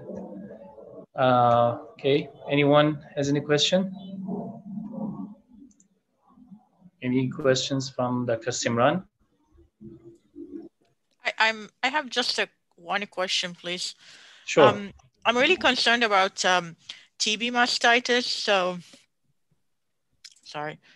So I'm concerned about like TB mastitis, or granulomatous mastitis in general. So how do you like diagnose, like if a patient presented with nipple discharge or discharge from the breast with mastitis? I haven't seen these cases for a long time. I know because there's endemic like in India. So do you use like a nipple discharge, like a smear? Do you use a special stain like ZIL, or you use the acid-fast stain? What is the approach? Thank you, ma'am, for your question. So in our center, we are using the ZIL staining for acid-fast bacilli staining. So we collect the nipple discharge, which is mostly a pus-filled, pustular, pus-filled discharge, and then we make the diagnosis via the Zell-Nenson staining method for the acid-fast bacilli. And what is the usual presentation? Do they come like advanced or just a nipple discharge? So the usual presentations are obviously a pustular nipple discharge. There would be inflamed breast tissue, enlarged, and plus minus some complaint of fever, some high grade temperature or raised temperature. And if a person, or if she is a known case of tuberculosis being treated on ADT, which is the anti-tubercular treatment, she has symptoms of night sweats, fever, cough, hemoptysis. So we make a diagnosis. It's a cumulative clinical as well as histopathological diagnosis. Yeah, so it's not like an incidental finding while you have like an outpatient and you have like a patient presented with a nipple discharge. It's usually like a known case of TB, right? But the cases which mostly it's a known case of tuberculosis, but incidental finding which we observe, I mostly have mentioned about those, the incidental findings. Since our center is a TB center, so it is difficult to really not ask the patient about those symptoms and work up clinically. Got it. Thank you so much. Thank you so much, ma'am, for your question.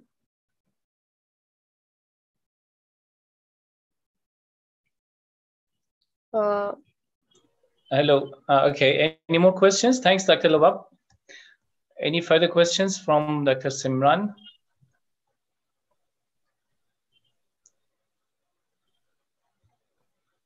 Okay. All right. Thank you very much, Dr. Simran, for great presentation. Okay. So for our next speaker, I would like to invite Dr. Ishani Gupta. Thank you, sir. I'm passing her the stage for the speech.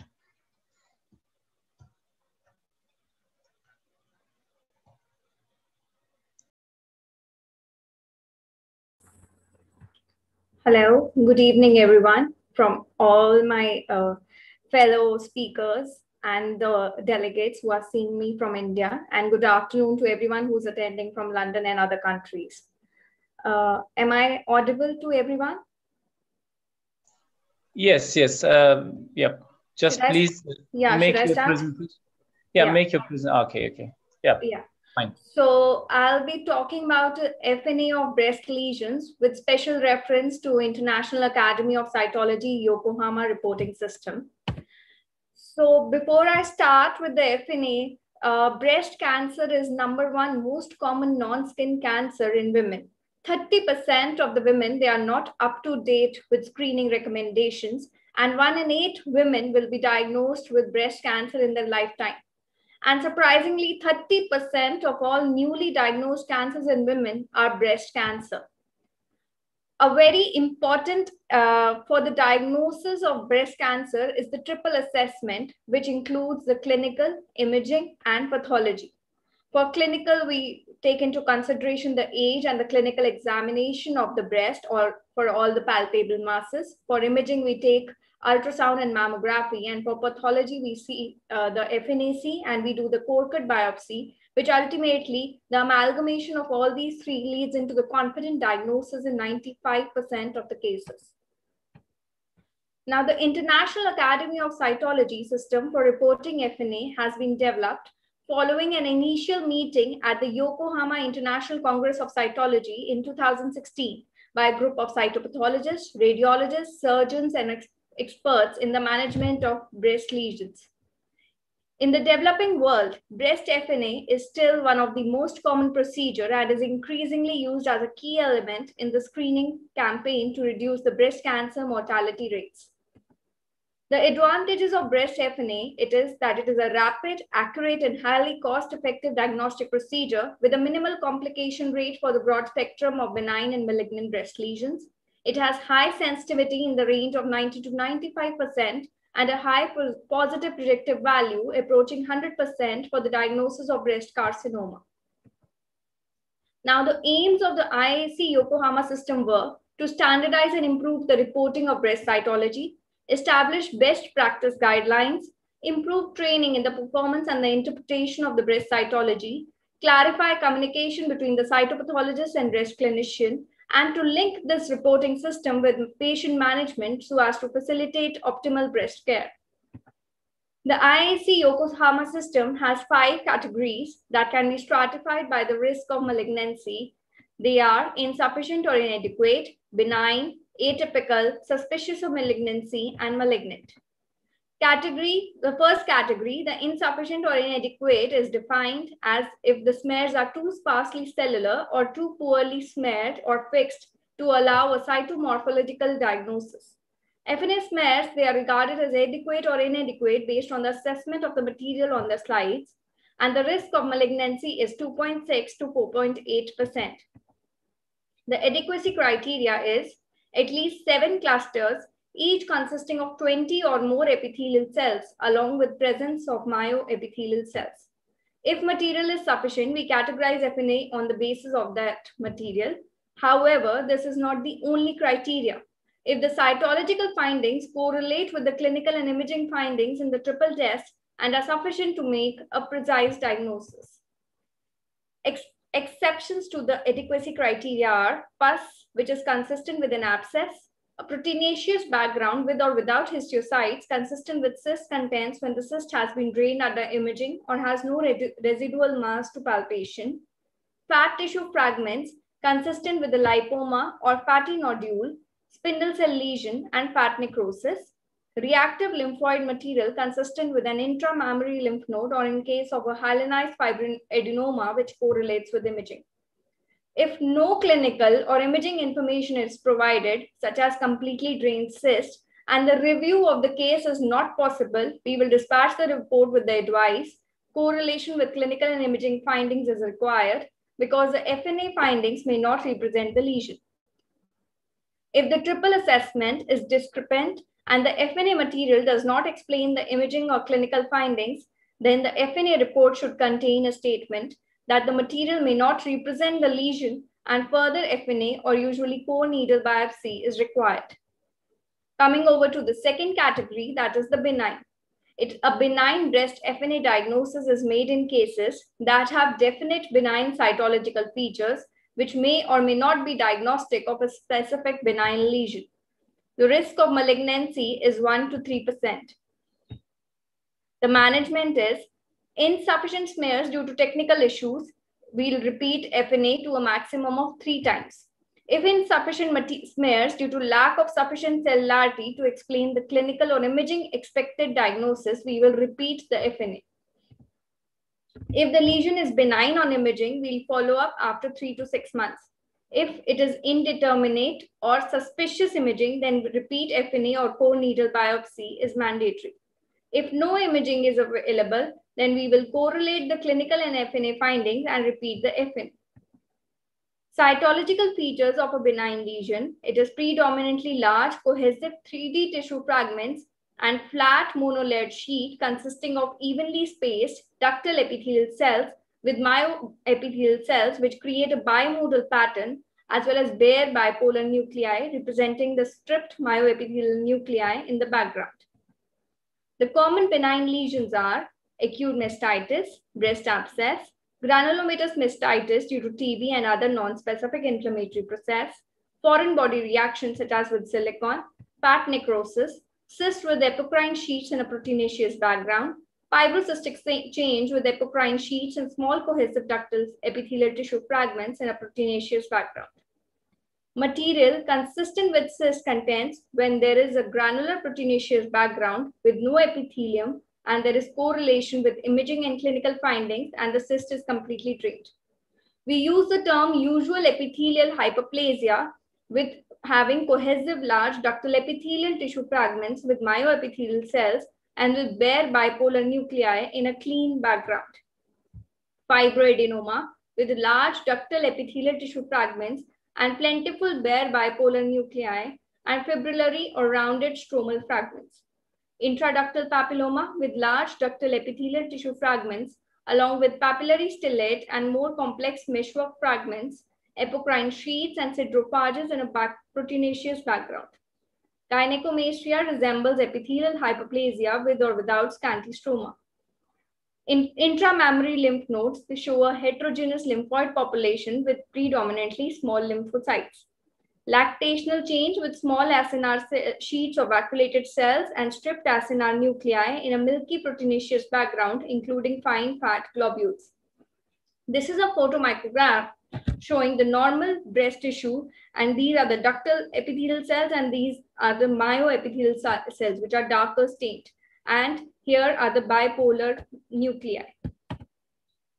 This is a photomicrograph showing a benign subareolar abscess. Here we can see inflammatory cells along with multinucleated giant cells, and these are the keratin and squamous metaplastic cells. And identification of giant cells with keratin in its cytoplasm is an important clue for the diagnosis. This is a photomicrograph showing staghorn cluster of epithelial cells, which are cuboidal to columnar with round nuclei, fine granulochromatin, and bordered by bipolar nuclei. This is a photomicrograph. Here we can make the diagnosis of a cyst. We can see the sheets of metaplastic epicrine cells with histiocytes, multinucleated histiocytes in a proteinaceous background.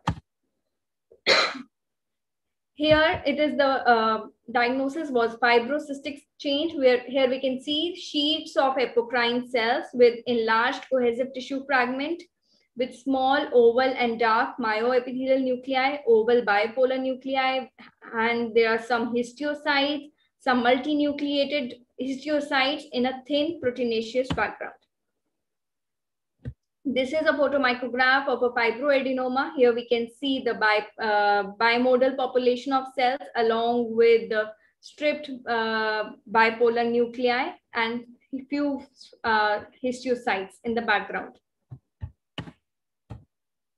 The management will be review clinical and imaging findings. If a triple test says benign, then no further biopsy is required. And review depends on the nature of the lesion. If clinical or imaging indeterminate or suspicious, then we'll repeat the FNA or proceed to core needle biopsy. Now coming over to the third category, that is atypical. The term atypical in breast FNA is defined as the presence of cytological features seen predominantly in benign process or lesion, but with the addition of some features that are uncommon in benign lesion and which may be seen in malignant lesion. The risk of malignancy is 22 to 39%. The cytological features are high cellularity, increased dispersal of single intact cells, enlargement of pleomorphism of nuclei, presence of necrosis or mucin, complex micropapillary or cribriform architecture of epithelial tissue fragments. The lesions associated are usual epithelial hyperplasia by itself or associated with fibrocystic change, fibroadenomas with atypia, radial scars, intraductal papillomas, adenomyoepithelioma, spindle cell lesion. Here we can see this, there are epithelial sheet showing nuclear variation in size, chromatin and shape, and at places we can also appreciate the multinucleation and the infiltrating histiocytes. This could be regarded as atypical. But we can see that the NC ratio is low and apocrine cytoplasmic differentiation is noted, and there is presence of histiocytes and proteinaceous background is present. Here we can see the dispersed cells with mildly variable nuclei, which could be regarded as atypical, but they are apocrine cells with a low NC ratio with evidence of crush artifact in the chromatinic smearing. This is an atypical stromal fragment showing mild hypercellularity and mild nuclear enlargement and atypia with two ductal epithelial fragments and occasional spindle cells in the background. And this could raise the possibility of a low-grade phylloids. These are here we can see the large clusters of spindle cells embedded in fibromyxoid stroma. Individual cells, they are oval to spindle shape with plump fusiform nuclei.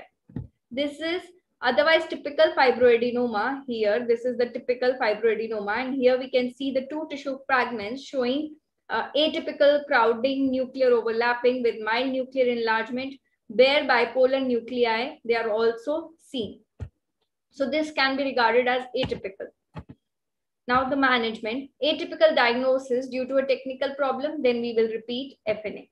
If either or both the clinical and imaging findings, they are indeterminate or suspicious, then a repeat FNA and core needle biopsy is mandatory.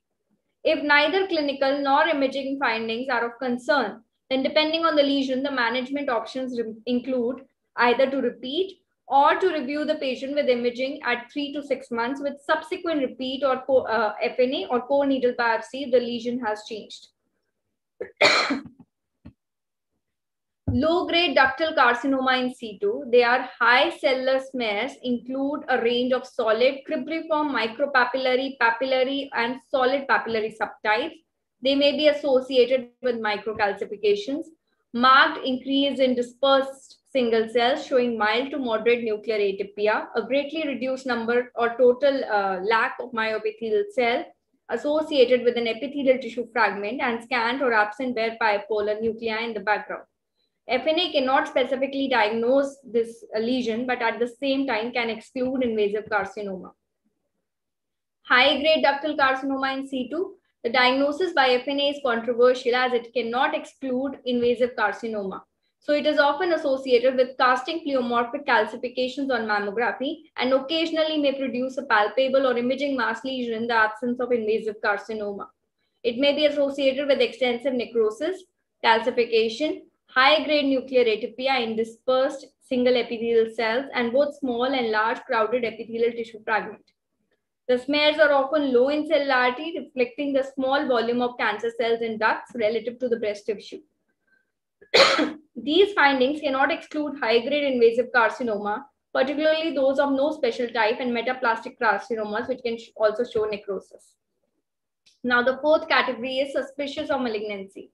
So the term suspicious of malignancy in breast FNA is defined as presence of some cytomorphological features which are usually found in malignant lesions, but these features are insufficient malignant features either in number or in quality to make a definitive diagnosis of malignancy. So the type of malignancy suspected should be stated whenever possible. The risk of malignancy in this is 84.6 to 97.1%.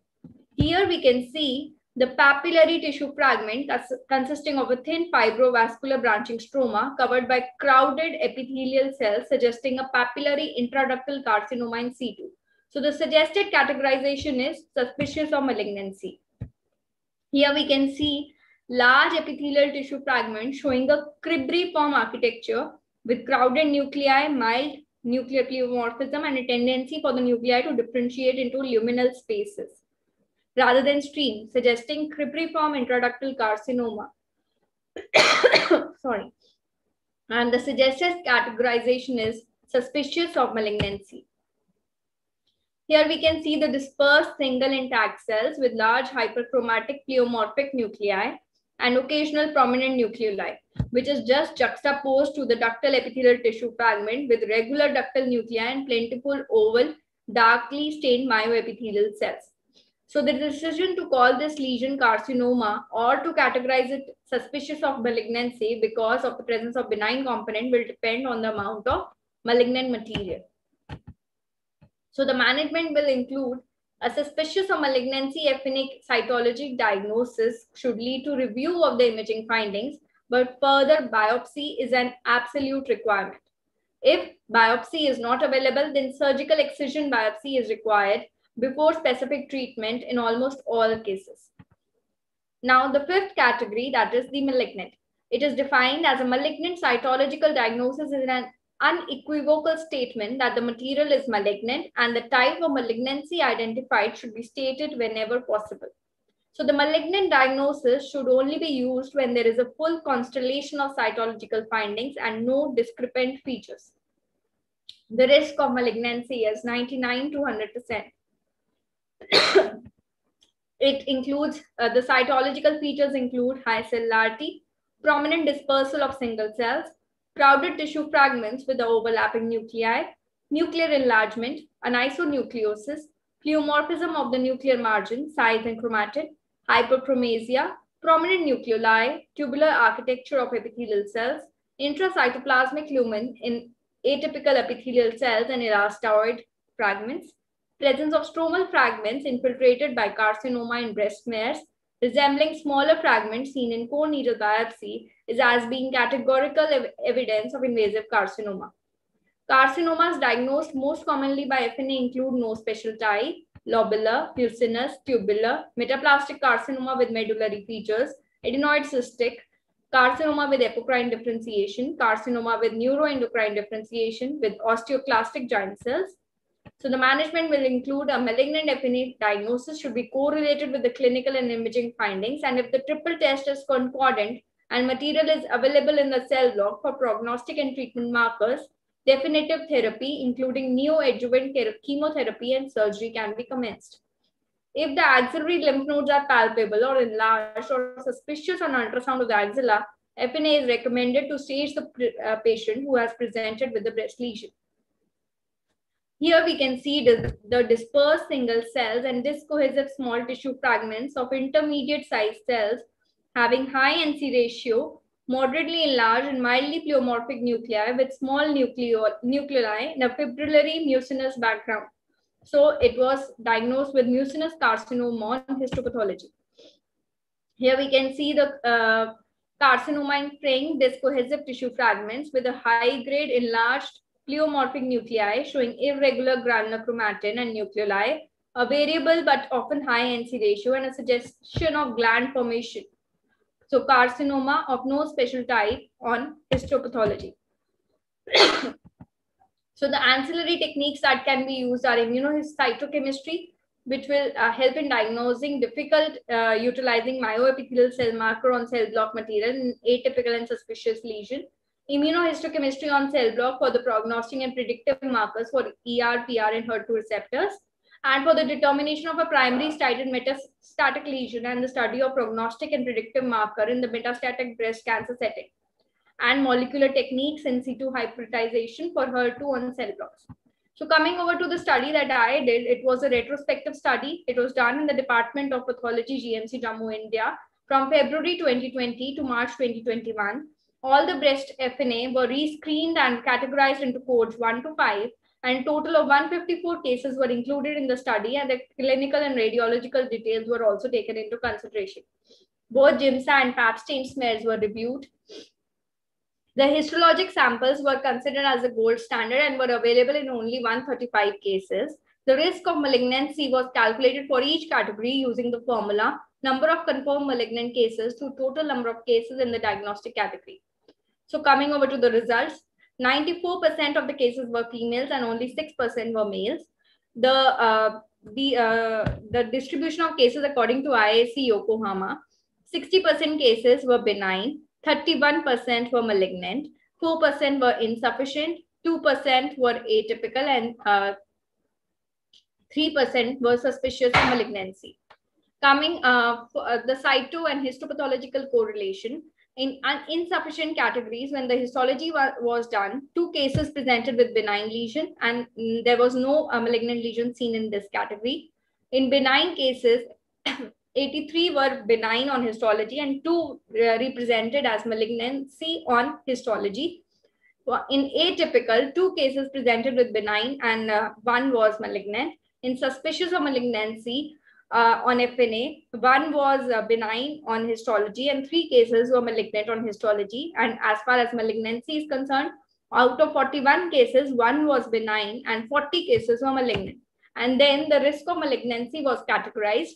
Insufficient, the risk of malignancy was 0%. For benign lesions, 2.35%. For atypical, 33.3%. Suspicious, 75%. Malignant, 97.5%. Sensitivity, specificity. Sensitivity was 94.5%. Specificity was 98.9%. Positive predictive value was 98.59%. Negative predictive value was 95.74%. And the diagnostic accuracy was 96.97%. So coming over to the take-home message, the IISc Yokohama system of reporting defines 5 categories for the standardization of reporting breast fine needle aspiration biopsy cytology. It can effectively stratify breast lesions according to their risk of malignancy. It can provide a management algorithm for each category, and it can enable the reproducibility of the results among institutions worldwide. And it can also provide with the vital information for the treating clinicians. Thank you.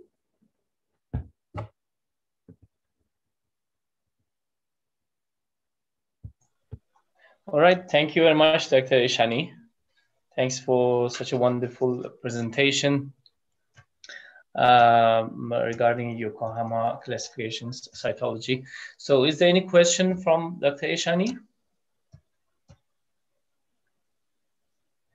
Any question?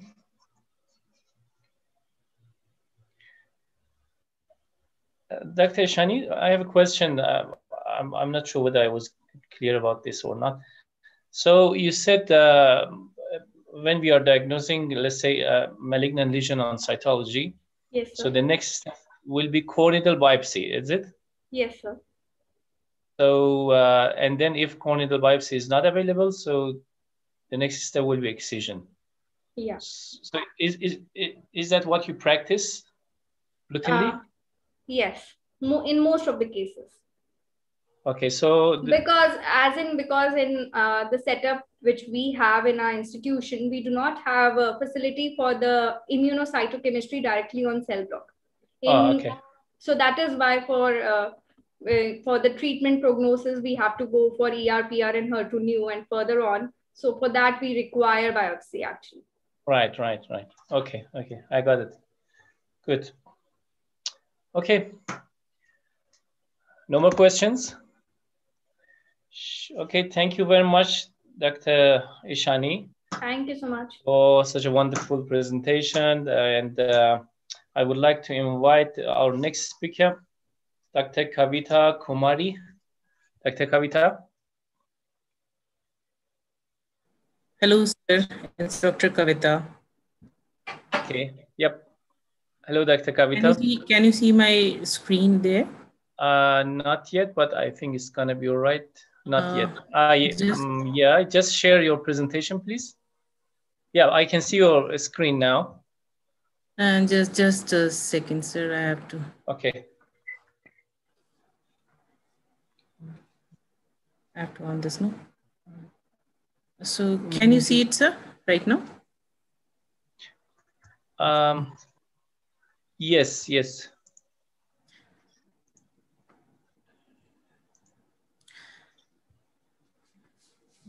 I want to move this.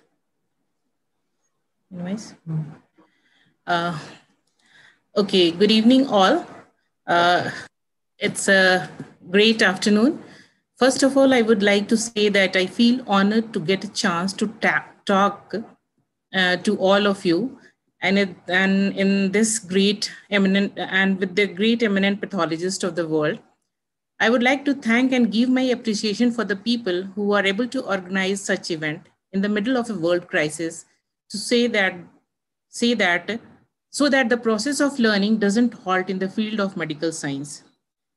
Now it's time to introduce myself. Myself, Dr. Kavita. I did my MBBS from MGM Medical College, Jamshedpur, and MD Pathology from IGMC Shimla. Presently, I am posted as Assistant Professor in the Department of Pathology at Dr. Radhakrishnan Government Medical College, Hamirpur. So today, I am going to present 2 cases of infiltrating duct cell carcinoma in lactating adenoma, a rare case in pair. I will discuss the whole thing under this following heading. First of all, I will introduce the topic, and followed by case history with photomicrograph, discussion, conclusion, and key message. First of all, introduction of the topic. So lactating adenoma is defined as a localized focus of lobular hyperplasia occurring in the lactating breast. It presents as a distinct breast mass in pregnant or lactating women. It is the most common breast lesion encountered during pregnancy and lactation. Unusual sites such as axilla, chest wall, and vulva has been reported, and they are thought to be benign breast lesion with no associated risk for transforming into carcinoma, as most of them tends to resolve spontaneously after some time. However, there are few cases reported in literature documenting lactating adenoma associated with infiltrating carcinoma. The etiology of lactating adenoma remains unclear, whether it is a variant of tubular adenoma resulting due to pregnancy and lactation-induced hormonal changes or altogether a different entity is still a topic of discussion. For now, the lactating adenoma are tubular adenoma with lactational changes. Next is pregnancy-associated breast cancer. It is defined as breast cancer diagnosed during pregnancy or 12-month postpartum, and it is reported in 1 in 3,000 pregnancies. Normal breast hyperplasia during pregnancy and lactation masks the diagnosis of palpable masses. Increased vascularity in the breast, high hormone level, and immunosuppression during pregnancy has been attributed to pregnancy-associated breast cancer. PABC, although rare, but considered a very aggressive tumor. Diagnosis is made typically at an advanced stage because the signs and symptoms are falsely related to that of the pregnancy and lactation and hence ignored. Due to this delay, the pregnant female has a 2.5-fold higher risk of being diagnosed with metastatic breast cancer. According to a study from Western countries, 7 to 14.5% of all breast cancer is pregnancy-associated breast cancer. Whereas institutional studies in Indian women, incidence rate is only 0.7%. Why so? The low incidence rate may be due to underdiagnosis of the cases. Estrogen and progesterone have a well-known role in human breast cancer. A mice model by Benbow et al. Suggests that apart from them, prolactin also plays a role in human breast cancer. He has proven the role of prolactin in the development of breast cancer by inducing it in mice with the excess dose of prolactin. So prolactin and progesterone act synergistic and promote proliferative activities during pregnancy. They promote growth of acini and tubuloalveolar structures. S. Gilly et al. In their study observed that the prolactin receptors expressed at the different cellular site and is expressed in more than 2/3 of the female with breast cancer. So it is not only increased prolactin production, but also increased prolactin receptor expression at tissue level, which is responsible for tumor induction. So the present case series comprises 2 cases of lactating adenoma associated with infiltrating duct cell carcinoma. I am going to talk about these things. My case number 1 with history and photomicrograph. My first patient was a 29 years old lactating mother, and she underwent LSCS 8 months back. She complained of gradually increasing swelling in the right breast for 7 to 8 months. On palpation, a diffuse lump of irregular consistency was identified, measuring approximately 8 into 6 centimeter size. The lump was non-tender. Routine investigation, ultrasonography, mammography, and FNAC was advised. Complete blood count shows mild anemia, which is not a big deal for a female in reproductive age group. LFT, RFT, TFT, and other relevant investigations were within normal limits. Mammography was done and an ill-defined hypoechoic space-occupying lesion of approximately 6 into 4 centimeter identified in the upper inner quadrant of the right breast, and that was between 12 o'clock to 3 o'clock position. Because the patient was only 29 years old, so we preferred to go for ultrasonography also. Ultrasonography showed space-occupying lesion right upper inner quadrant with right axillary lymph node. Birard 4, suspicious lesion. FNAC done and it shows cellular smear with many epithelial cell cluster arranged in an acinar pattern. Individual cells were having vesicular nuclei, prominent nucleoli, and bubbly cytoplasm. In addition, some loosely cohesive clusters of cells also seen.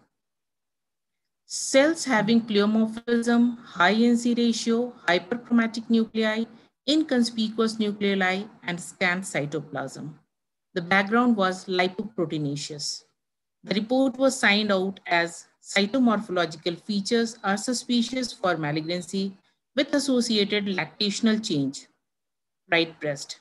Core needle biopsy showed histopathological feature of duct cell carcinoma. A modified radical mastectomy was done. The specimen was submitted for examination, pathological examination.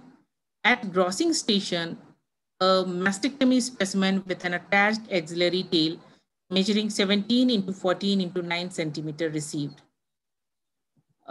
Grossly, the skin nipple areola was unremarkable.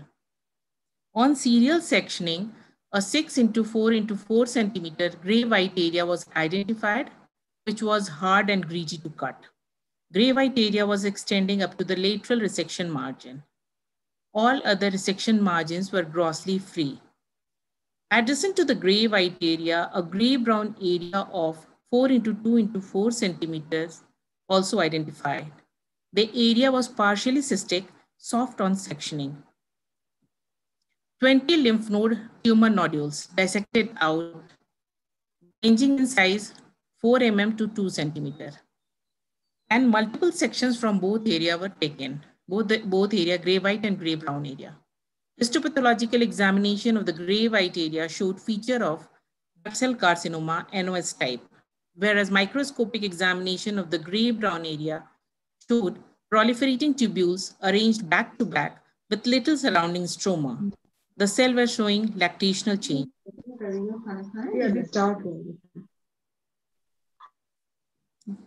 Now coming to the photomicrograph, this is the HNDA scanner view of the section taken from the gray white area adjacent to the gray brown area.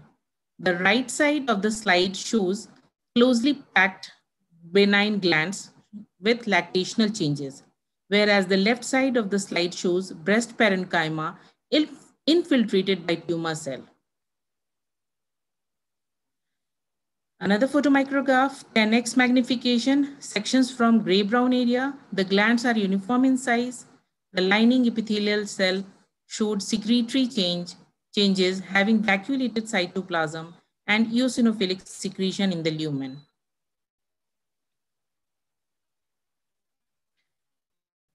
Photograph from the gray white area, 10x magnification.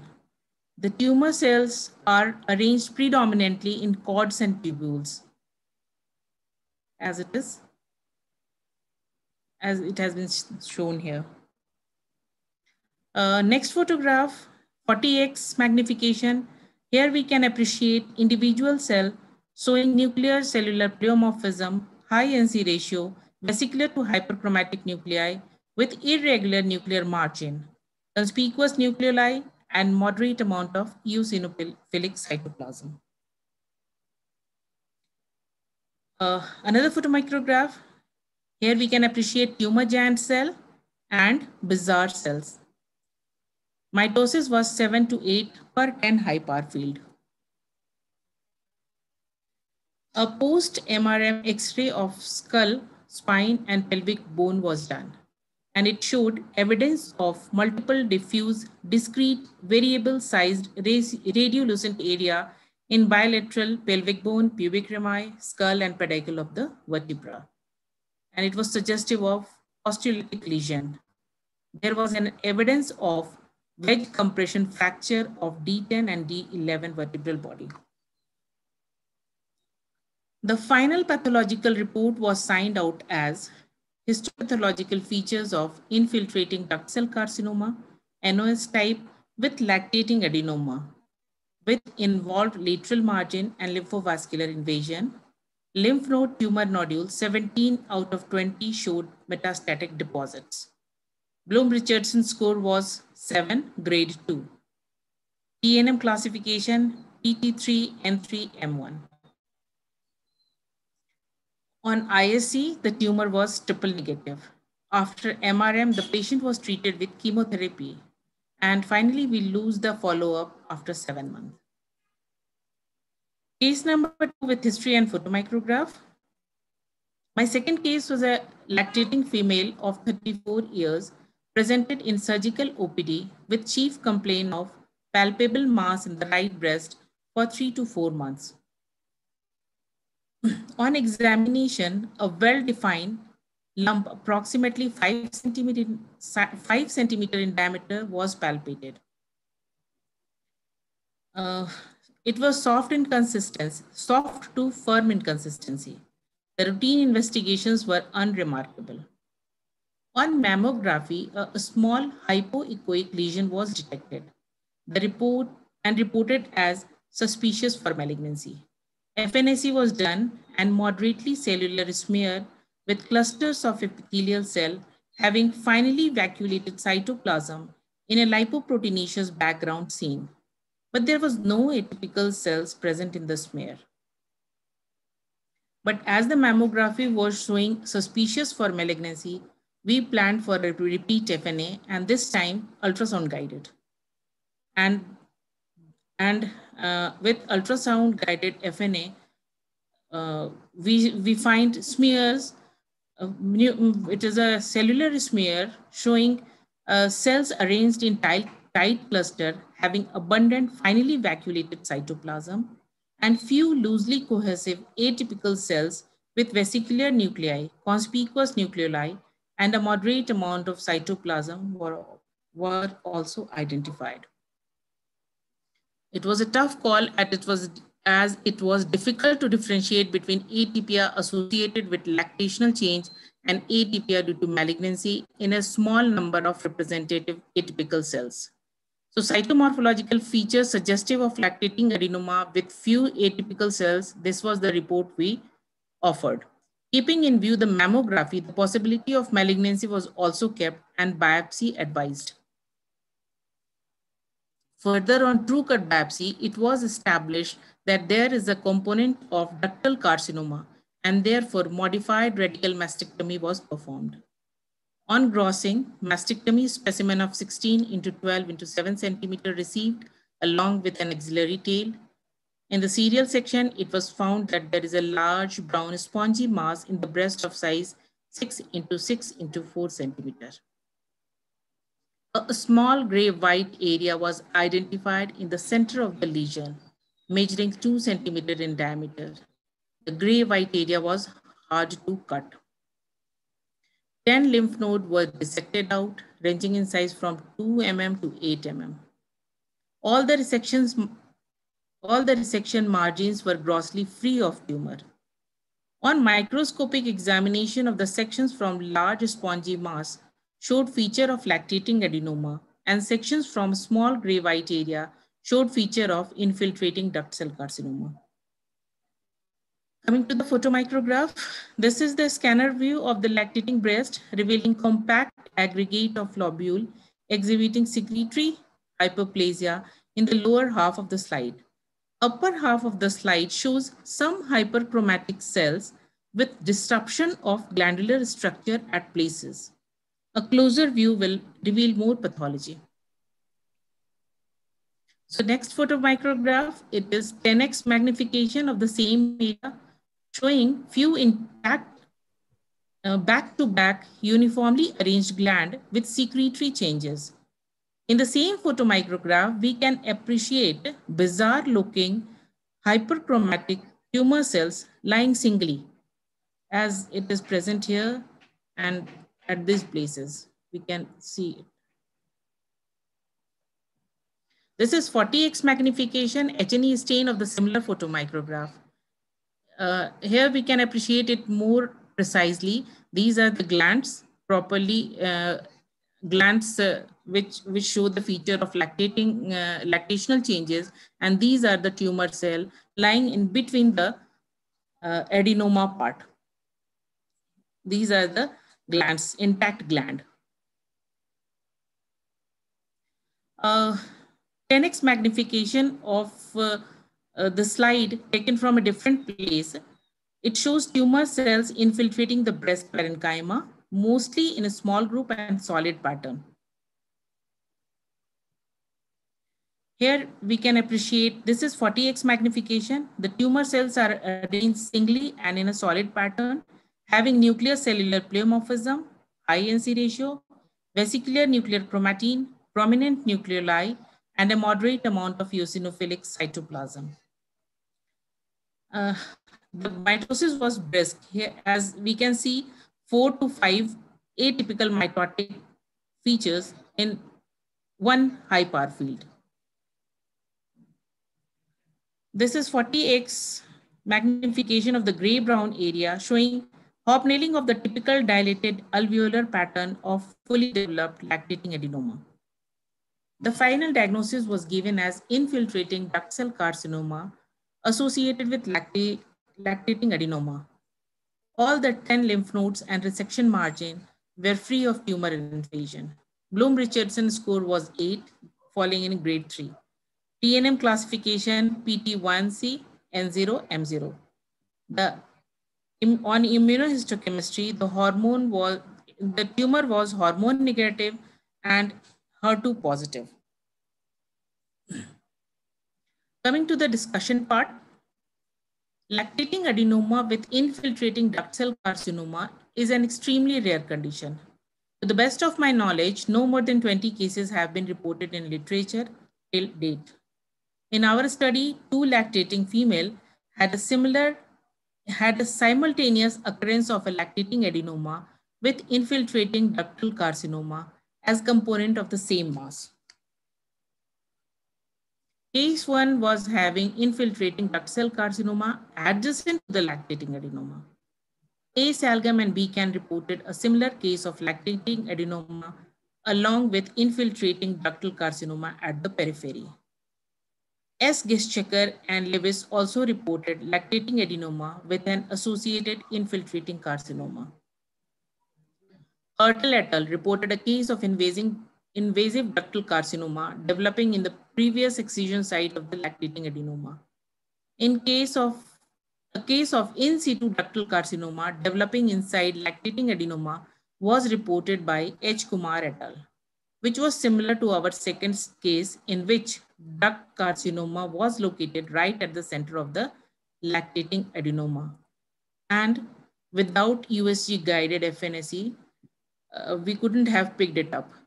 And ISC study by Jenin A.S. et al. Concluded that pregnancy-associated breast cancer has 2 times more frequent HER2 overexpression and hormone-negative status.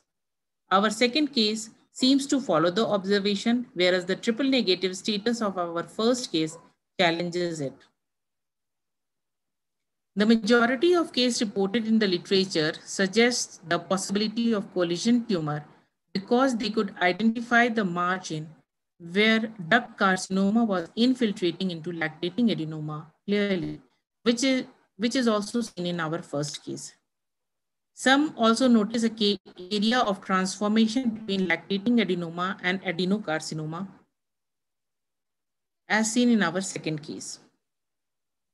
Given all the above said evidence, it is suggested that benign lactating adenoma per se may have malignant potential, either by malignant transformation of lactating adenoma itself or pre-existing pre-malignant condition transforming in frank malignancy under the influence of hormone. A similar possibility was also proposed by A. Salgam and B. Can in their study.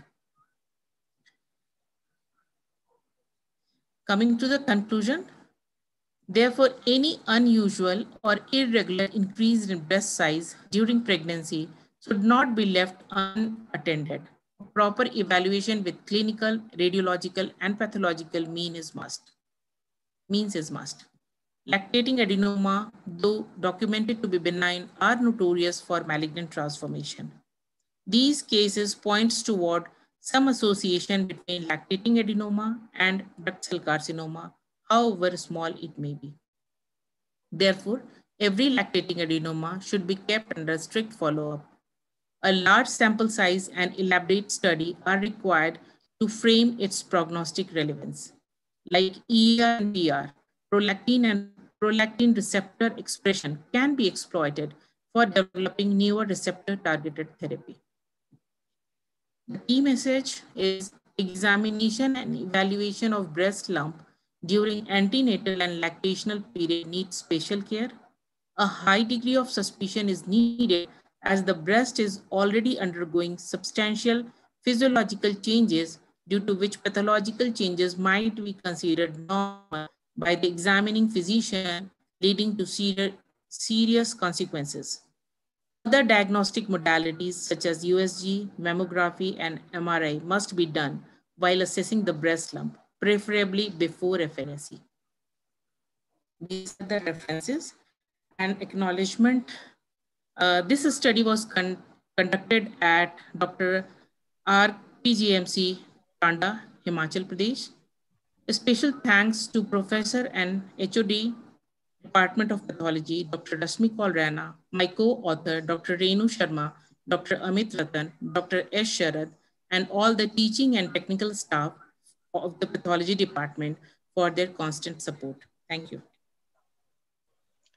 Thank you so much, Dr. Kavita, for such a wonderful talk and very nice and interesting cases. Especially, actually, I was quite surprised. I haven't heard about this entity. So, any questions from the audience? May I ask a question? Sure, please. Thank you very much for the lecture. It was very interesting cases, but my question is somehow related to the topic that you were talking. I want to know your experience about presence of atypia in breast tissue during pregnancy. Does pregnancy cause any degree of cellular or nuclear atypia in the breast normally without, being abnormal atypia or something like that? Yes, sir. The breast atypia in the during the pregnancy and lactation is always there. Many a time we get with this cell showing prominent nucleoli, a large size nuclei. It's always there, but the degree of atypia is that which has matter in these two cases. It was beyond these level, that they are not the lactational changes. It was not a pregnancy induced atypia. It was of higher grade. That's why we went for a repeat FNA with ultrasound guidance and coronal biopsy. It was high. How often do you see the pregnancy associated atypia in your specimens in pregnant women? Is not very frequently, sir, but it is definitely we used to see it. Not very frequently. I must not commit it that it is very frequent, but then say in 10 to 20% cases we used to find these changes.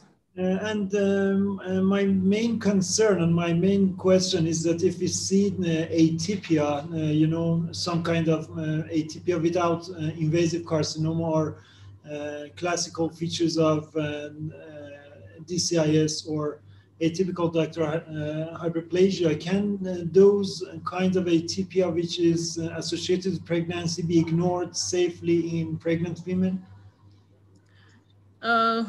Sir, actually, I think we can't ignore any atypia. We will have to follow it through other radiological modalities because what I know, approximately 85 to 98% of any breast lesion is picked up by this mammography and ultrasonography.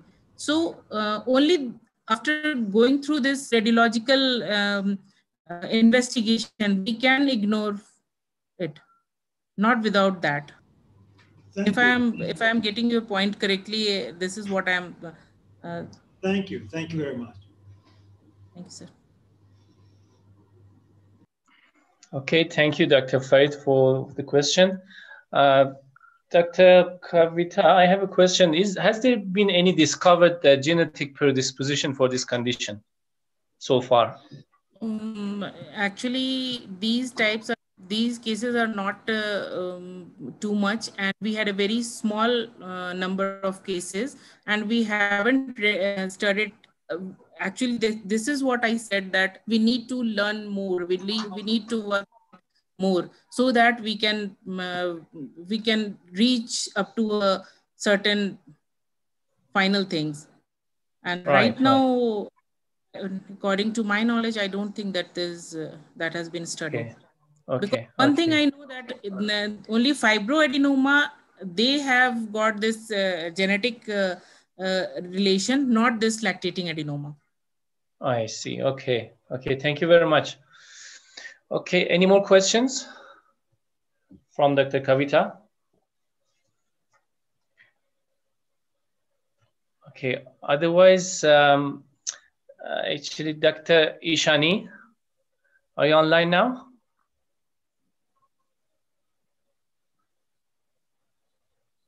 Dr. Ishani?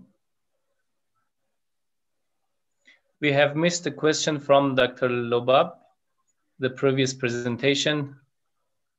So I'm not sure whether Dr. Ishani is available or not.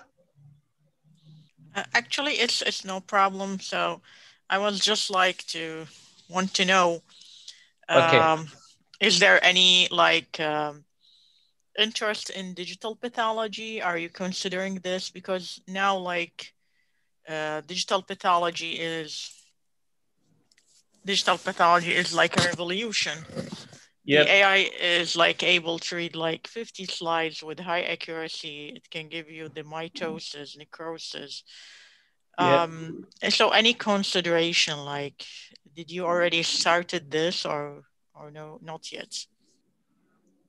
Actually, from my point of view, no, we haven't started yet here, but I'm not sure about other colleagues or other pathologists here, but we haven't started in Iran. it's not that. Actually, it's, I think there is a revolution, and as you said, digital pathology now is everywhere, and it's very, very useful. But I think definitely it depends on the setting and facilities. But for us, it's not that common. Perhaps in academic centers, they have started, yeah, in major cities, but it's not that routine now, in my country at least.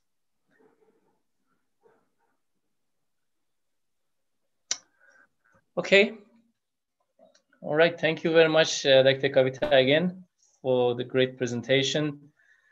I would like to invite Dr. Ayça Nur Demir as our next speaker.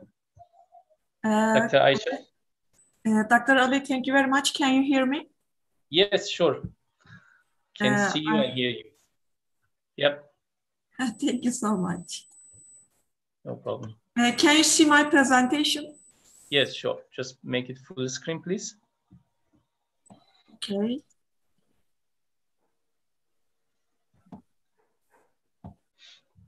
Can you see my presentation, okay? Yeah, yeah. Please go on. Yep. Hello, everyone.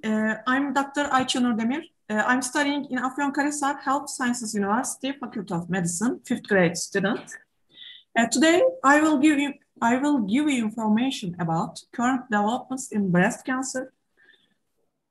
When we look the presentation order, before I get into this subject, I will talk about the meaning of this concept, breast etymology and terminology, where the word originates from the anatomical structure of the breast. And then I will talk about breast development. Then I will go into breast cancer after talking about what kind of disease, what are its symptoms, what are the treatment methods used in general. I will talk about a few studies.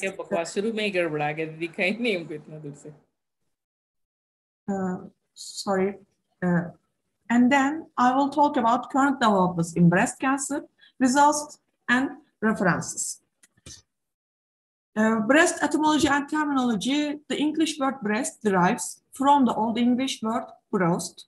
In some sources, it's reported that it comes from the word breastam, from Proto-Germanic origin, or from the word bros, from Proto-Indo-European origin.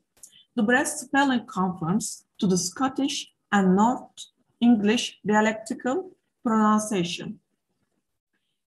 When we look the breast anatomy, in women, the breast overlay, the pectoralis major muscles, and usually extend from the level of the second rib to the level of the sixth rib in the front of the human rib cage. At the front of the chest, the breast tissue can extend from the clavicle to the middle of the sternum. At the sides of the chest, the breast tissue can extend to the axilla and can reach as far to the back as the latissimus dorsi muscle, extending from the lower back to the humerus bone. As a mammary gland, the breast is composed of different layers of tissue, predominantly two types, adipose and glandular tissue. Morphologically, the breast is tear-shaped. The superficial tissue layer is separate from the skin by 0.5 or 2.5 centimeter of subcutaneous fat. The suspensory Cooper's ligaments are fibrous tissue prolongation that radiate from the superficial fascia to the skin envelope. The female adult breast contains 14 or 18 irregular lactiferous lobes that converge at the nipple. The 2.0 or 4.5 millimeters mid ducts are immediately surrounded with dense connective tissue that support the glands. Milk exits the breast through the nipple, which is served around by a pigment area of skin called the areola. Some women's breasts have varying proportions of glandular tissue than of adipose or connective tissues. A small to medium-sized breast weighs 500 grams or less, and a large breast can weigh approximately 750 to 1,000 grams or more. The fat-to-connective tissue ratio determines density or firmness of the breast. During a woman's life, her breast changes size, shape, and weight due to hormonal changes during puberty, the menstrual cycle, pregnancy, breastfeeding, and menopause. In this picture, you see the anatomical breast. As mentioned in the presentation, consists of these structures: chest wall, blood vessels, mammary ducts, nipple, fat cells, rib bone, pectoral muscle, and intercostal muscle. Glandular structure: the breast is an apocrine gland that produces the milk used to feed in an infant. Lymphatic drainage: approximately 75% of the lymph from the breast travels to the axillary lymph nodes on the same side of the body, whilst 25% of the lymph travels to the parasternal nodes.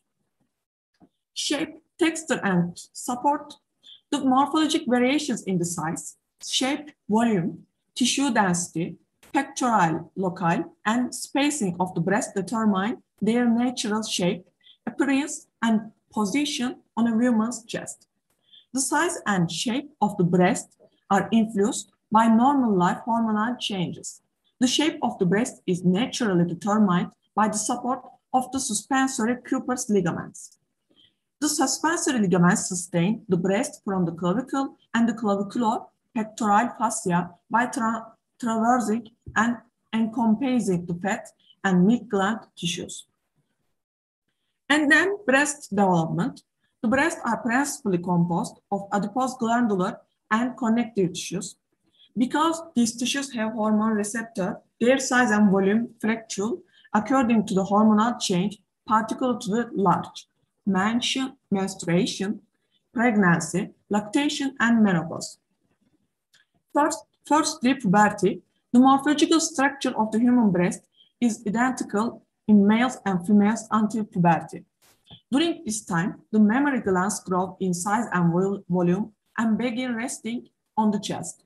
This develops stage of secondary sex characteristic and illustrate in the 5-stage tenor scale. This picture is the tenor scale. It helps in scoring change that occur in the body of the during puberty. Breast development is also shown in this picture, 1 or 5. During the developing breast are sometimes of unequal size, and usually the left breast is slightly larger. Medical conditions can cause overdevelopment or underdevelopment in girls and women. This condition of asymmetry is transitory and statistically normal in female physical and sexual development. This continues for approximately 4 years until the final shape of the breast is established at about the age of 21.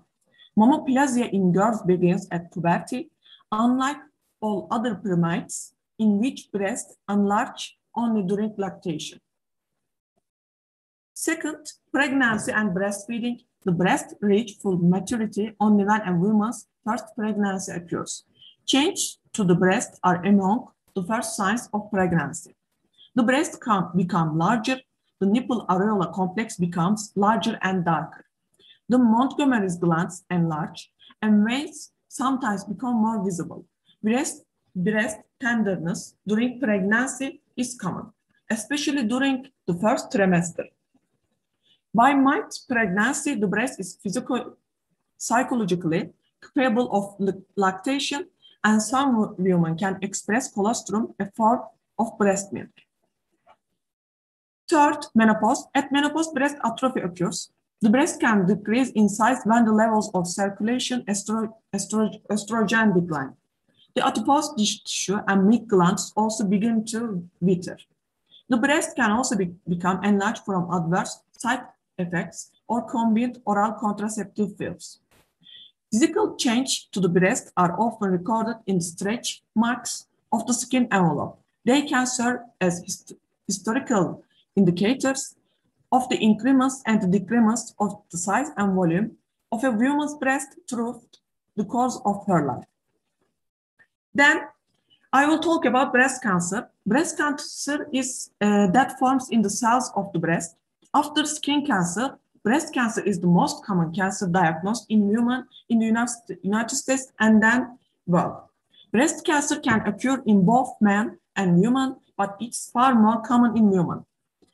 Survival rates have increased and the number of deaths associated with this disease is steadily declining, largely due to factors such as early detection as a new personality, approach to the treatment, and a better understanding of disease.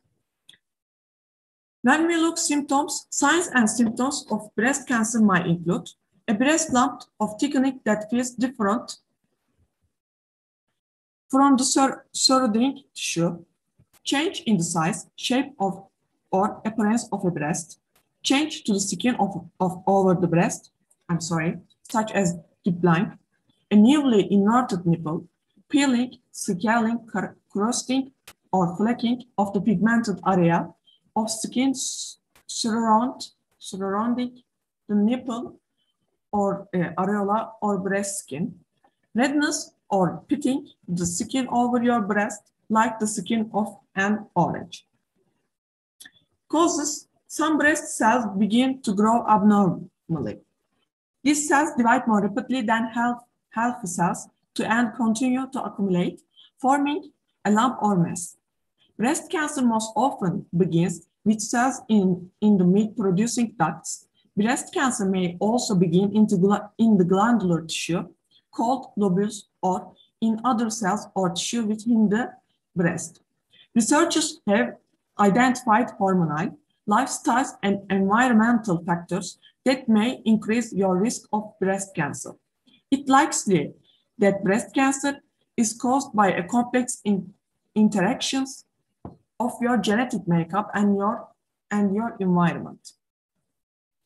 I will talk about inherited breast cancer. It's estimated that about 5 to 10% of breast cancers are linked to the gene's mutation passed down through a family. The most well-known are breast cancer gene 1 or BRCA1 and breast cancer gene 2 or BRCA2, both of which significantly increase the risk of both breast and ovarian cancer. If you have strong family history of breast cancer or other cancers, your doctor may recommend a blood test to help identify specific mutations in BRCA or other genes that are being passed through your family. When we look risk factors, a breast cancer risk factors is anything that makes it more likely you will get breast cancer. Being female, women are much more likely than men are to develop breast cancer. Increasing age, your risk of breast cancer increases as you age. A personal history of breast conditions, a personal history of breast cancer. If you have had breast cancer in one breast, you have an increased risk of developing cancer in the other breast. Radiation exposure, obesity, being obese increases your risk of breast cancer.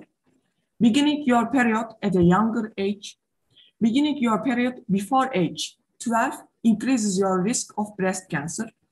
Beginning menopause at an older age, having your first child at an older age, having never been pregnant, and postmenopausal hormone therapy. Prevention: breast cancer risk reduction for women with an average risk. Ask your doctor about breast cancer screening. Become familiar with your breast through breast self-exam for breast awareness. Drink alcohol in moderation, if at all. Exercise most days of the week. Hormone therapy, healthy weight, and healthy diet. Treatment: breast cancer. Treatment: Your doctor determines your breast cancer treatment options based on your type of breast cancer. Firstly, breast cancer surgery. Operations used to treat breast cancer include removing the breast cancer or lumpectomy. During a lumpectomy, which may be referred to as breast converging surgery or white local excision. Second, removing the entire breast or mastectomy. Mastectomy is an operation to remove all of your breast tissue. Most mastectomy procedures remove of the breast tissue, the lobules, and ducts. Thirdly, sentinel node biopsy to determine whether cancer has spread to your lymph nodes. Your surgeon will discuss with you the role of removing the lymph nodes. Fourth, axillary lymph node dissection. If cancer is found in the sentinel lymph node, your surgeon will discuss with you the role of the removing additional lymph nodes in your armpit. Fifth, removing both breasts. Some women with cancer in one breast might choose to have their other breast removed if they have very increased risk cancer in the other breast because of a genetic predisposition or strong family history. Other treatment and therapy, radiation therapy. Radiation therapy uses high-powered beams of energy such as X-rays and protons to kill cancer cells. Chemotherapy uses drugs to destroy fast-growing cells such as cancer cells. Hormone therapy is used to the breast cancers that are sensitive to hormones. Target therapy drugs attack specific abnormalities within cancer cells. Immunotherapy uses your immune system to fight cancer. Your body's disease-fighting immune system may not attack your cancer. Supportive or palliative care. Palliative care is specialized medical care that focuses on providing relief from pain and other symptoms of a serious illness. Palliative care specialists work with you, your family, and your other doctors to provide an extra layer of support that complements your ongoing care. And then, current developments in breast cancer. First, nanoparticles or particles. The biological application of nanoparticles is a rapidly developing field of nanotechnology that opens up new possibilities in cancer diagnosis and treatment. Using nanoparticles, which are part of nanotechnology, circulation time and anti-cancer activity can be increased. In addition, with the help of nanotechnology, cancer mass can be determined at an early stage. The ability of nanostructures to enter a single tumor cells increases the limits of imaging techniques. While 1 million tumor cells must be formed for the diagnosis of breast cancer, with mammography, it is possible to diagnose breast cancer even when less than 100 tumor cells are formed with nanotechnology. Second, genetic fingerprint or fingerprint. Detection of breast cancer systemic recurrence is limited by the lack of universally expressed tumor cells marker. The next step of the individual specific and target cancer treatment applied in recent years is the studies on the genetic fingerprint that removes the genetic fingerprint of cancer cells and the driver mutation gene that detects the main gene that directs the cures of the tumor in body. And then calcium and vitamin D, scientific data suggest that additional vitamin intake reduces the risk of breast cancer as well as other cancers. It is known that consumption of fruits and vegetables containing vitamins A, C, and E reduce the risk of cancer. Vitamin A decreases the proliferative capacity of the mammary epithelium and stimulates differentiation. It is emphasized that there is a relationship between breast cancer and calcium and vitamin intake. There is an inverse relationship between sun exposure and breast cancer. In these studies conducted with experimental animals, it was found that the low calcium and vitamin D intake is animals receiving a high-fat diet increased the cancer-stimulating effect. Similarly, vitamin D and its synthetic analogs have been shown to cause the death of breast cancer cells developed in the laboratory. It can be claimed that the development of both breast cancer and osteoporosis can be prevented by providing the daily recommended dose of calcium and vitamin D, puberty and adolescence. In meta-analysis studies, examining the relationship between serum vitamin D level and longer survival, it has been reported that high serum vitamin D levels decrease mortality in breast cancer, and serum vitamin D levels should be between 30 or 80 nanogram or / milliliter in all patients with breast cancer.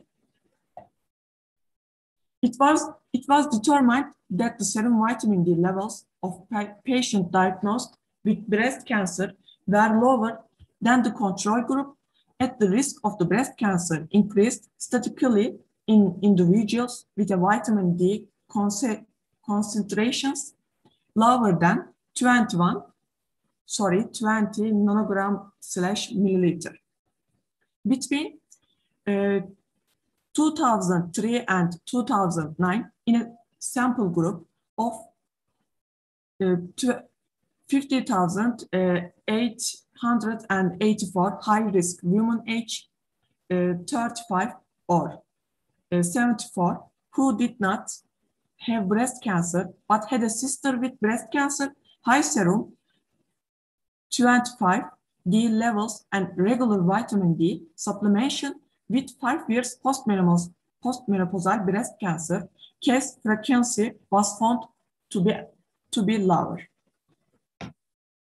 Finally, results for the breast cancer, which is one of the most common cancer types among women in the world and in my country, Turkey.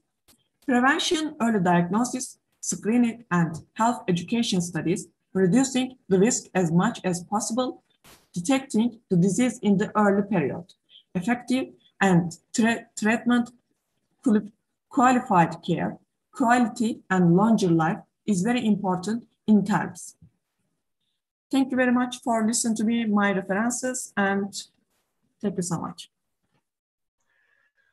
Thank you very much, Dr. Aisha, for the presentation. It was interesting. There was a question from Dr. Lobab. So she asked, do you screen for HPC in your practice?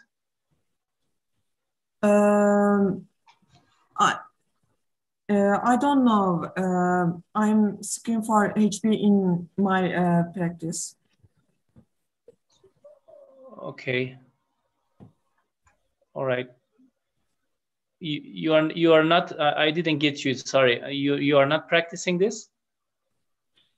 Sir, I'm a student, and I will research about breast cancer, but I'm writing about breast cancer for article, but screen for HBC, hereditary breast cancer. Thank you so much. Thank you so much. I don't know hereditary breast cancer. I will research. Okay. All right. Any more question from Dr. Aisha?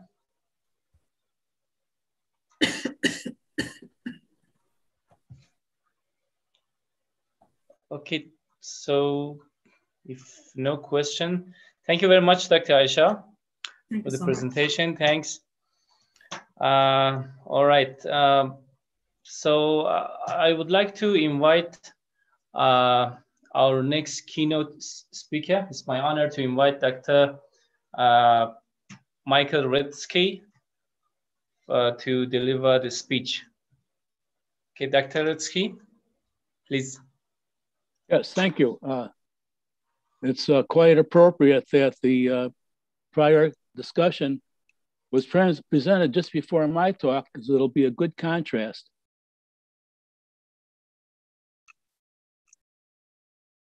Is my slides? No, not yet. Not yet. Could you please just share your screen? The bottom of the page, you can find share screen, just close to chat box.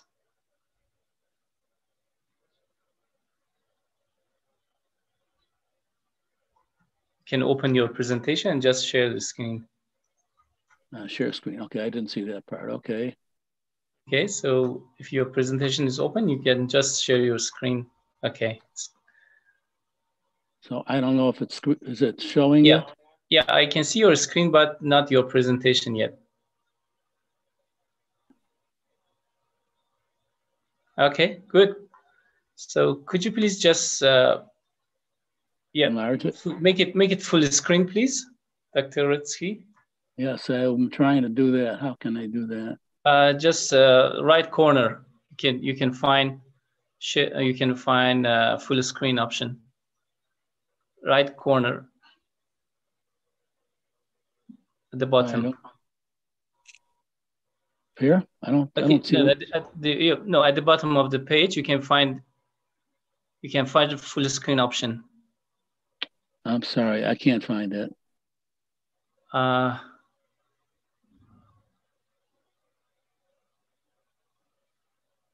sorry. Okay.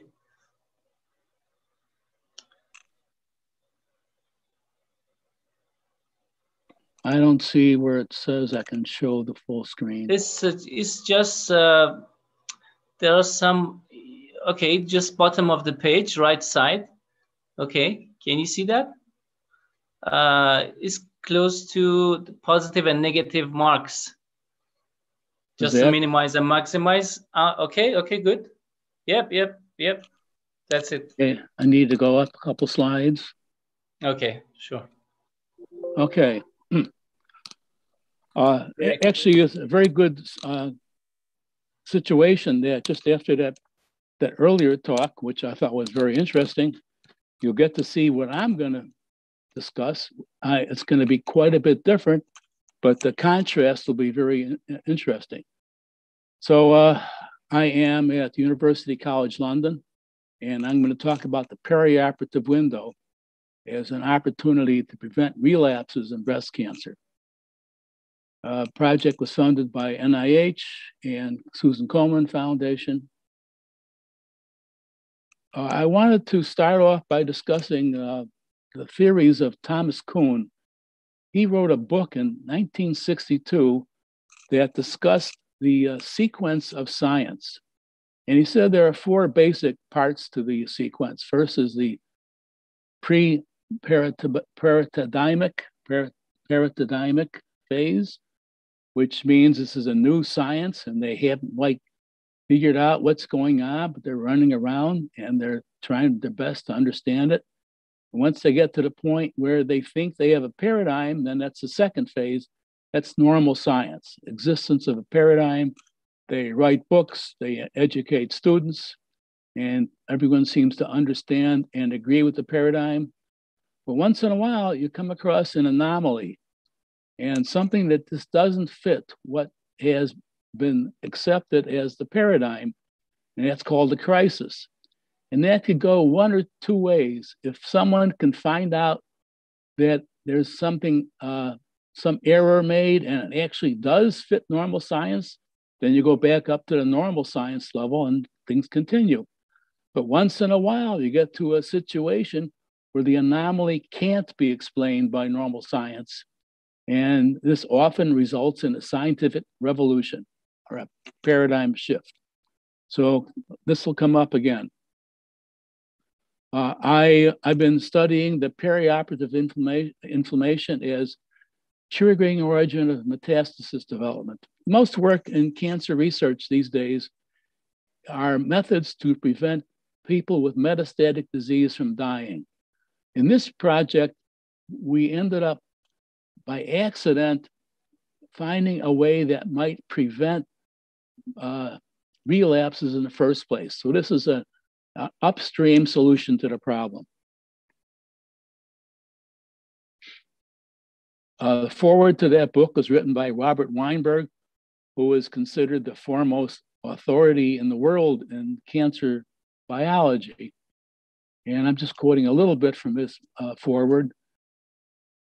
If this is demonstrated definitively, it leads to the notion, likely to be accepted only reluctantly by many in the clinical oncology community, resection does not provide an undiluted benefit to the patient in terms of long-term survival.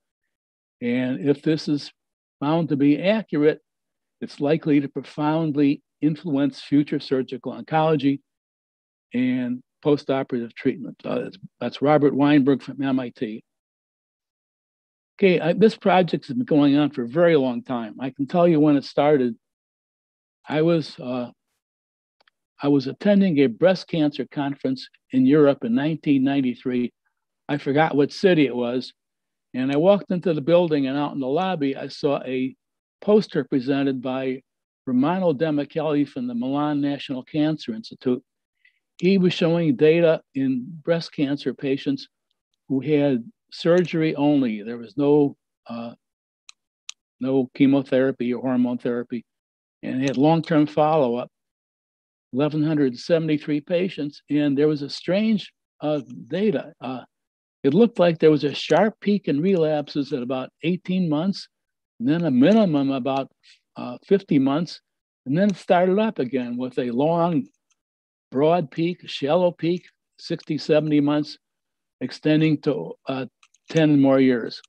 This general pattern has now been identified in 21 databases from US, Europe, and Asia. There are more than 21, but I stopped counting at 21. Okay, these are the Milan data. This is the data from Demichelli from Milan in the form of relapse hazard. These are for postmenopausal patients who were treated with surgery only, no adjuvant therapy at all. What you see here is there is well, first I better explain what relapse hazard is. Relapse hazard is the probability of someone undergoing a relapse in this case, a 3-month window, if they entered that 3-month window relapse-free. So someone with a 0.02 relapse hazard has a 2% chance of undergoing a relapse in that next 3-month period.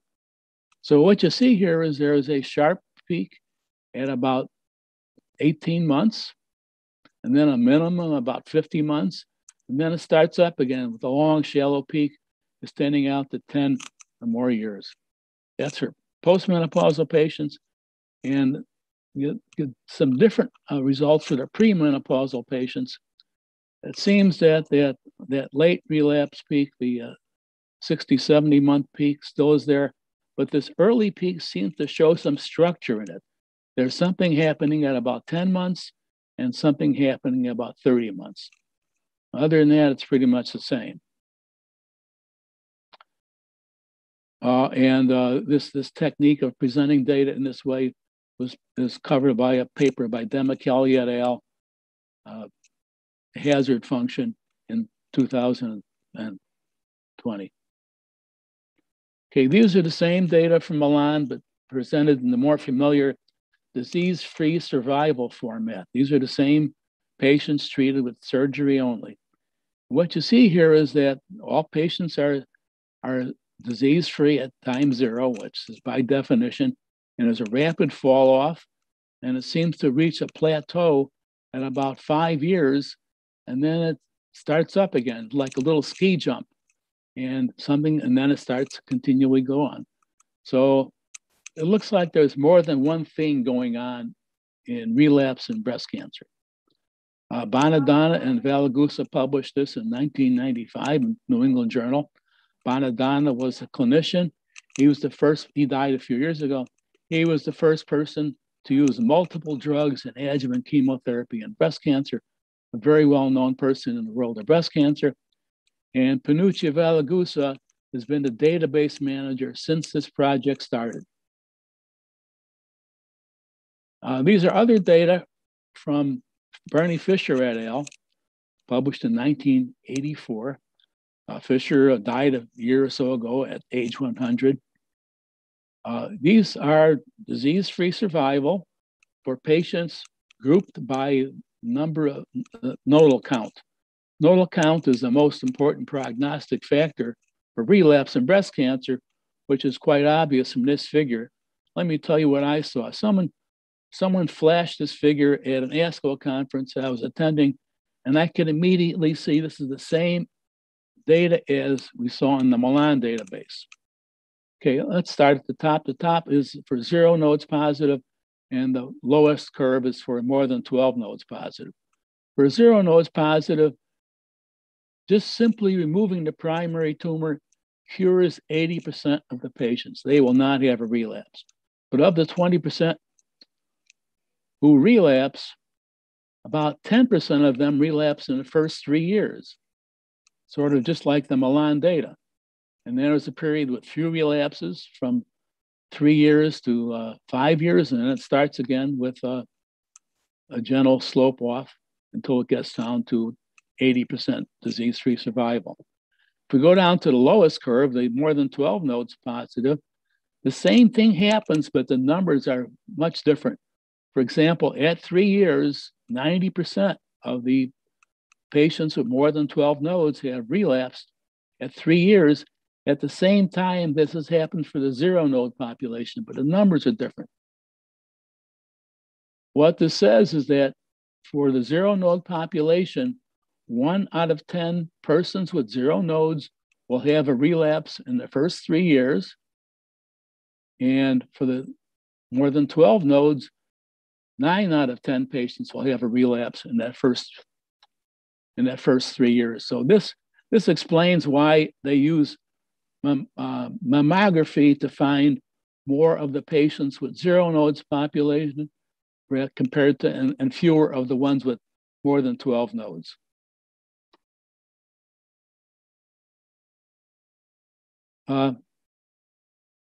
What we're finding here is that we're finding the early relapses in the first 3 years. This was not explainable with the continuous growth model that has been part of the breast cancer paradigm for many years. At this conference in Milan, at the conference in Europe, when I saw that first data from Demicheli, there was also data presented from Mike Baum, who was a surgeon from UK, talking about a bimodal relapse pattern in the UK database. Well, afterwards, Demicheli and I decided to collaborate. My background is physics. I have a PhD in experimental physics, and I made a career change into cancer research in about 1982. So at this point, I had been studying using computers to study tumor growth. I got to be very comfortable with this technology, and I published a number of papers. You can look at them. Breast Cancer Research 1997 and 2001 is where I discussed computer simulation of the Milan data. So the strategy was I was going to take the Bonadonna Valagusa database and Demicheli's model. Demicheli has an MD PhD, and he did a lot of work studying tumor growth in animal models. And he said the simplest growth model he can come up with was to start off with a single malignant cell. It can remain dormant for a variable period of time. And once it becomes starting to grow, starting to divide, it can get to a point where it reaches about 1 million cells or 1 millimeter size, and it can't get much larger than that until angiogenesis occurs, until that 1 millimeter tumor gets fed by a vascular supply from the host. So and after the angiogenesis, it can grow up to a detectable tumor and a lethal tumor. So my task was to take the Milan database, the Bonadonna Valagusa database, and Demicheli's model and try and figure out what those various peaks represented. Before I get too far into this, I wanted to show you this figure. In 1989, I was visiting professor at Bill McGuire's laboratory in University of Texas, San Antonio. McGuire is the person who first found out that estrogen and progesterone were important factors in breast cancer growth. That's a well-known situation that was described in a previous talk. So anyway, I was invited by Bill McGuire to come to San Antonio and work alternate weeks for 6 months, trying to add data from his database on estrogen and progesterone markers. If I could find a way of introducing estrogen and progesterone into the original work I had done, he would be very pleased. So that was my project. Well, we got into serious trouble. After a couple of months, I ended up saying it's not working. Something was really wrong. I went to McGuire and I said, hey, I give up. It's not working. So McGuire called in the guy who designed the database for the data from San Antonio. And in 10 minutes, this guy said, hey, this data is wrong. They gave you the wrong identification. They told you that this one column was relapse time. It was not relapse time. It was time that the patient last saw the physician. So that explained why my work was not satisfactory. It didn't work out. So McGuire says, well, you're here. You might as well do whatever you want for the rest of that 6-month period. So I ended up using the library in San Antonio to look up data on how actually tumors grow. This was at a time before the use of computers, and I could take the textbooks, the books right off the shelf, put it on the table, and no one would bother me. So I had all kinds of time to explore the data on tumor growth from the time before right now. Well, right now, someone gets a cancer and the tumor gets removed right away. But in those years, in the 60s, there were many times that they left tumor in place for years just to watch what happens. And this was one paper that described that. This was a case published by Smithers, I don't know the date, in the 1960s, I presume, where this is a case report of a boy who had diagnosed osteosarcoma. And what they did, the physician expected that this patient would develop lung metastases. That's a typical thing happens in osteosarcoma. But before they removed the tumor, they were taking x-rays of the chest. X-rays here, here, here, here, 4 x-rays in the year before they did anything. So, and they couldn't find any activity of metastases in the lung. But then all of a sudden, at this point, my cursor is right here. At this point, looks like mid 1963, all of a sudden a tumor appeared and it started to grow, and it grew in a straight line on this curve. This curve is a semi-log. It's exponential scale on the left-hand scale, on the vertical scale, and it's linear scale on the time scale. So anytime you see tumor growth that's straight line on a semi-log scale, it's exponential growth. So this tumor is growing without any resistance, and they finally removed it at 12 centimeters. The strange thing about this picture was that nothing happened until this time, and that coincided when they amputated the leg. When they removed the primary tumor, all of a sudden this metastatic disease progressed. And I must have spent hours studying this figure. What is this telling me? Is this saying that something happens at the time of surgery to cause some metastatic activity that just happened? There was nothing going on for the year before that, but right at the time of amputation, that's when something happened, and all of a sudden you had a growing tumor. Was this saying that surgery has plays a role in the initiation of dormant tumors? Maybe it takes dormant cancer cells and wakes them up, and they become active. So something here is going fishy. This is the first indication I've seen of it, and it made a major impression on my mind. So I'm looking at, this is now my work with trying to understand those various peaks in the Milan data.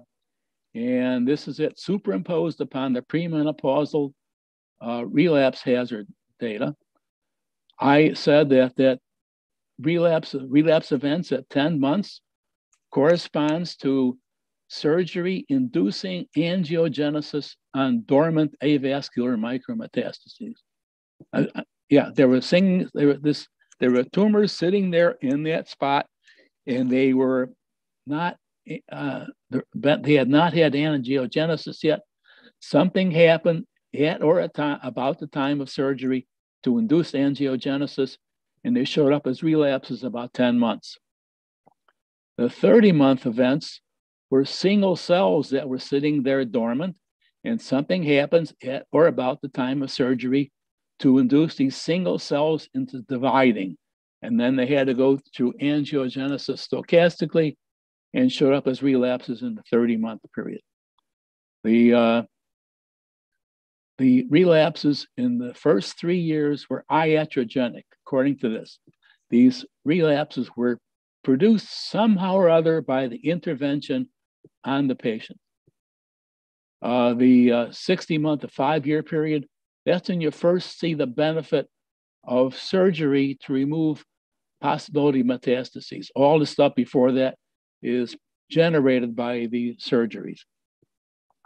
Okay, no one was happy to see this. This was very disturbing.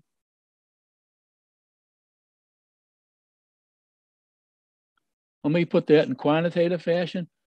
As I said, I'm experienced in the use of computer simulation. I'm a physicist, and I deal with quantitative results. I don't do something until I can say there's a number associated with this. So this is what I found from that computer simulation, that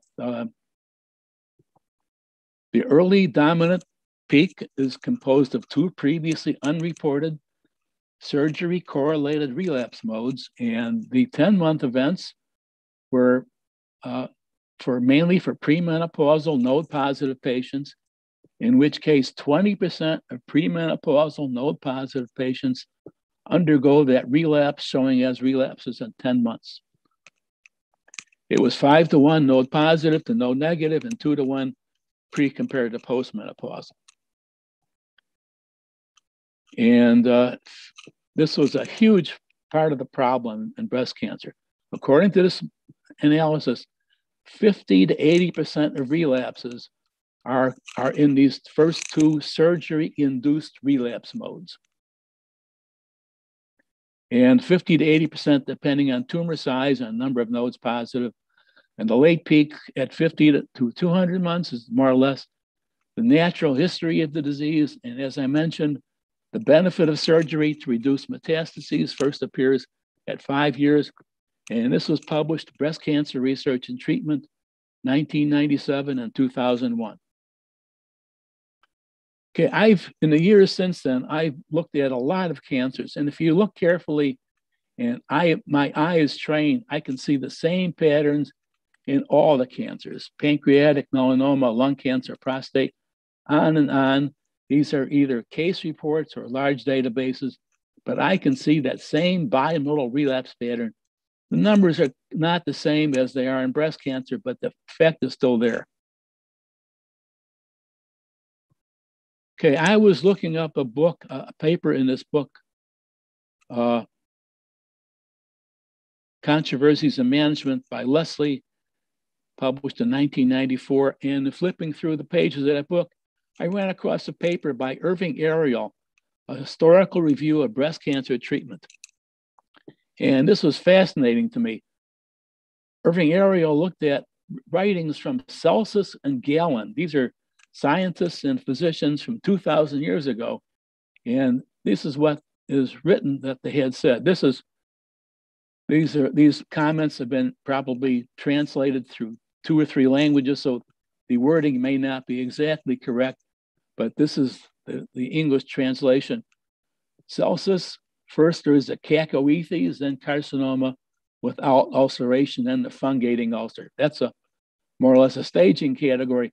Cacoethes are small, but not seriously obvious lumps. Some small tumors that was not there before. And ulceration is when the tumor goes through the skin. Fungating ulcer is going through the skin. And Salsa said, none can be removed but the cacoethes. The rest are irritated by every method of cure. The more violent the operation, the more angry they grow. Now, remember, this is 2,000 years ago. They were able to find out that they could remove small tumors, and it seems that the patients could be cured of cancer. This was without the benefit of inflammation control or pain control, and the patients were able to survive this. This is remarkable. After excision, it brings back the cause of death, whereas at the same time, by using no extirpation, protract lives, notwithstanding the tumor, to an extreme old age. And Gallen said, we have often cured this disease in early stages, but after it has grown to a notable size, no one has cured it with surgery. It sounds like 2,000 years ago, Gallen and Celsus knew all about this, and they were able to remove tumors from patients, and the patients survived the tumors, and they were cured of cancer if the tumors were small. This was stunning to me. Okay, this effect, if it's 50 to 80% of the relapses are produced by something that happens at surgery, it's just such a large effect. If you know what to look for, it should show up in clinical data. And I'm citing 4 events where that is happening. First of all, adjuvant chemotherapy works really well for premenopausal node-positive patients. It's in 12 or so percent survival and absolute level, and it's in the lower single digits for any other category of breast cancer. Published a paper in 2004, and co-authors of the paper are Bonadonna and Valagusa from Milan. Bonadonna was the first person who treated breast cancer with multiple drugs, and he's a very well-known guy. As I mentioned, he died a few years ago. Dema Kelly was the guy who did the analysis with the hazard data. Judah Folkman, I was on Judah Folkman's staff at the time. Folkman was the first person to discover the idea that angiogenesis is an important factor in cancer, and that it may, if you can prevent angiogenesis, you may be able to prevent people from dying of cancer. And Bill Reshevsky, I was diagnosed with stage 3C colon cancer in 1993 or 4, and Bill Reshevsky was the medical oncologist I used. After reading those papers, that paper that Medical Hypotheses 1990, I was sure that maximum tolerated chemotherapy was not the best way of treating cancer. So for my case of stage 3C colon cancer, I wanted something different. And Reshevsky put me on a low dose long-term therapy. I had infusion every night for 2.5 years at a non-toxic level. That's been considered the first use of metronome chemotherapy. Okay, there's more information about that later. It turns out that mammography works better for women age 50 to 59 than age 40 to 49. When they were first using mammography, they knew it was a benefit. They didn't know what the benefit was. So they did clinical trials in US, UK, and in Sweden. And when they first looked at the data, they looked at women age 50 to 59, and they found a 20% mortality advantage to the women who had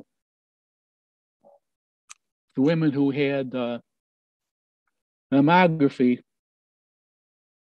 But when they looked at women age 40 to 49, there was an anomaly. There were more deaths in the first 7 or 8 years for the intervention arm than the control arm. So the women 40 to 49 who had mammography had more death from breast cancer in the first 7 or 8 years after the trial started than the control arm. This created a real controversy. I ended up publishing a few papers.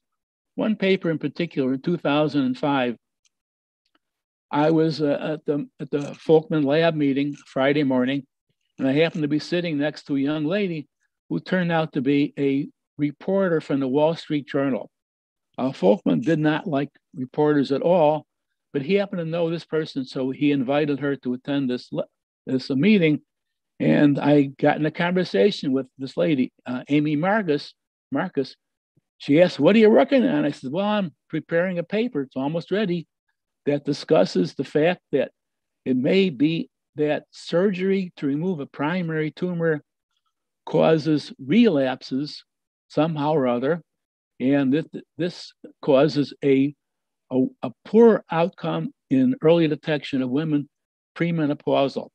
Well, Amy Marcus was premenopausal, and her editor was premenopausal, and they had never heard about this. So they decided they want to write up something in the Wall Street Journal.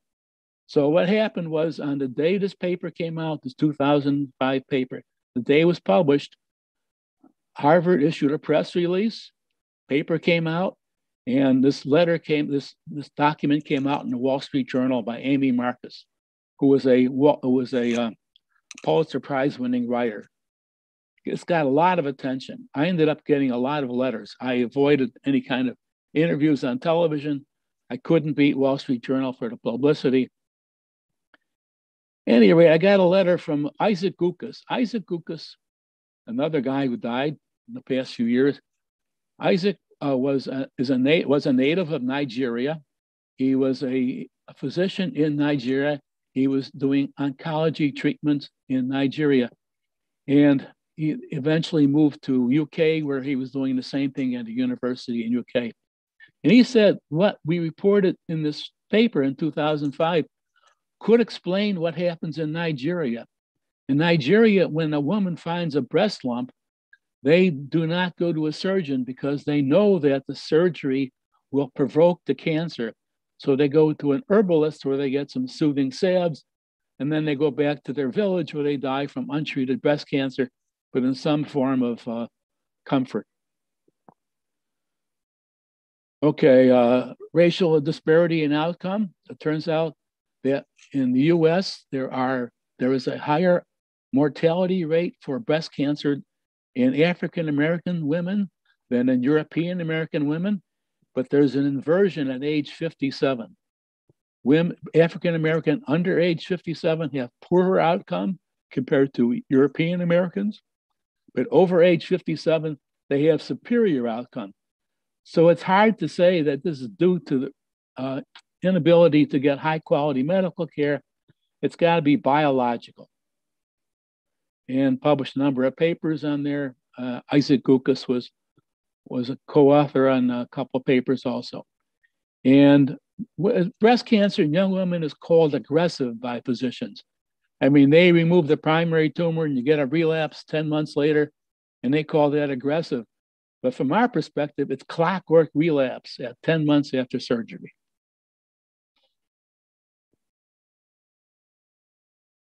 Okay, I already went through that. So at this time, we come to the conclusion something happens at or around the time of primary surgery to precipitate this early wave of relapses that accounts for 50 to 80% of all breast cancer relapses. And surgery apparently causes something. We later found that something to be systemic inflammation that induces angiogenesis of dormant avascular micromets and starts growth from single dormant cancer cells. And this may be a general effect, not just limited to breast cancer. Okay,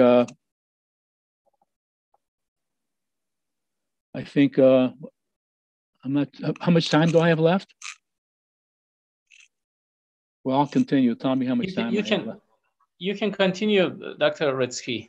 Okay, thanks. Okay, in 2010, we were still puzzled as to what was going on, but this paper was published by a group from Brussels.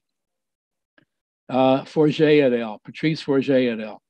This was a teaching hospital, so they have to expose the anesthesiology residents to all the drugs used in anesthesiology. So what they had a large database of patients that were treated with all the drugs used in treat before for pain and for pain control and before surgery. And they did a retrospective study. They looked at the outcome of all their patients, like 325 patients treated by one surgeon and given conventional chemotherapy, and looked at the relapse rate, the hazard rate, grouped by what drug was given. And one drug, ketorolac, was far superior to all the other drugs. Ketorolac is it's an NSAID. It was one of the very few NSAIDs that are available by IV, but that was the one that they had. So they used ketorolac to treat breast cancer surgery in Brussels. And those patients had far superior outcome. This is the data from, they found out in the first 5 months, from 9 to 18, there was a 5-fold reduction in relapses, 3 versus 15 events. And there are many patients in the study, so these numbers were significant. Okay, at this time, we knew that some intervention at the time of surgery would be needed to stop those early relapses, but we were puzzled what mechanism could explain the Forget et al. Data. And I want to come up with a quote from Hiller, Brodner, Gatua, 2013. The perioperative period can be considered a perfect storm of immunosuppression and inflammation in the presence of residual or circulating tumor cells. Well, we undertook an examination of correlations among a series of very large and complex fields. I'm sure you were thinking this is an impossible thing to do, but that's what I did. I looked up papers on surgery, papers on inflammation. Inflammation occurs after surgery in cancer. IL-6 is a strong marker for systemic inflammation, and for the week after surgery, IL-6 is elevated in serum. So there's systemic inflammation for a week after surgery. That's not unexplainable. And angiogenesis, well, platelets are known to actively sequester angioactive factors as they circulate. So, and platelets degranulate in the presence of inflammation. So there's a surge in 5F in VEGF, which is a promoter of angiogenesis in serum, and a decrease in platelet count for that week after surgery. There are circulating tumor cells. That's well known in cancer, that cancer patients have circulating viable cancer cells in their system. The immune system is known under certain circumstances to be able to control cancer. It is known that cancer can go through dormant states. And it turns out that neutrophils are an active feature in recover after wound. If you get a wound, inflammation occurs and it causes neutrophils to be generated. Neutrophils are a category of white blood cells, and they are produced in enormous quantities, like 10 to the 11th neutrophils are produced in a day. And these neutrophils only live for a day, so there's a constant turnover. Neutrophils have the amazing ability to extravasate. They can go through the capillary system, the vascular system, and they can squeeze through little cracks in the skin of a capillary and invade distant tissue. So, I mean, their function is to repair a wound, so they have to have a way of getting into tissue. They can't just stay in circulation. And neutrophils have this strange ability that they can shed out what's called neutrophil extracellular traps, sort of like a butterfly net. It's an amazing thing to see. I've seen a picture of that. And these are meant by our immune system as a way of capturing parasites and viruses and capture them and take them into tissue where they get destroyed. One comment that I wanted to mention here is that Lancet 2001, inflammation is not the spark that causes the genetic damage that causes cancer, but it's the fuel that feeds the flame. Okay, I'm going to list 5 mechanisms by which surgery can result in metastatic activity, waking up of dormant disease. And neutrophils respond to inflammation and sometimes form these neutrophil extracellular traps. These nets are able to enhance metastasis because they bind circulating tumor cells and extravasate into distant organs. In that book that I edited with Dema Kelly, chapter 4 was written by Hiller, Shire, and Rydell. These were anesthesiologists. And after reading that chapter, I would be surprised if surgery did not cause tumors to start to grow after surgery.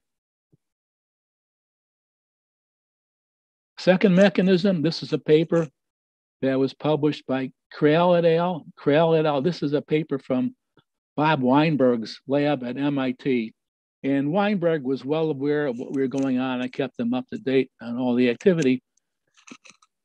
And they developed an animal model, a mouse model, where they can inject cancer cells into this mouse. And if the immune system was competent in the mouse, these cancer cells would go into dormant states. If the immune system was compromised, then this would not happen.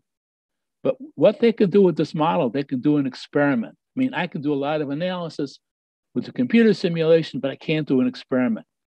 What they were able to do is they were able to control the release of these cancer cells. Where did I? Yeah, here. They could control the release of. They found that if they operated on the mouse on the left side, you can get tumor growth on the left side or the right side, but they could control this by giving an NSAID. By giving the mouse an anti-inflammatory drug, they could prevent this from happening. And this got a lot of attention. There was a press release by MIT, and this was reviewed by Komarov in New England Journal.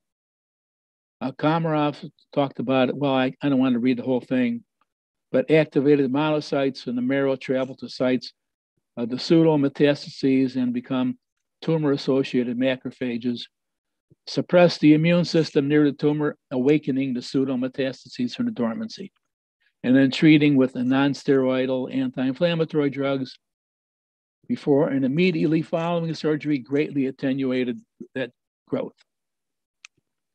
Mechanism 3 was chapter 8 in that book I edited by Marie-Louise Bonelike-Bernts et al.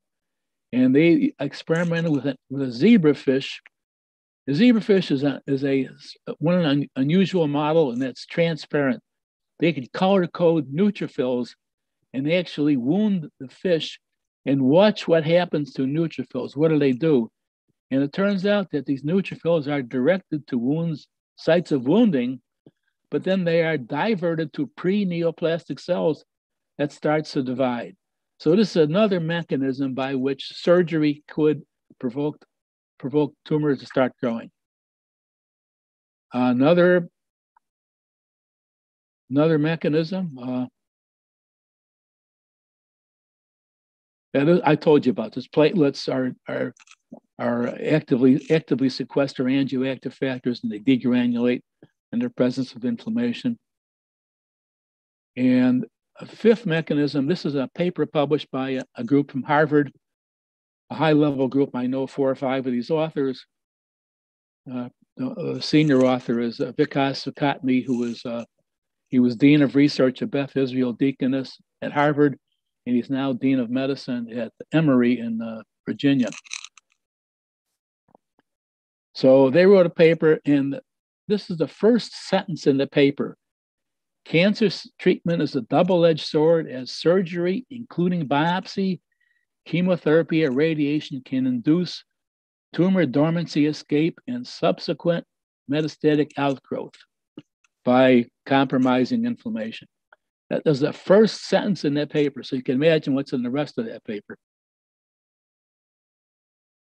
After this publicity, it got a lot of attention on the internet, and I picked 3 items out of the internet discussing that. One of them was emotional, official, and scientific. The emotional one was this one: yikes, can cancer spread? So can surgery spread cancer? That's from a PhD level person with cancer. It's a disturbing thing for a cancer patient to think that a surgery can cause cancer to spread. And what does the NIH say? Cancer.gov. The chance that surgery will cause cancer to spread to other parts of the body is extremely low. And they say that surgery causing tumor growth is a myth. Well, if you go to Google and you say, does surgery cause cancer to spread? You'll get like 50 million hits. And this one will show up as one, another one similar for the American Cancer Society. And in this paper, that Criollo et al. Paper that was reviewed by Komarov in New England Journal, Komarov said, clinical lore says that resection of a primary tumor can cause previously inapparent metastatic deposits to flare. Well, there's an innuendo there and various issues, but I could spend a lot of time talking about these 3 comments, but I will spare this audience. But I could be talking about them for a long time. Conclusions: we're talking about an unsolved 2,000-year-old problem in oncology. Early relapses, which are the majority of relapses, surges of angiogenesis and activation of single cells, are triggered by primary surgery. The surgery doesn't cause the relapses. The surgery causes the systemic inflammation, and that lasts about a week. And the inflammation is what causes the dormant cancer cells and deposits to exit dormancy, resulting in relapses. So what remains to be seen is that the surgeons and the anesthesiologists need to find out how to control the inflammation, and then surgery can be done safely. Forget paper, that perioperative NSAID ketorolac reduces early relapses 5-fold. This still needs to be confirmed.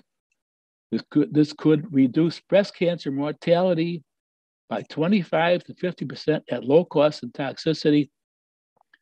Low cost, this is a $5 drug given once in the history of a patient, and there are 2 million new breast cancer patients in the world. So for $10 million, we can cut the breast cancer problem by 25 to 50% if we could get this used, or it's a problem getting it used. The physicians, the surgeons think that surgery causes excessive bleeding if the patient has had an NSAID in the past week, and they typically will refuse to operate on a patient who has taken an NSAID in the past week, despite data. The data we have suggests that transient systemic inflammation is the precipitating factor resulting in angiogenesis and single cell activation. Breast cancer, which runs its course in over a decade, but most of the events that lead to relapse seem to occur in that week after surgery. This suggests metastatic progression is amplified 100-fold during that week post-surgery. We have a trial that's in planning stage at Beth Israel Deaconess Medical Center at Harvard with Ted James. We're not sure when this is going to happen, but it's in the planning stage. There's one drug that is found to reduce bleeding by 39%. That's tranexamic acid, reference Austin et al. 2015. There was a second retrospective study of perioperative NSAID reported by Desmet et al. And JNCI in 2018. Okay, getting back to that first book I talked about, a crisis apparent.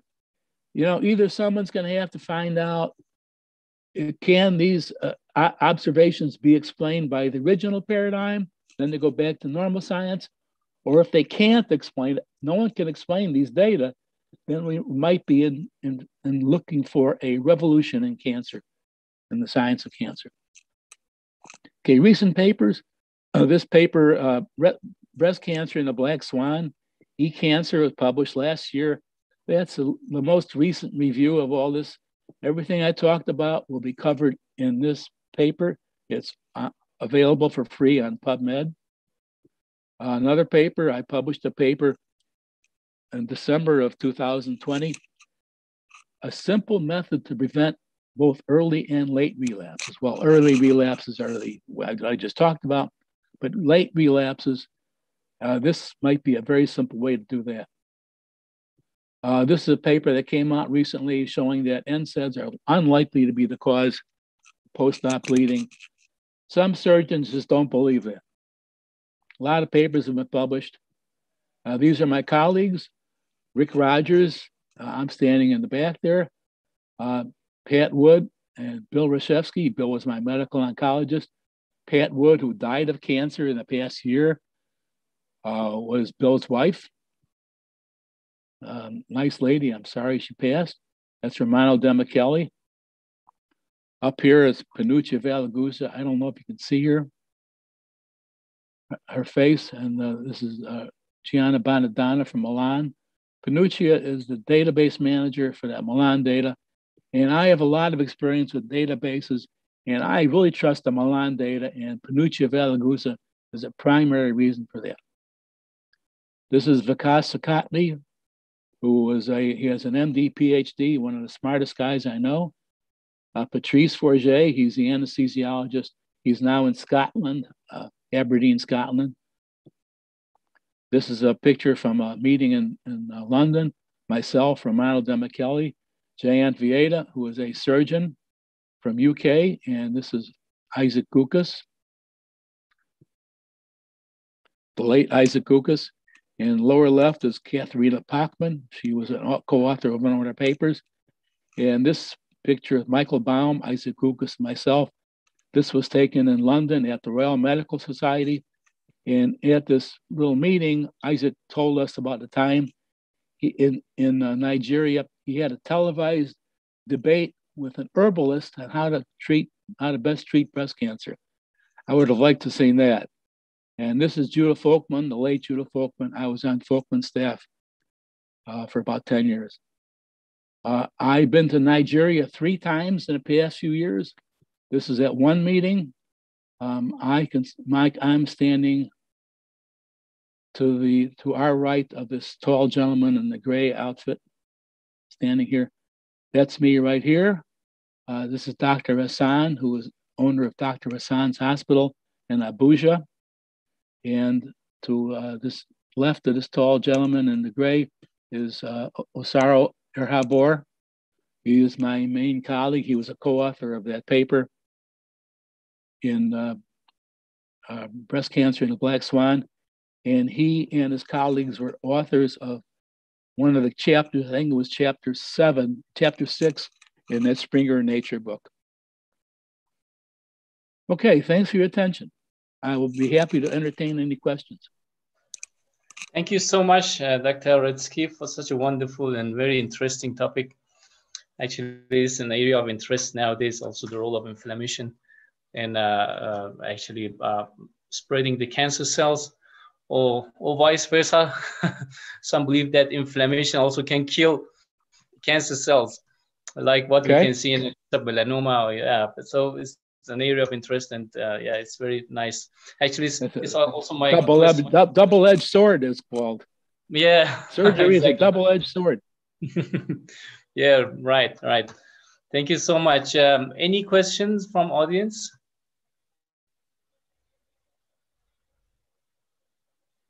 Any question?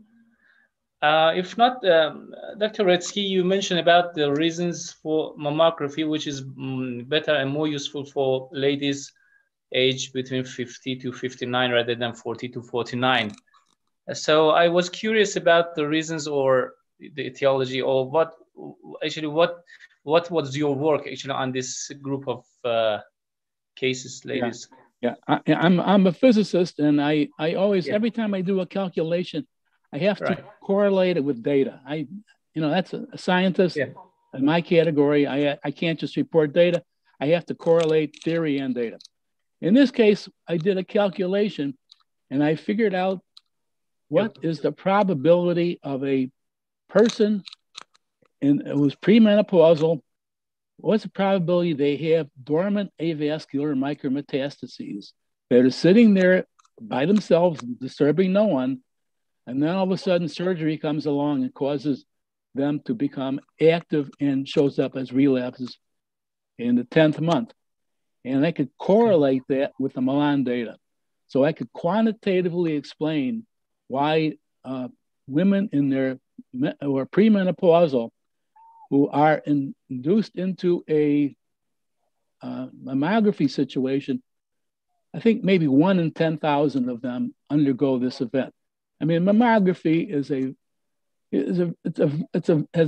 an advantage, but the advantage is very small.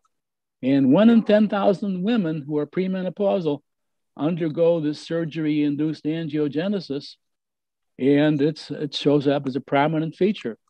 But I can quantitatively explain it. Look, one of those papers, I'm not sure what it was, 2005 maybe. We report the quantitative correlation between the Milan data and the mammography data. Okay. All right. Good. Thank you so much, question, Dr. Reski. Thank you. Any more questions? All right. Thank you. Good evening, Dr. Michael. Yes. Hi, I'm Dr. Palak. I'm a radiologist from India, and it's my honor to have heard you today.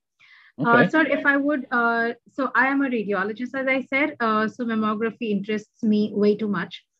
I would want to, so we see in our subcontinent, when we look at the age profile, we do see more of the triple negative breast cancers in relatively younger women, and we do expect them to be associated with poorer prognosis than the cancers that we have in the older age group.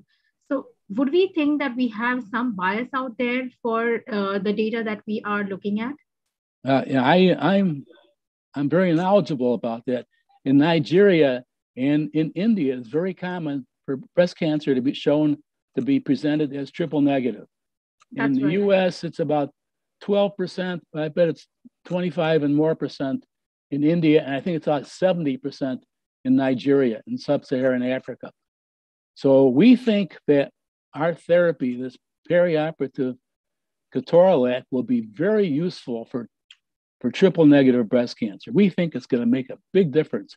I mean, I would even stick my neck out and say that triple negative breast cancer treated with a perioperative NSAID will be among the easiest treatments, will be among the best category of cancer to have if you use this therapy. I mean, it's a speculation.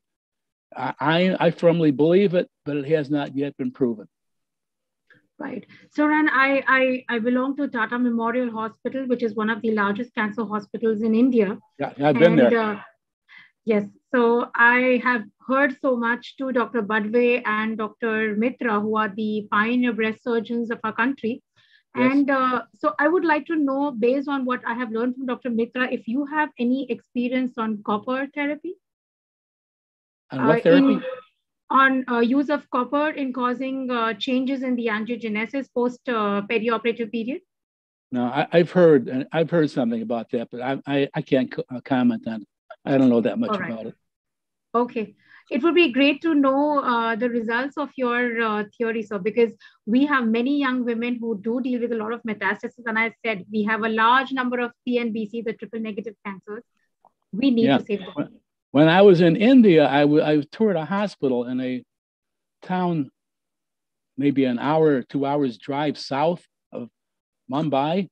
And I gave a talk there, and I was trying to inquire if they could do a clinical trial of perioperative ketorolac there.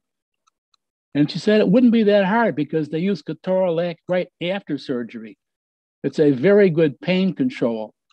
I can testify personally to that. I had shoulder replacement surgery March 1st of this year, and I asked for ketorolac as the analgesic that they gave me. And I really had very little pain. It's supposed to be a very painful surgery, and I can say it has not been painful. And I trust that to ketorolac. So I think that ketorolac should be used by more people. Thank you. Thank you so much, sir. All right. Any further questions? Sorry, may I ask a question? Sure.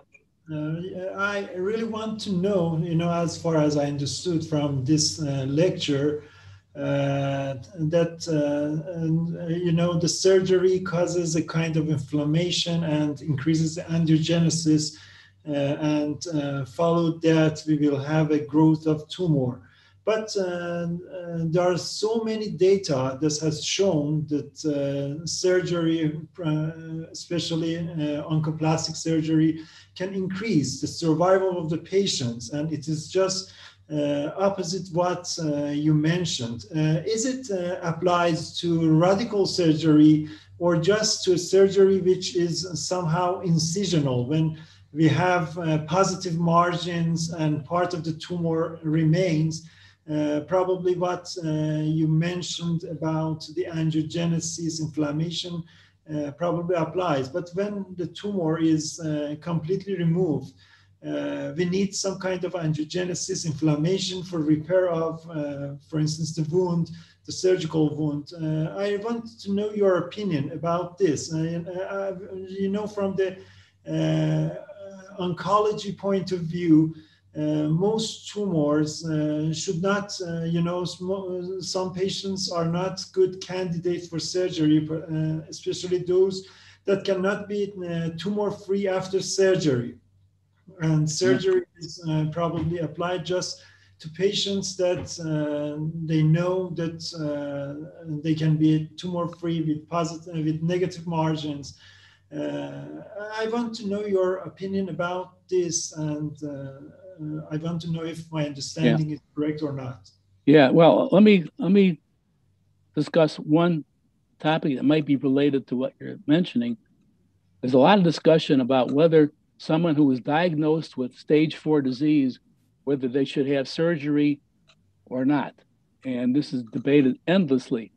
I must have seen 50 papers on that.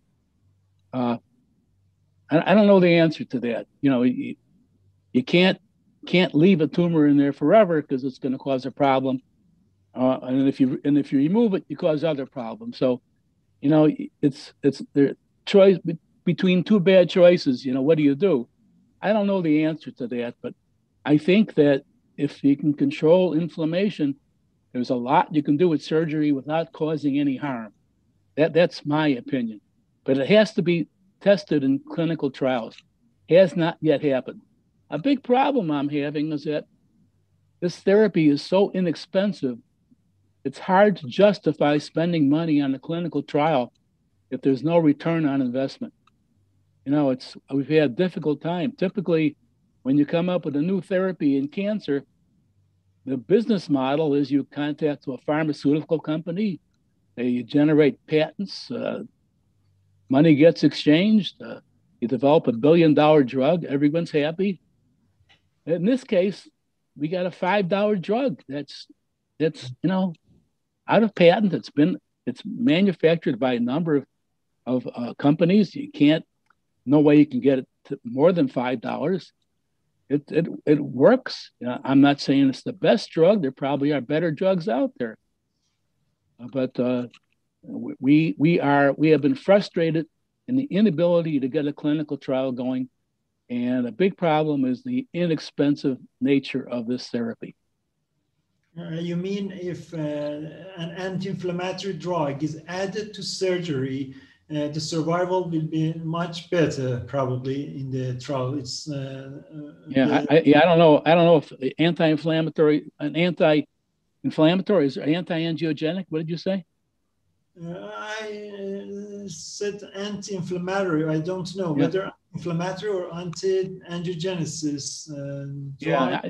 This ketorolac, we know from some retrospective studies that it seems to work. I wouldn't doubt that there are better drugs out there, but inflammation is what you have to stop somehow or other without causing something else to go wrong. Thank you. Thank you, sir. Welcome. Good questions. Thank you so much, Dr. Michael Ritsky, for such a wonderful talk. If there's no more question, I would like to invite, actually it's my honor to invite our next keynote speaker, Ms. Tammy Burdick. So I'm passing Tammy Burdick the stage to deliver the speech. Please. All right. So first, I want to say I hope that everyone is staying healthy and is doing okay. I know we've all had the same similar struggle over the past year. I do want to apologize because I will plan on referring to some notes. So if I lose any eye contact with my audience, I do apologize for that. So my introduction, I am Tammy Burdick. I am part of the United States of America. I live in the state of Ohio in the city of Cincinnati. My profession is actually in business management with a concentration in training and operations. Though it really hasn't felt that way for a while now after becoming a survivor of a rare disease. And I know inflammation was really kind of emphasized in the last presentation, and that's really why I'm here today. I'm going to tell you about my story, and my story is how I survived and cured a chronic inflammatory breast disease known as granulomatous mastitis. And just to give everyone some credibility, because I am a business professional, I've never gone to any formal medical training, to be honest, but to help support my credibility today, among this amazing group of individuals and professionals, I have actually hosted a training, global training actually for GM called GM 101. I've shared my own story on local news here in Cincinnati, along with my surgical breast oncologist, Dr. Kelly McLean of the Christ Hospital Medical Network here in town. So I'm here to speak today, which I feel very honored about. That's kind of going to be very credible as well. And I am currently writing an ebook. The planned title for that is Diagnosis Detective, Curing Granulomatous Mastitis. So hopefully I will have that available within a few months. And lastly, I'm hoping that my story is going to appear on a national level, and I should know more about that here later this year in August or September. So my motivation for being here today is really all of the women who continue to suffer with this unfortunate disease, and to really try and save other women who are going through granulomatous mastitis and preventing what they are having to go through, which may be unnecessarily. In many cases, the right testing was missing from the start.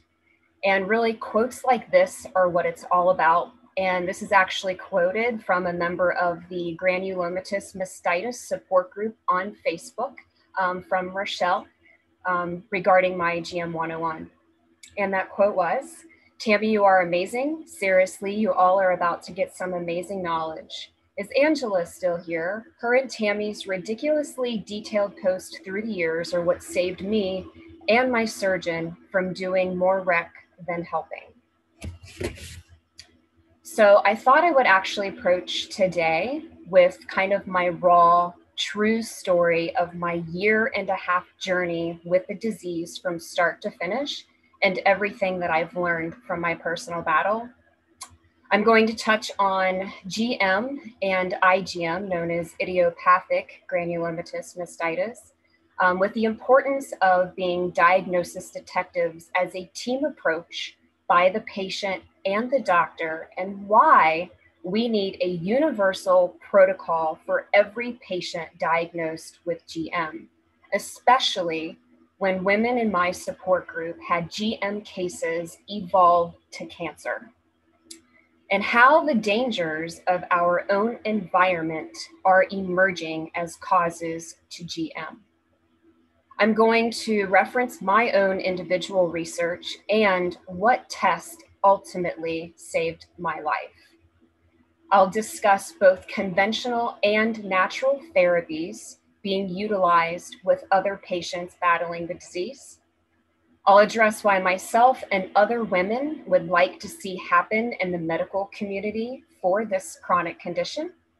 And I will also give some closing statements and hope to have time for questions. So now it's going to be kind of like a story time. I wanted today to be very more casual, relaxed, and kind of be like once upon a time and just give you my true raw version of what happened. So once upon a time, I was going to travel for a business trip to a small town known as Southbury, Connecticut, in the northeast of the United States. This time was in January of 2017. I arrived in Southbury to stay there for about a week or so to evaluate a customer's training program. I met some amazing professionals during that week. I've had some very interesting conversations, which would actually kind of come back to haunt me later in my journey. One of those conversations that I had was how soft my hair felt. My hair had never felt so soft before on that trip. And another individual on that trip, about a couple days in, came into that training with crutches and didn't recall injuring himself whatsoever. And he had gone to urgent care that night before and thought that maybe perhaps he sprained his ankle somehow. But oddly enough, he didn't recall doing anything to that ankle. And those are the two conversations that I had that, like I said, would come back to haunt me later in my journey. So I left Southbury, Connecticut, returned to Cincinnati, Ohio, and we're going to fast forward to the end of March of 2017. I woke up one day and I just felt unwell. The sense of something is wrong. My body is saying, help, help. And I was on my menstrual cycle at the time. I woke up, my stomach hurt, my breasts were sore, I didn't feel good, very unusual. I had a lot I needed to do that day. I got out of bed. I was going to try and make it through the day, get done what I needed to do. It wasn't long after I left that I needed to return home. It just wasn't going to be in the cards that day for me to do much of anything. I park my car, I get out of the car, I walk into the house, and I just drop everything to the floor. I walk upstairs to my bedroom, I get in bed, I'm shaking, I'm freezing to death, and I almost feel like maybe I'm about to have a heart attack, or if kind of like something septic. And I'm like, am I just having like a really horrible menstrual cycle? My hormones are just completely out of whack, just trying to kind of like bypass what was really going on. So I wake up the next day. I had actually taken a baby aspirin and gone to bed. I wake up the next day. I feel a little better. A couple days later, my menstrual cycle is over. My left breast no longer hurts, but my right breast was still concerning to me. It was tender, a little painful, kind of felt swollen, and that prompted me to do a self-breast exam. And that is when I found a very hardened area towards the lower underneath portion of that breast. And I felt a lump in the upper part to the left of that breast. It was my right breast that was affected.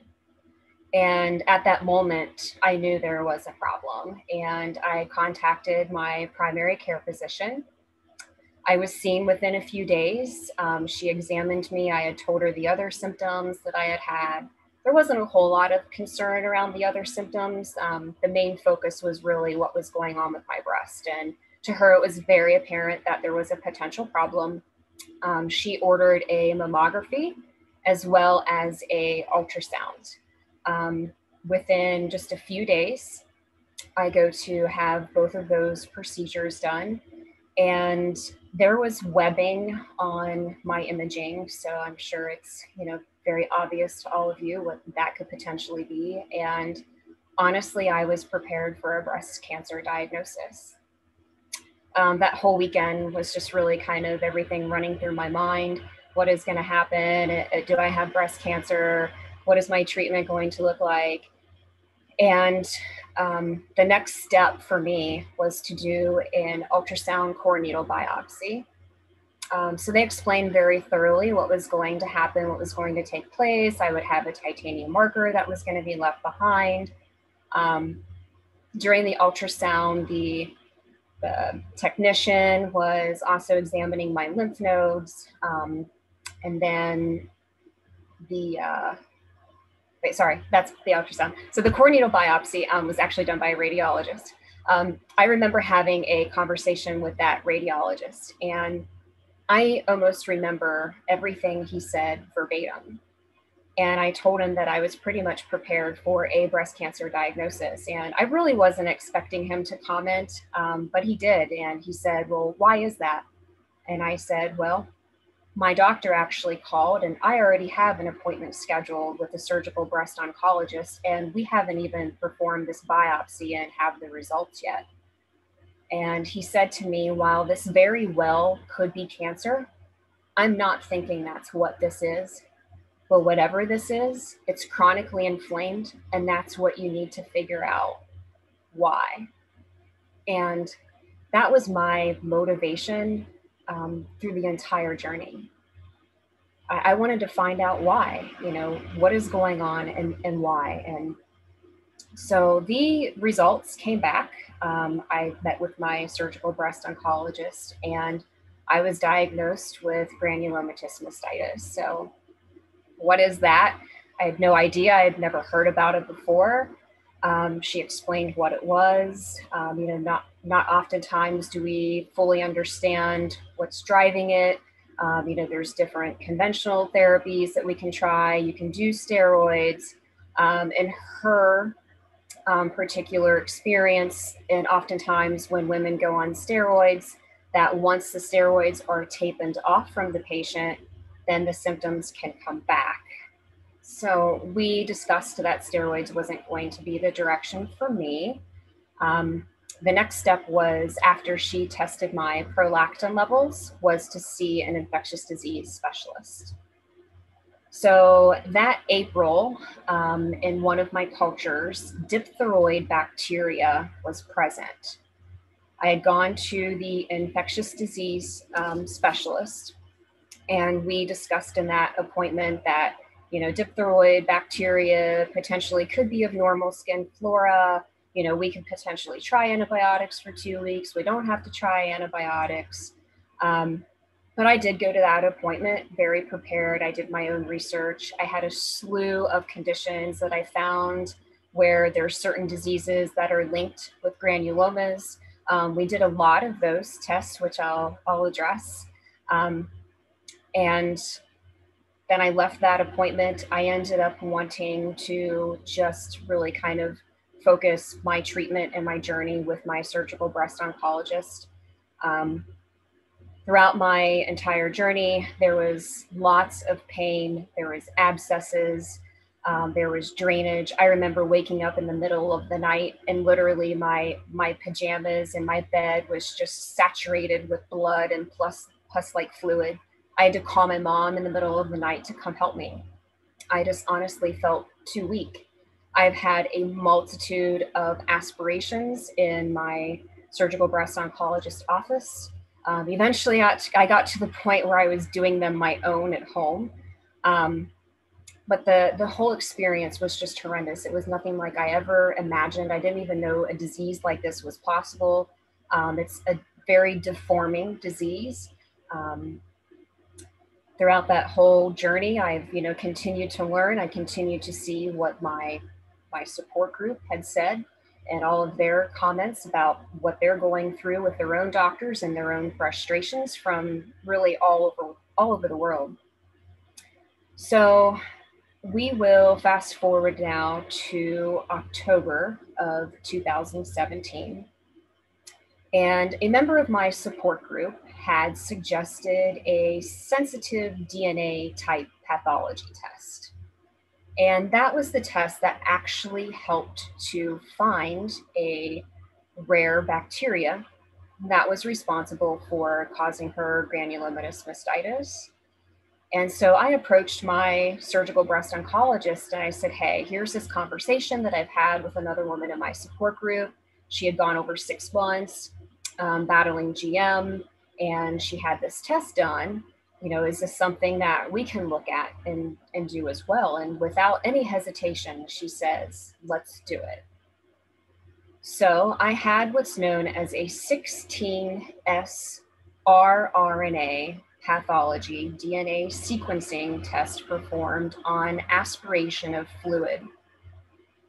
That test came back and it showed us what was driving my GM the entire time was an environmental bacterial infection known as Corynebacterium croppenstedti.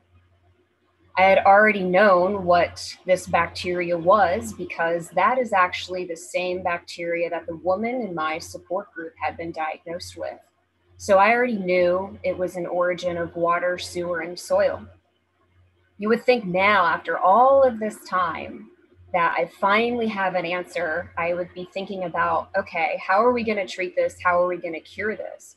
But my why from what is causing my GM went from how did I contract this bacterial infection?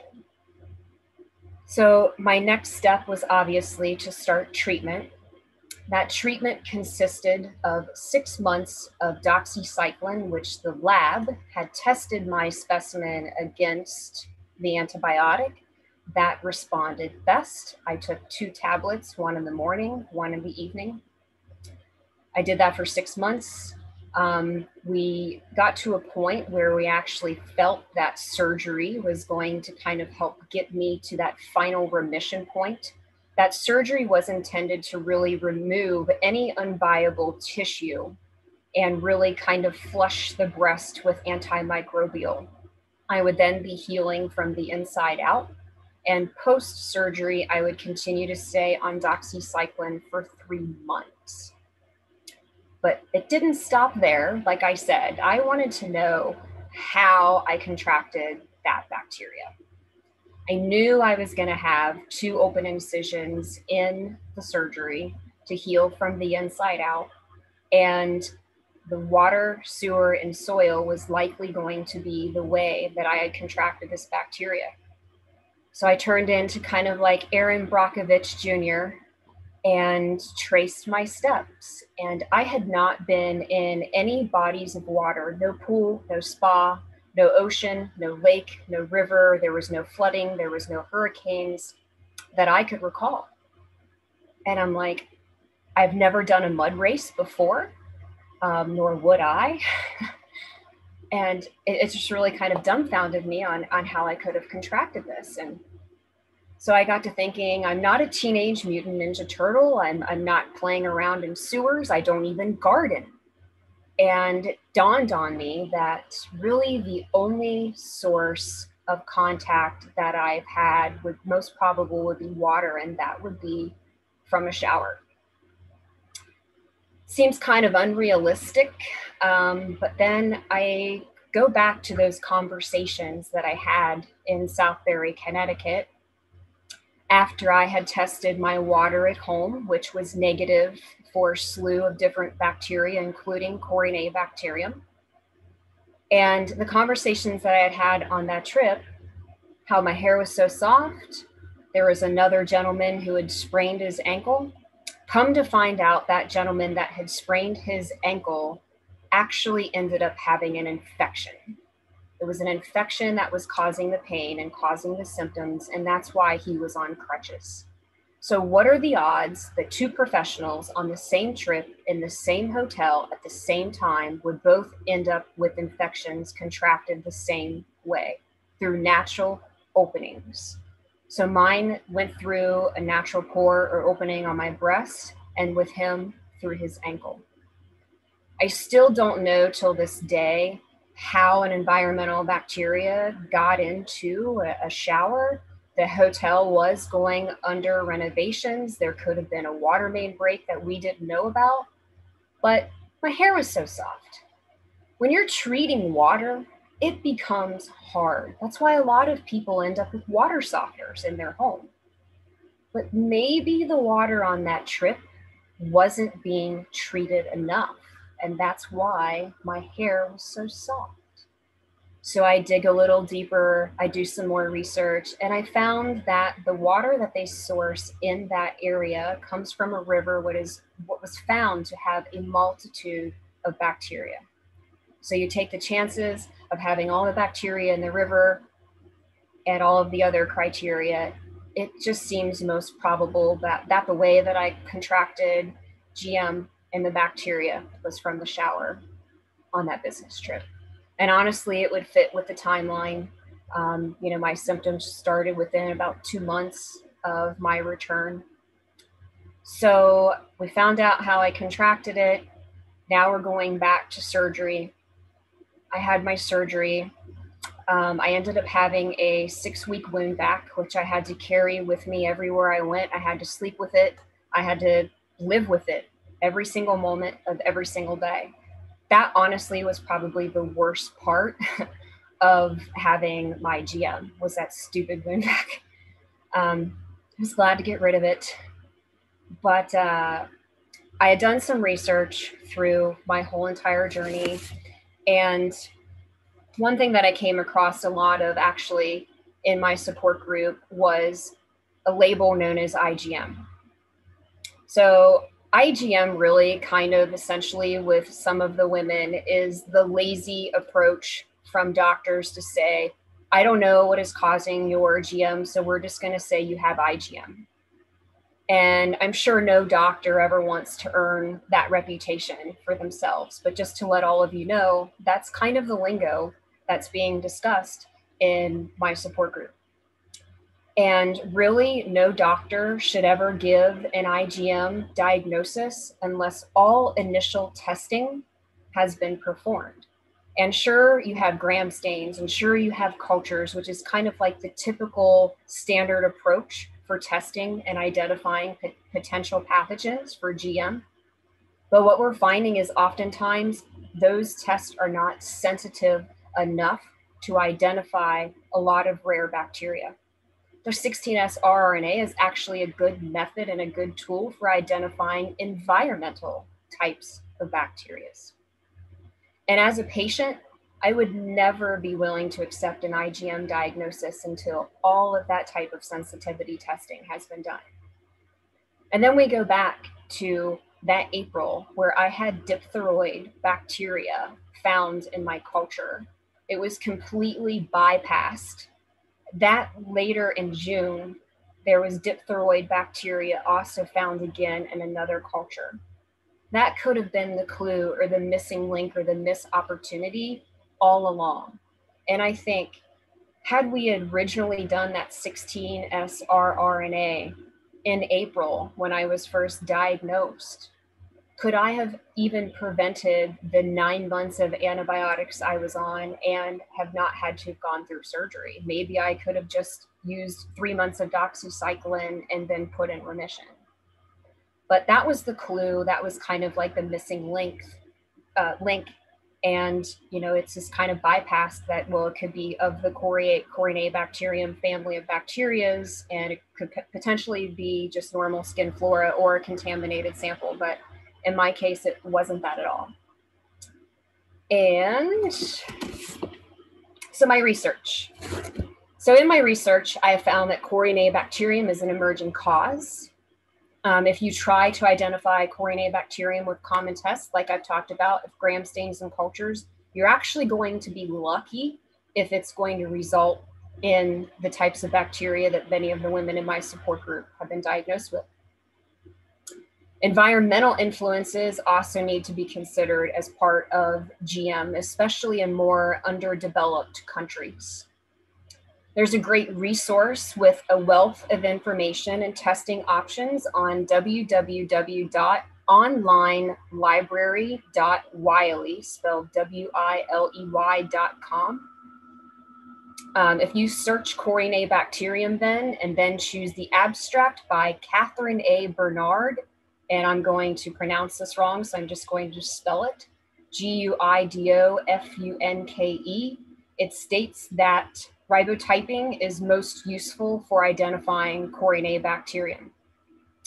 There are also several PubMed journals, even with recent journals post my experience individually, one indicating that Corynebacterium croppensteadi is actually found to be an emerging cause of granulomatous mastitis now. The 16S rRNA should actually be a staple for GM patients. And there's also a test called a MALDI-TOF, which can also be an option in diagnosis. This test was actually ran on my specimen from surgery to help measure the effectiveness of my antibiotic therapy, as it only is able to detect living microorganisms. This test was also performed on another member of my support group to diagnose her with bacteria known as Corynebacterium bovis. Her bacteria was actually transmitted through micro tears during breastfeeding. So now I'm going to give you the diseases that I have found in my own research to be linked with granulomas that were actually part of my original testing with the infectious disease specialist. So as I had mentioned early on, I had my prolactin levels checked. We did gram stains, we did cultures, but other diseases that are commonly affiliated with granulomas have been tuberculosis, leprosy, schistomastiasis, histoplasmosis, actually, which my mother had when she was a teenager, very common here in the Ohio Valley, cryptococcus, and excuse me, I'm not a medical expert, so I might get some of the pronunciations incorrect. Catch scratch disease known as Bartonella, rheumatic fever, sarcoidosis, Crohn's disease, Listeria monocytogenes or gens. It's affiliated with infantry. And then pneumocytosis, aspiration pneumonia, rheumatoid arthritis, granuloma annulare, and foreign body granulomas. So at my infectious disease appointment, we went through that list together to see what would be probable or potential for me to have contracted. And then we ended up coming up with our own list of what we were going to test for to help try and give us answers to why it might have GM. We did syphilis, we did a fungal tell, we did catch scratch fever, she did an anti-nuclear AB, we did folic acid, we did a differential in CBC, we did a comprehensive metabolic panel. She tested my TSH with reflex FT4. We tested my B12 levels, blastomyces, histoplasmosis. All of those tests, however, really didn't give us the clues that we were looking for. So some of the conventional and non-conventional therapies and treatments that are being utilized within the group and other doctors, and some of them have been included in part of my treatment plan. Your conventional therapies obviously have been antibiotics, steroids, methotrexate, Kenalog injections, hydroflura bandage, Celebrex, OTC pain relief, SSD 1% silver sulfadiazine cream, which is actually something that I use present day as a prevention. And then a chlorhexidine gluconate 4% solution cleanser, which is actually what I used in the shower on my affected breast during my journey. Some of the more natural therapies that are commonly used within our group and have proven success is anti-inflammatory is a must. So most of us have converted to an anti-inflammatory diet. That includes being gluten-free. It includes being dairy-free, trying to eat organic, really as clean as much as possible, considering metabolic resistance. So how you eat is also important. Black seed cumin oil, which actually has anti-inflammatory and antimicrobial properties. CBD, so not the same as marijuana, but we've used CBD as an inflammatory natural therapy. Dry brushing, for the body, just really just trying to get our lymphatic system moving and flowing. Quality turmeric capsules and magnesium soaks, so we could take magnesium salt baths. If obviously water is not a contributor to your GM, castor oil packs. So basically you would take castor oil, you would kind of make it into a pack on the affected area. That's really been proven to help a lot of women in our support group. Glad Press and Seal, so Glad is the brand name, Press and Seal is the product, where we could actually use that and cover any of our abscesses and we wanted to take a shower more comfortably, or if we had surgery, in my case, it was a game changer. Then for general breast health, I currently use vitamin D, selenium, which you can actually get selenium very easily in just a couple Brazil nuts. If you're into Brazil nuts, I am. Iodine. So what we have found in the group that oftentimes iodine is deficiency is commonly linked to breast cancer. And all of our soil has changed, how we grow our food has changed, all of the herbicides and pesticides, all of this has really kind of affected the nutrient density of our soil and what our crops are being grown from. So part of that is iodine deficiency. And then Schisandra, which is an herbal. It's known to be used for estrogen dominance, helping clear the liver and overall breast health. Something that a lot of us have also tried and used is something known as modified citrus pectin. And this is actually an anti-metastatic. There's research on it that it's actually even helped with breast cancer. Oh, sorry. So the future of GM and what we need from the medical community. And I'd said early on, really what we need is a universal checklist for every specialist that we would use to approach all diagnosed cases of GM across the world. And I'd actually love from today to be able to have someone somewhere volunteer to help make this happen. I'd even be willing to help contribute just based on all of the frustration that we commonly see throughout the support group everywhere. What something might that look like?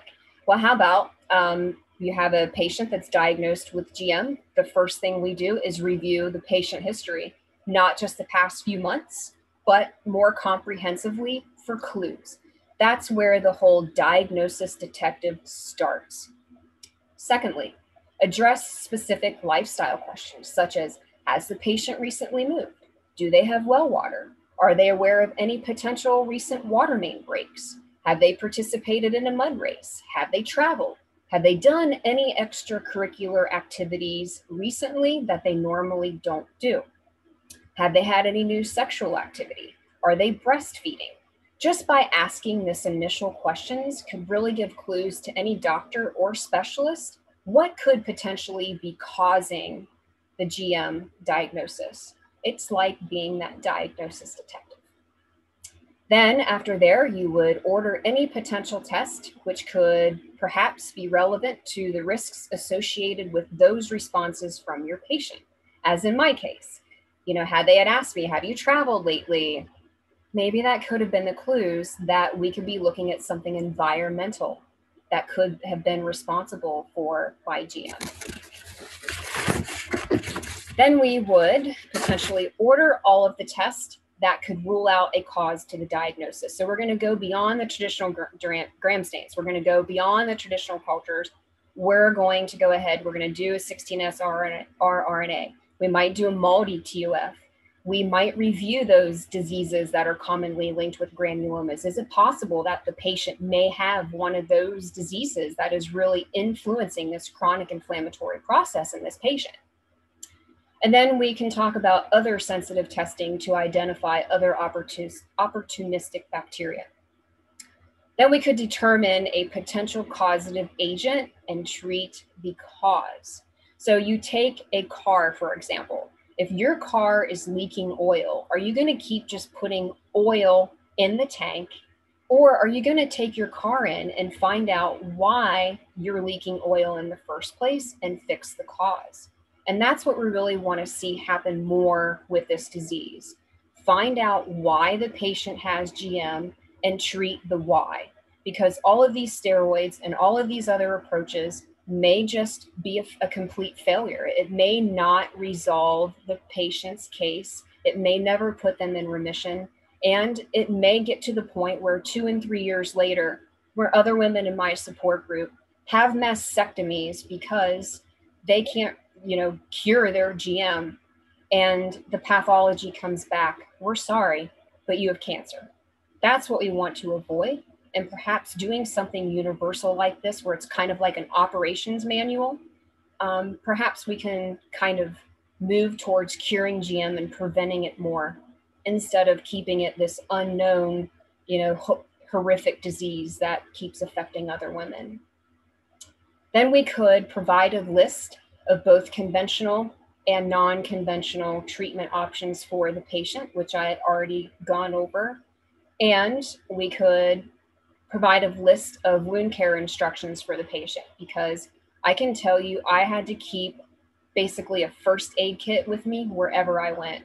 One time I was driving in my car during my experience, and literally right then and there I'm driving along and I had an abscess open up, and there I was bleeding and pus all over my white shirt. So really going over kind of wound care instructions and what the patient could ultimately expect to have to go through. And then provide a plan of action for the patient. This is how we're going to monitor your case, of if and when we might have to consider surgery. So my closing statements today is to be on the lookout for my ebook. Like I said, the tentative plan for the title of that book is Diagnosis Detective and Curing Granulomatous Mastitis. If anyone is interested in watching my television interview, you may visit fox19.com, fox19.com, search my name, TAMIBURDICK, and you can watch my new story along with my surgical breast oncologist, Dr. Kelly McLean. If there are any future questions regarding my presentation today, feel free to email me at tami.burdick@yahoo.com. You can also find and connect with me on the LinkedIn social media platform. Anyone wishing to contact my surgical breast oncologist, Dr. Kelly McLean of the Christ Hospital Network here in Cincinnati, you can reach out to me, or you can go online to get her contact information. I also personally used a functional medicine practitioner as well on my case, Dr. Jared Siegler. Formerly, he was with the Living Proof Institute. Now he has started his own private practice. That's where I learned a lot more about, being pro-anti-inflammatory, and really just kind of looking at a whole body approach. And both he and my surgical breast oncologist teamed up. And that's how we decided when and if we were going to do certain therapies during my, my journey. So now I'm just going to open things up if anyone has any questions, and I'm open for anything. Thanks a lot, Ms. Tammy. It was quite a wonderful talk, actually, and thanks for sharing your experience and journey with us. It was quite interesting to me that you have done such an extensive research on your condition, and yeah, so you really acted like a diagnosis detective, as you said. Yes. Okay. All right. Any question from audience?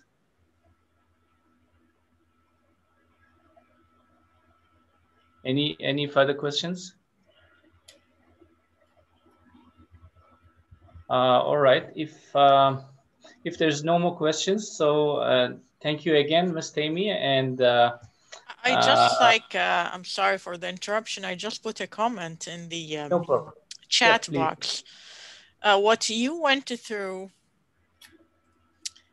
what you went through is called lack of practice. So as you know, USA is like not endemic for so many infectious diseases. So when the family doctors, like they face these problems, they lack the practice in this part of medicine. So what you went through, maybe if you are living in an endemic area, is going to be an easy diagnosis to reach out, like by doing simple tests. Like I'm pretty sure if they did like a differential count, you might have a leukocytosis, which raised the concern for infectious disease. So my question, did they did a differential diagnosis at the beginning before they proceed with any culture or smears? So I was diagnosed with GM through the original core needle biopsy. They did gram stains and cultures. The first culture in April 12th of 2017 showed growth of diphtheroid bacteria. Mm-hmm. The infectious disease doctor, like I said, wasn't really, it was kind of more disregarded. It really didn't seem to be addressing a lot of red flags, like potentially, you might be dealing with some, bacterial infection that's really kind of driving this inflammatory process. Then in June of that same year, diphtheroid bacteria grew in another culture. So I had gone, February, March, April, May, June, and in April we knew the diphtheroid bacteria was there. Did anybody draw bloods and did a differential count for you? So I did the CBC with differential in my initial infectious disease appointment.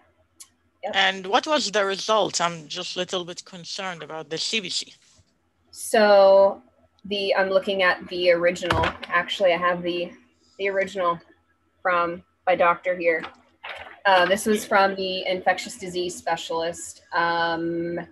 The syphilis, the fungal tail, the cat scratch fever, the anti-nuclear folic acid, CBC with differential comprehensive metabolic panel, TSH. Yeah, how about the WBC? You have the results? Yeah, so I don't know exactly what the numbers were for my white blood count, red blood cells, platelets, but nothing was screaming alarming. I typically naturally run a lower white blood cell.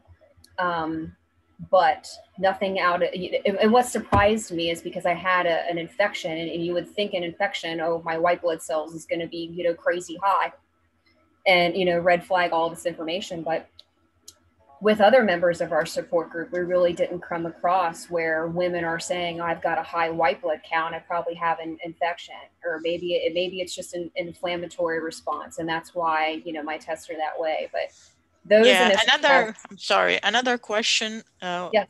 Are you up to date on your vaccination? It's surprising that you have a diphtheria. What you mean, the COVID-19 vaccine?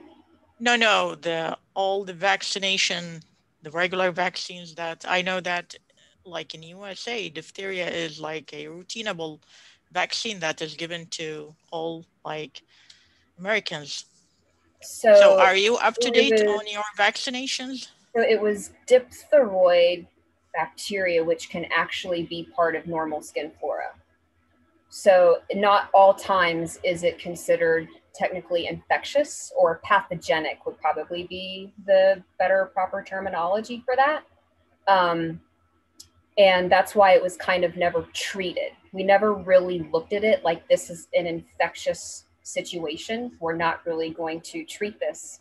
But diphtheroid bacteria is commonly found with Corynebacterium. Not all Corynebacterium, therefore, is considered pathogenic.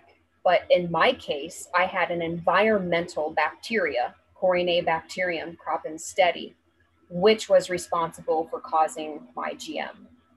That's what really showed the diphtheroid bacteria, is because the Corynebacterium was there. That's really interesting. It is interesting.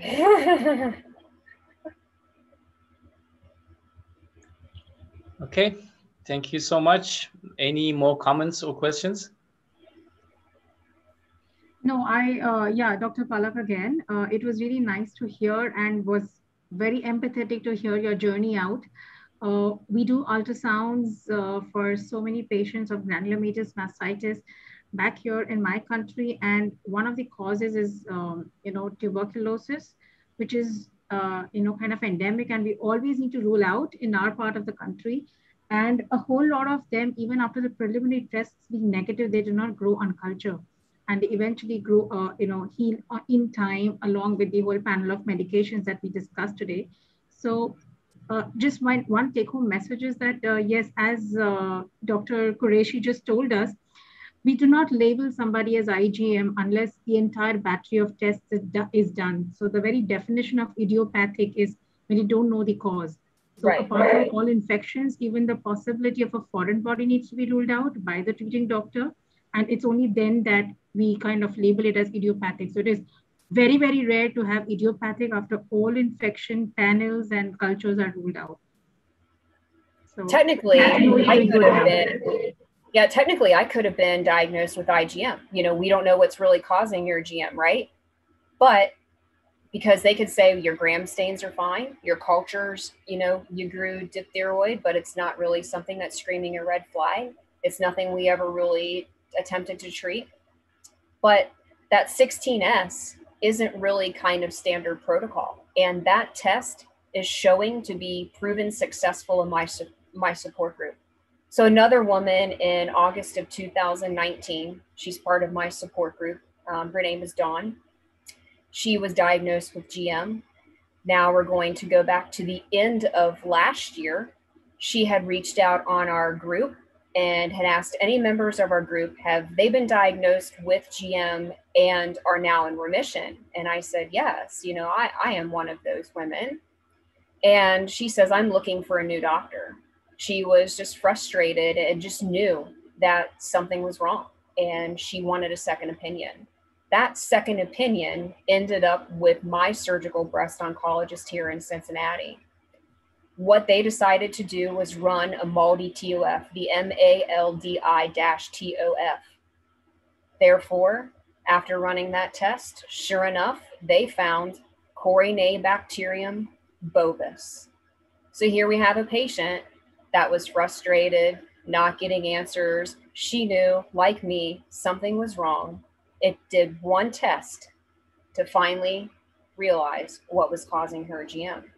So it's just really kind of thinking more comprehensively outside the box, not using just traditional gram stains and cultures as a way of looking for a potential pathogen in GM, but it's really going a little further than that and applying these more sensitive DNA type tests to really look for the more rare, bacteria as in my case. And when I learned more about the 16S rRNA in general, it's really a great tool for identifying environmental bacteria, and that's what I had.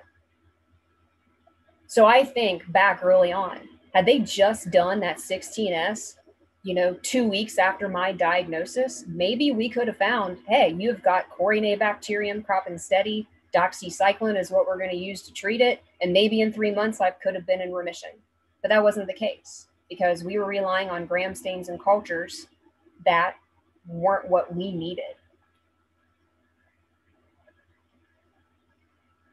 Okay, thanks again, Amy.